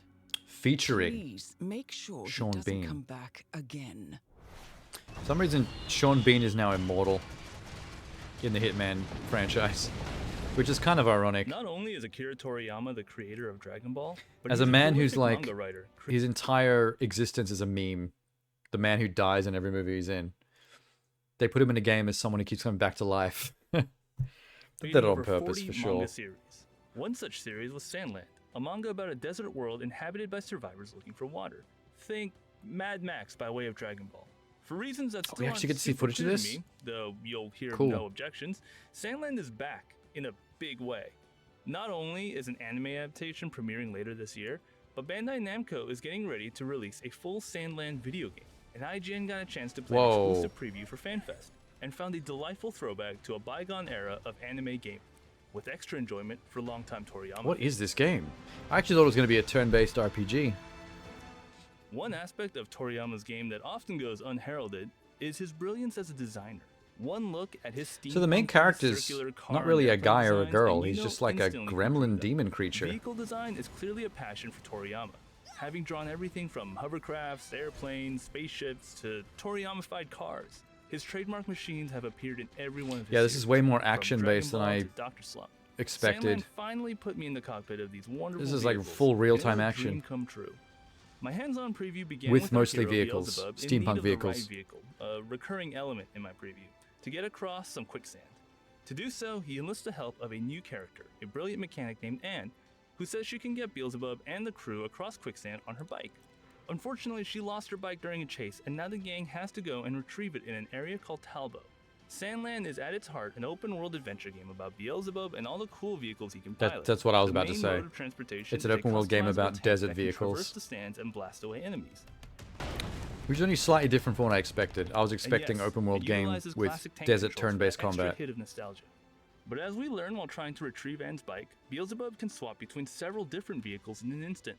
Once we discover that some flying creature have stolen Anne's bike and taken it to their lair up in the mountains, we switch to Jumpbot, a walker with the ability I wonder if you get to well, design and jump. customize Whereas the these tank is meant to vehicles, be a sort of like in slow a but vehicle all-purpose creating vehicle window. designed for combat. The Jumpbot is specifically Or designed if they're for the just kind of platforming areas I saw in specially Talbot. designed vehicles The for the Jumpbot can gameplay. leap vertically to scale the tall mountain, as well as hop over some tricky ledges.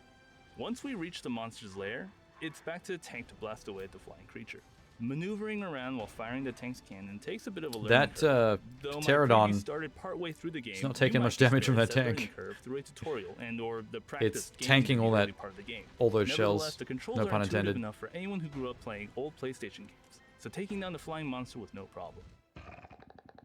Cool Foley. The second part of my preview was where the vehicle customization truly shined. As you get further into Sandland, Anne's workshop will open up, allowing you to fully customize Ooh. not only your tank, but a variety Make of a other vehicle? vehicles Beelzebub has access Yeah. to in Sandland.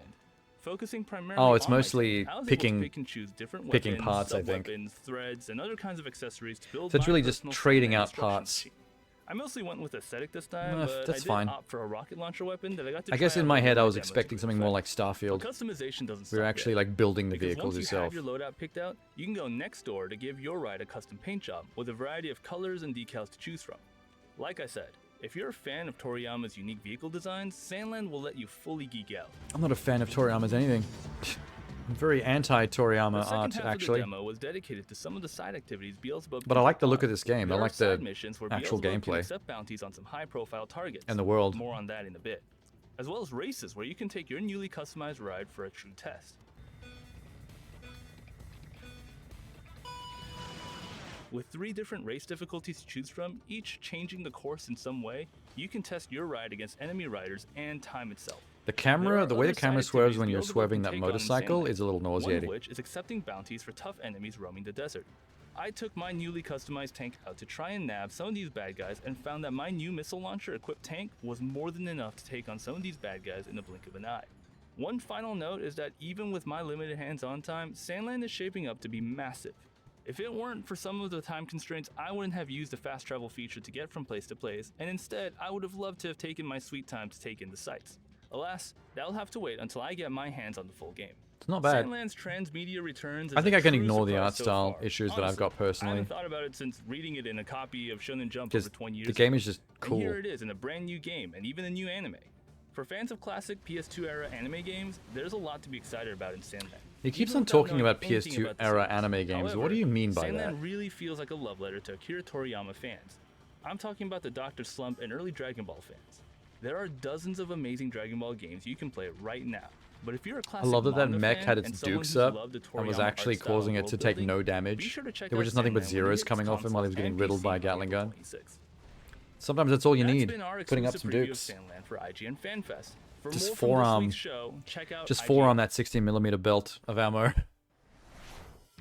That was a look at Sandland right here on IGN FanFest 2024. That game is based on a manga by Dragon Ball creator Akira Toriyama. Sandland manga is great, but it's also really short. The entire series can be collected in one volume. Apparently Toriyama was planning on making a series involving a tank, but then quickly realized how hard it is to draw tanks and just kind of called it quits. Oh. Seriously, that's not a joke. You can look it up. Anyway, our next game also has a Well, major that's not emphasis on exciting then. tanks of a different kind. here's a look at something very big that's about When to you be lose interest in splashed your in own Dave the Diver. content. Dave the Diver.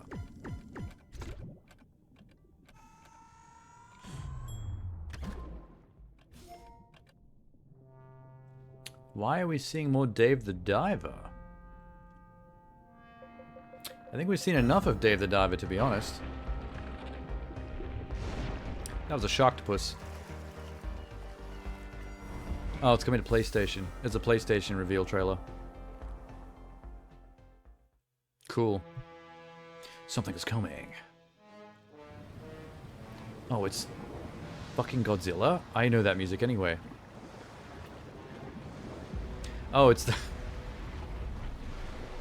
We just watched the Minecraft X Godzilla trailer. And now the Dave the Diver's got X Godzilla as well.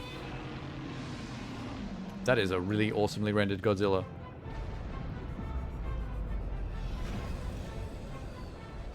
It's kind of insane the stuff that Dave the Diver puts up with just to keep his sushi bar stocked. Is Godzilla teaming up with Dave the Diver to take on other big creatures, or is he like the final boss? That isn't... I can't believe this. Godzilla is teaming up with every single franchise, I swear. Minecraft and now Dave. Jot and Thrash are up to in their quest to cause a little trouble for Kind of stoked about this game. The concept behind this game is amazing. Ah, so our heroes have made it to the mountainside. A bit Come on, further than show I the expected, though. show the central conceit.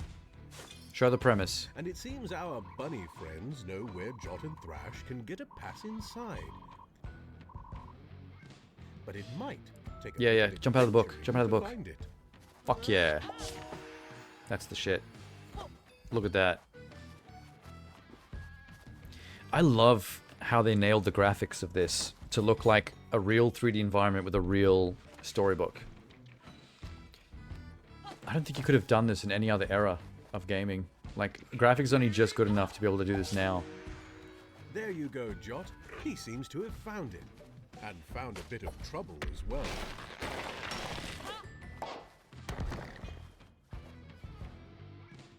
Cool. Bonne.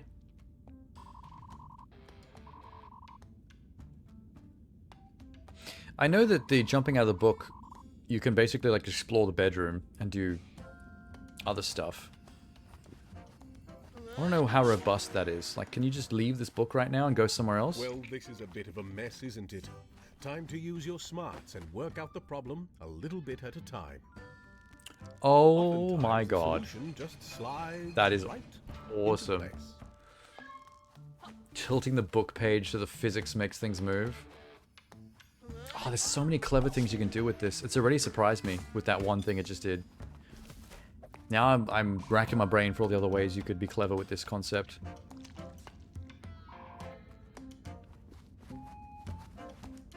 I'm so into it. And bring this to Game Pass. Boopity boop.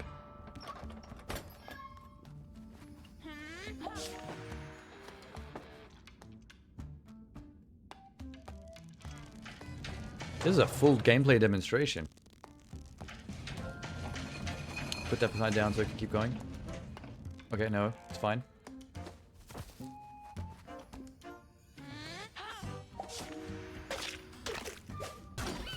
I guess they wanted to finally show off how the adventuring and the puzzle solving is going to work.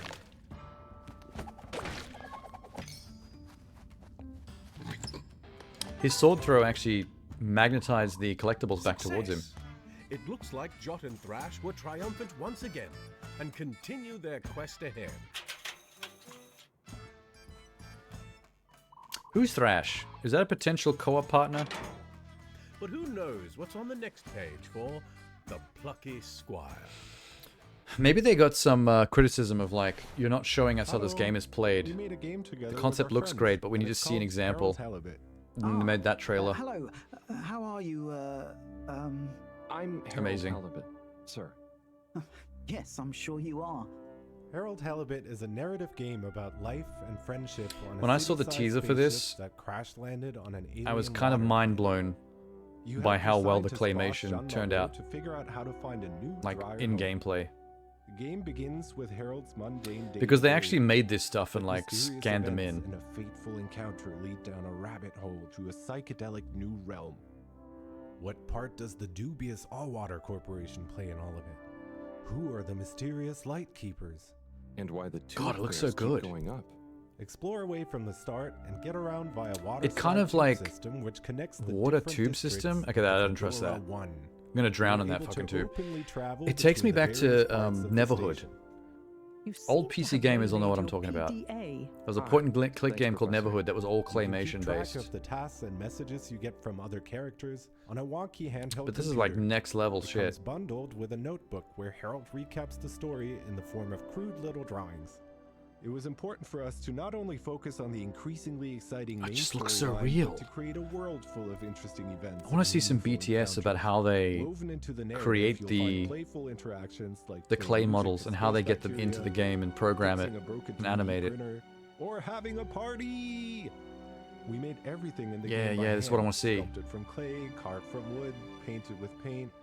But then we 3D scan it all, and in the end, you can walk around as Harold and hang out with the inhabitants of the Fedora. So they 1. are 3D It's been scanned more than 10 actual years since we started textured this project, models, and we can't wait to but finally release their it movements within and the next everything couple of is months.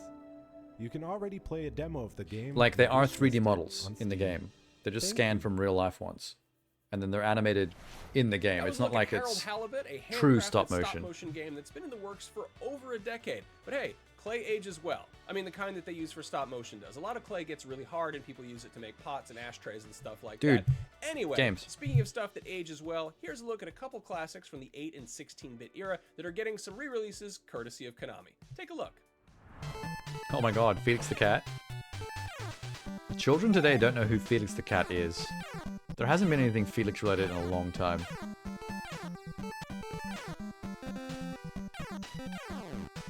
I don't think I ever played the Felix the Cat game. It is actually rife for turning into a game, because he's got that like handbag that lets him pull anything out of it that he needs. You could do anything in a video game with that. The world is your oyster. In fact, they should make new Felix games. Imagine the creative shit they can do with it. With today's tech.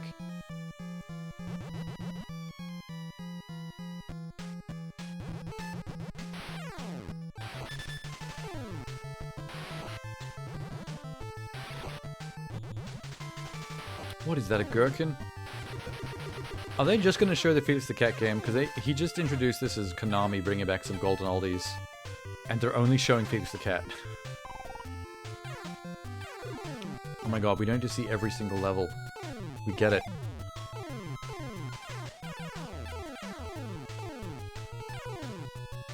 This is so old that I can't even remember what Felix sounds like.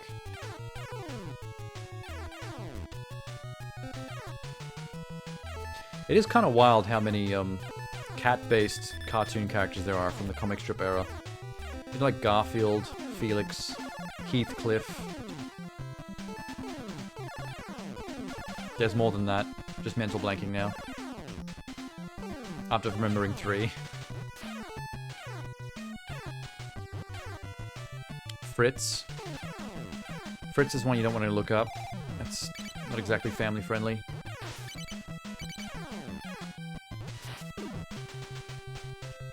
They are showing every single level of Fritz the Cat.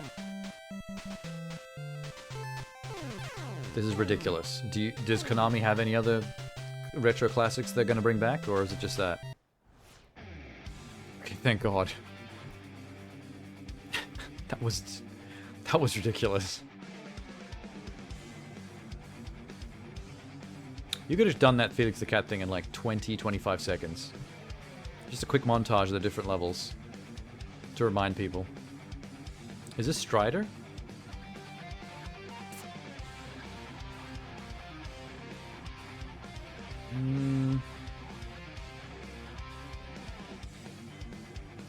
Oh, wait, these are different games.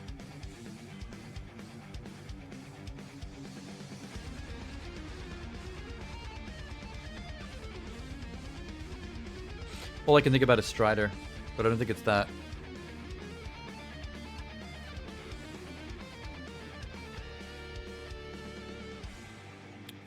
What? Ninja 5.0? I don't know what Ninja 5.0 is. There were just that many ninjas back in that era. You can't have possibly played or heard of them all. Oh, Rocket. I remember this guy. There's another deep cut.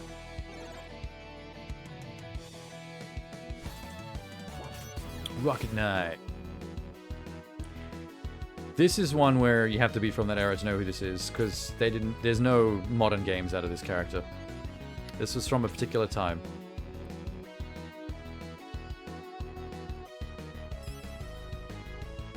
Had great art for its era. I always felt like they went hard with the Rocket Knight games in a way that they thought that Rocket Knight could be like a console mascot almost. It has that richness of character design, but it never really was.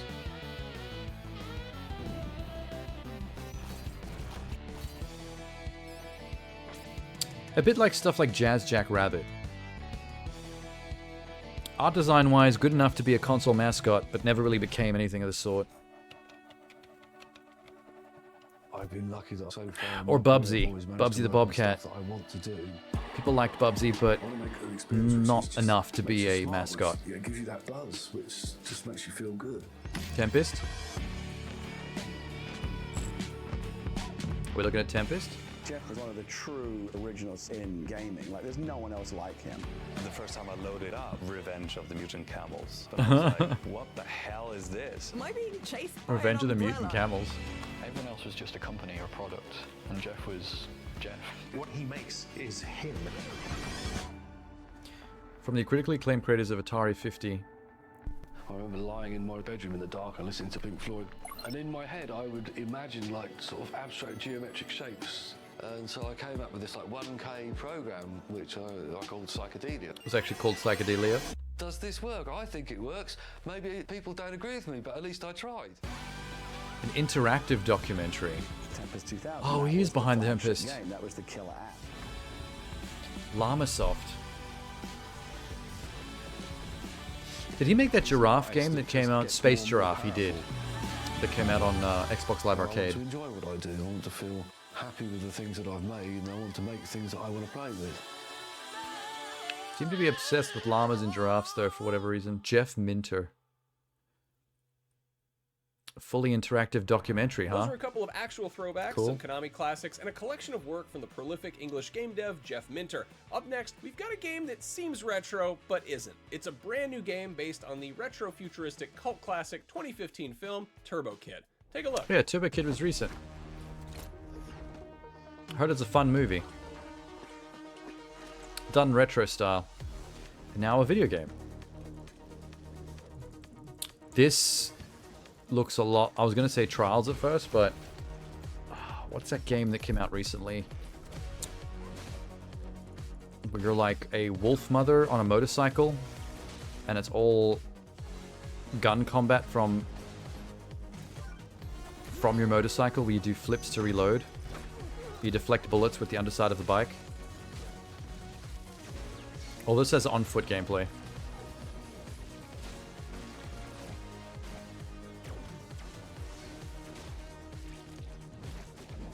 Oh my god.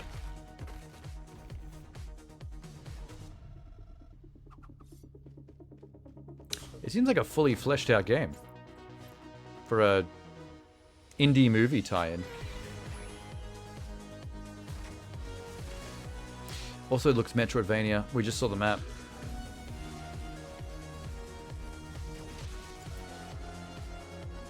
It's interesting it took this long to make this though, because Turbo Kid came out a fair number of years ago. Like, I was living in a different city when this came out, this movie. So it's a bit late to tie your little video game in with the movie, which was an indie niche thing to begin with anyway, like a cult thing. So I'm not really sure what this new game is meant to achieve. It did look good. It looked playable. I like Metrovanias, and the bike stuff looked like fun.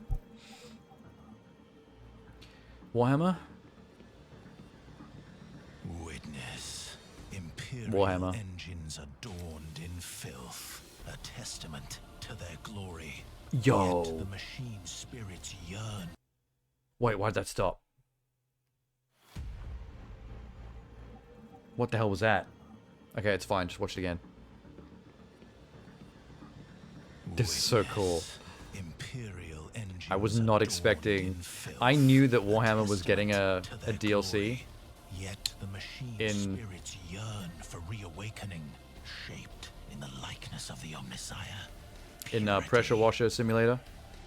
It is an honor to service these triumphant vessels. This is actually pretty legit. Wow, they put a lot of effort into the visual design of this to sell the Warhammer. Dirt. An act performed in dutiful veneration of the Omnissiah carries glory, whether by power armor or power washer. Nice. They kind of... The Warhammer art style kind of looks cooler, grimy and dirty though. I don't know if I want to clean it. Purge the unclean. Yeah, it looks like a toy when you clean it. Where is that servitor? You can leave that gook on there. Wait, You I know, meant I think gunk. we need a power wash simulator prequel where you The word I try said could every be means of cleaning misconstrued as a possible slur. before hiring the power washing company. You start out with like a wet paper towel, you work your way up to a Brillo pad, maybe you get like Magic Eraser DLC. Nah. Actually, I think at that point you're probably just better off cleaning your house for real. And video games are supposed to be about escapism. Speaking of Power which, washing next up we gotta look at an a action tank RPG that lets you escape from to a Warhammer is fantastical escapism. open world to wage war against Don't the care what army anyone of says. the undead. Here is Flintlock: The Siege of Dawn. Oh, we haven't seen any of Flintlock for like over a year. We got a trailer for this a long time ago and then nothing. I think this is meant to be an Xbox exclusive open world action adventure. I think. There's a lot more HUD all of a sudden than there used to be in the first footage we saw of this game. I don't like that stuff on the left of the screen. Those percentage numbers that are coming up in yellow. Could do without that. They were probably inspired by one of my visits. I travel to the above. Is that weasel dog when the talking? great below got too much to bear. Telepathically? What is that? I want one. I want to be his best friend. Bring it to me.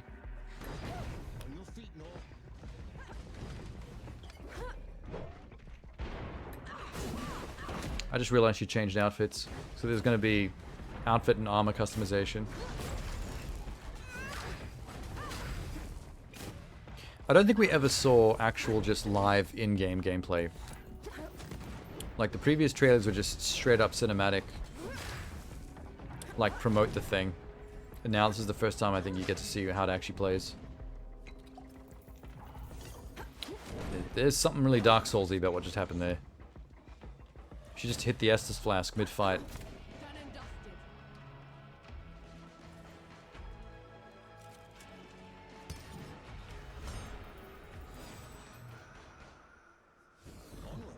Oh, cool. You can become one with the Shadow Weasel Fox for flight. Look at him. Yes, I like him.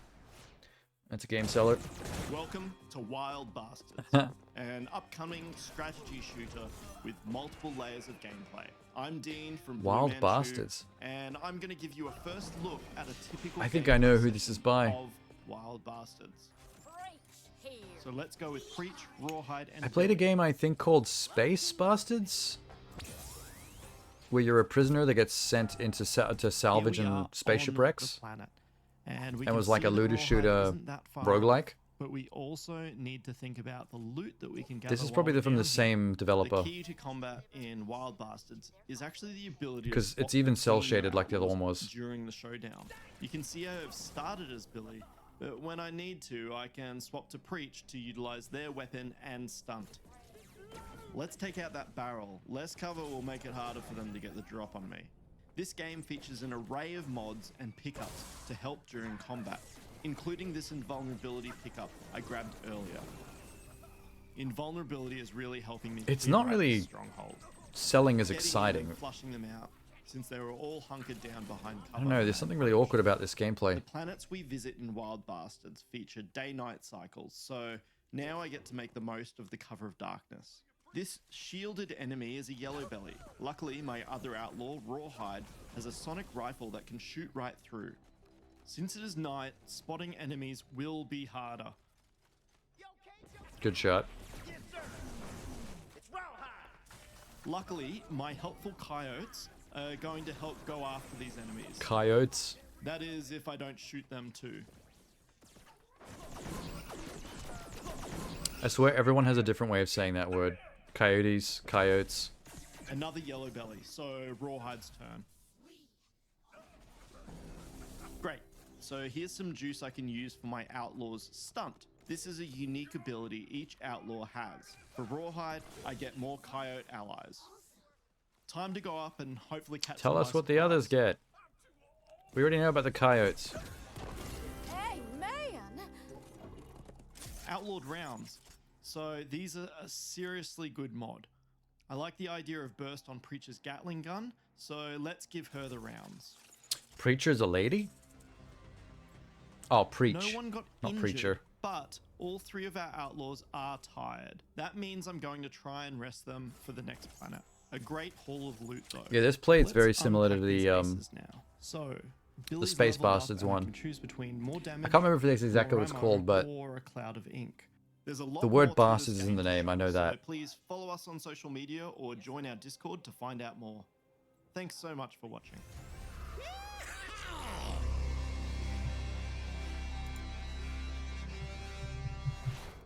That was a look at Wild Bastards, which certainly looks wild, though I can't personally speak to the lineage or character of its protagonists. If that wasn't wild enough for you, well, good news. Void We've got an Bastards. even wilder, longer, Not and Space less Bastards, legitimate it was trailer Void. up on YouTube and IGN.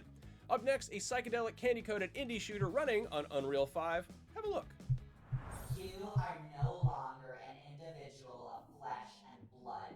You are to be the front lines of the revolution. Oh. Unreal Engine? But with like a Britney Spears pop soundtrack and aesthetic? Nah. Their oppression is a glass cannon grill. To shatter, This is an adorable aesthetic though, but I don't think this is the game genre for me. The speed of the combat is very like old school Unreal Tournament though. Just with that trippy visual aesthetic.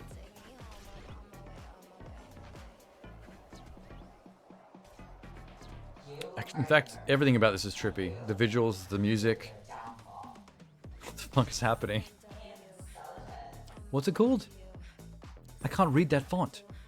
Insolitus. Okay. Whatever. I can give it a miss.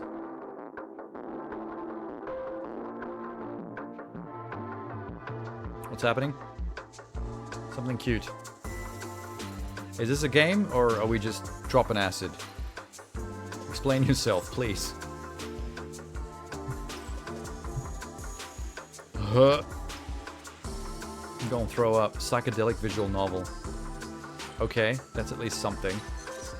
Set in a monster collecting RPG. What the fuck? Alright, I'm super intrigued. Dome King Cabbage. How do you play the game? Which galaxy do you choose to eliminate? Well, there you go. There's a dialogue choice. A visual novel set in a monster collecting RPG. With acid trip visuals. Whoever made this is on the good stuff. Yeah. Someone should probably check on them. Oh, that's adorable. Yes, check on this man, please. Make sure his tongue is in his mouth. Interesting name.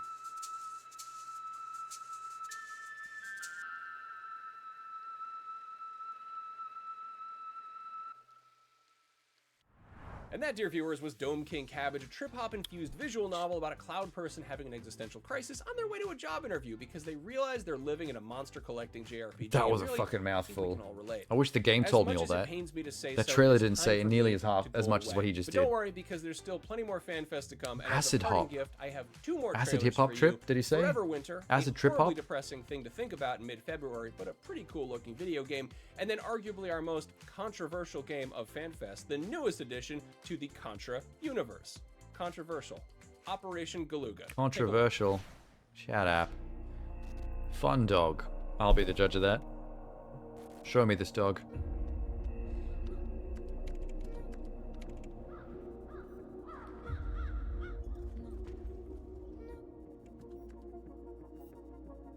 Robots. Machines, peoples. Dog. This is not a fun dog. This was a very bad dog. Oh, cool. It's kind of raw, actually.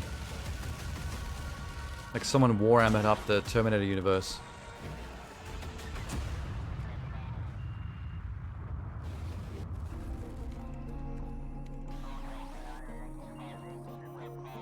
Zombies. It's always fucking zombies.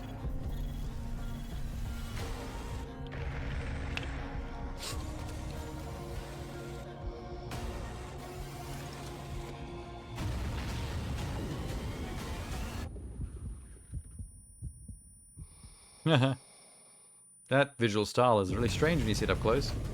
That guy looked claymation. It's very cinematic though, but not very actual gameplay.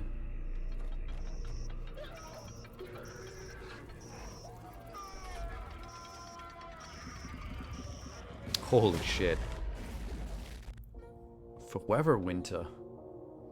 Yeah, I think that's the best description for it. It's like someone Warhammered up the Terminator universe. But left it, like, poor and apocalyptic and dirty. No fancy Imperials here.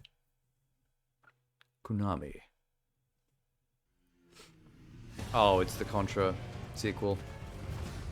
The so-called controversial sequel. No, I'm doing his joke. I don't trust it. There's never been a legit sequel to Contra that was ever worthwhile. All ends up being pretty trash. Also, Contra in 3D, even if it stays in a 2D plane like this, newer graphics tend to make it less legible. I feel like it's harder to follow the action. Missing super soldiers and a doomsday weapon. Hell of a Friday. We meet at last. Aliens? What the hell? One of them looks like Dolph Lundgren and one of them looks like Rambo. And then there's like some African chick. Oh, there's a white chick as well.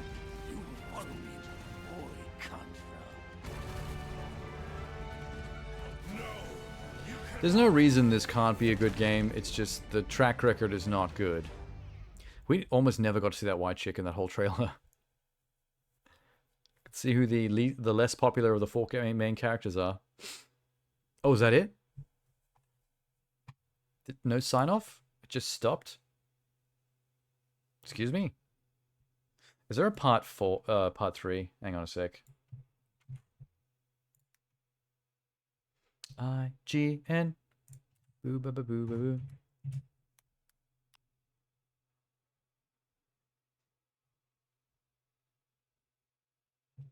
No.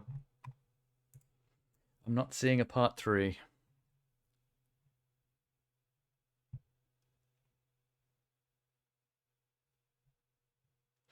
But I'm seeing other things tagged with IGN FanFest that don't appear to be in any of the videos I watched. So maybe there is a part 3. FanFest part 3.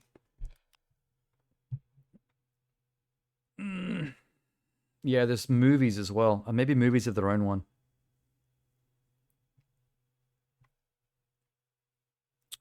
FanFest. I mean, FanFest itself is kind of like a festival vibe, right? So maybe the FanFest showcases are them just showing a bunch of the best stuff in like one big thing. But there's a lot of other things that were part of the expo that are just here individually. Day 2. So part 2 must be an encapsulation of everything dropped in day 2. So maybe they'll still put together a part 3 for all the day 3 stuff. Because all the stuff I'm seeing that I haven't seen yet might be from day 3, but they haven't made the video yet. That's fine. I can call it for now.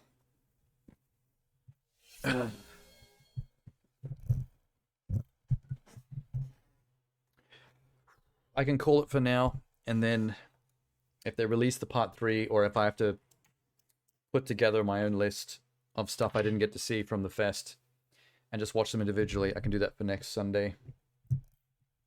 Catch up that way. That for a plan. Why is my hair doing something? What is this? Random hair follicle?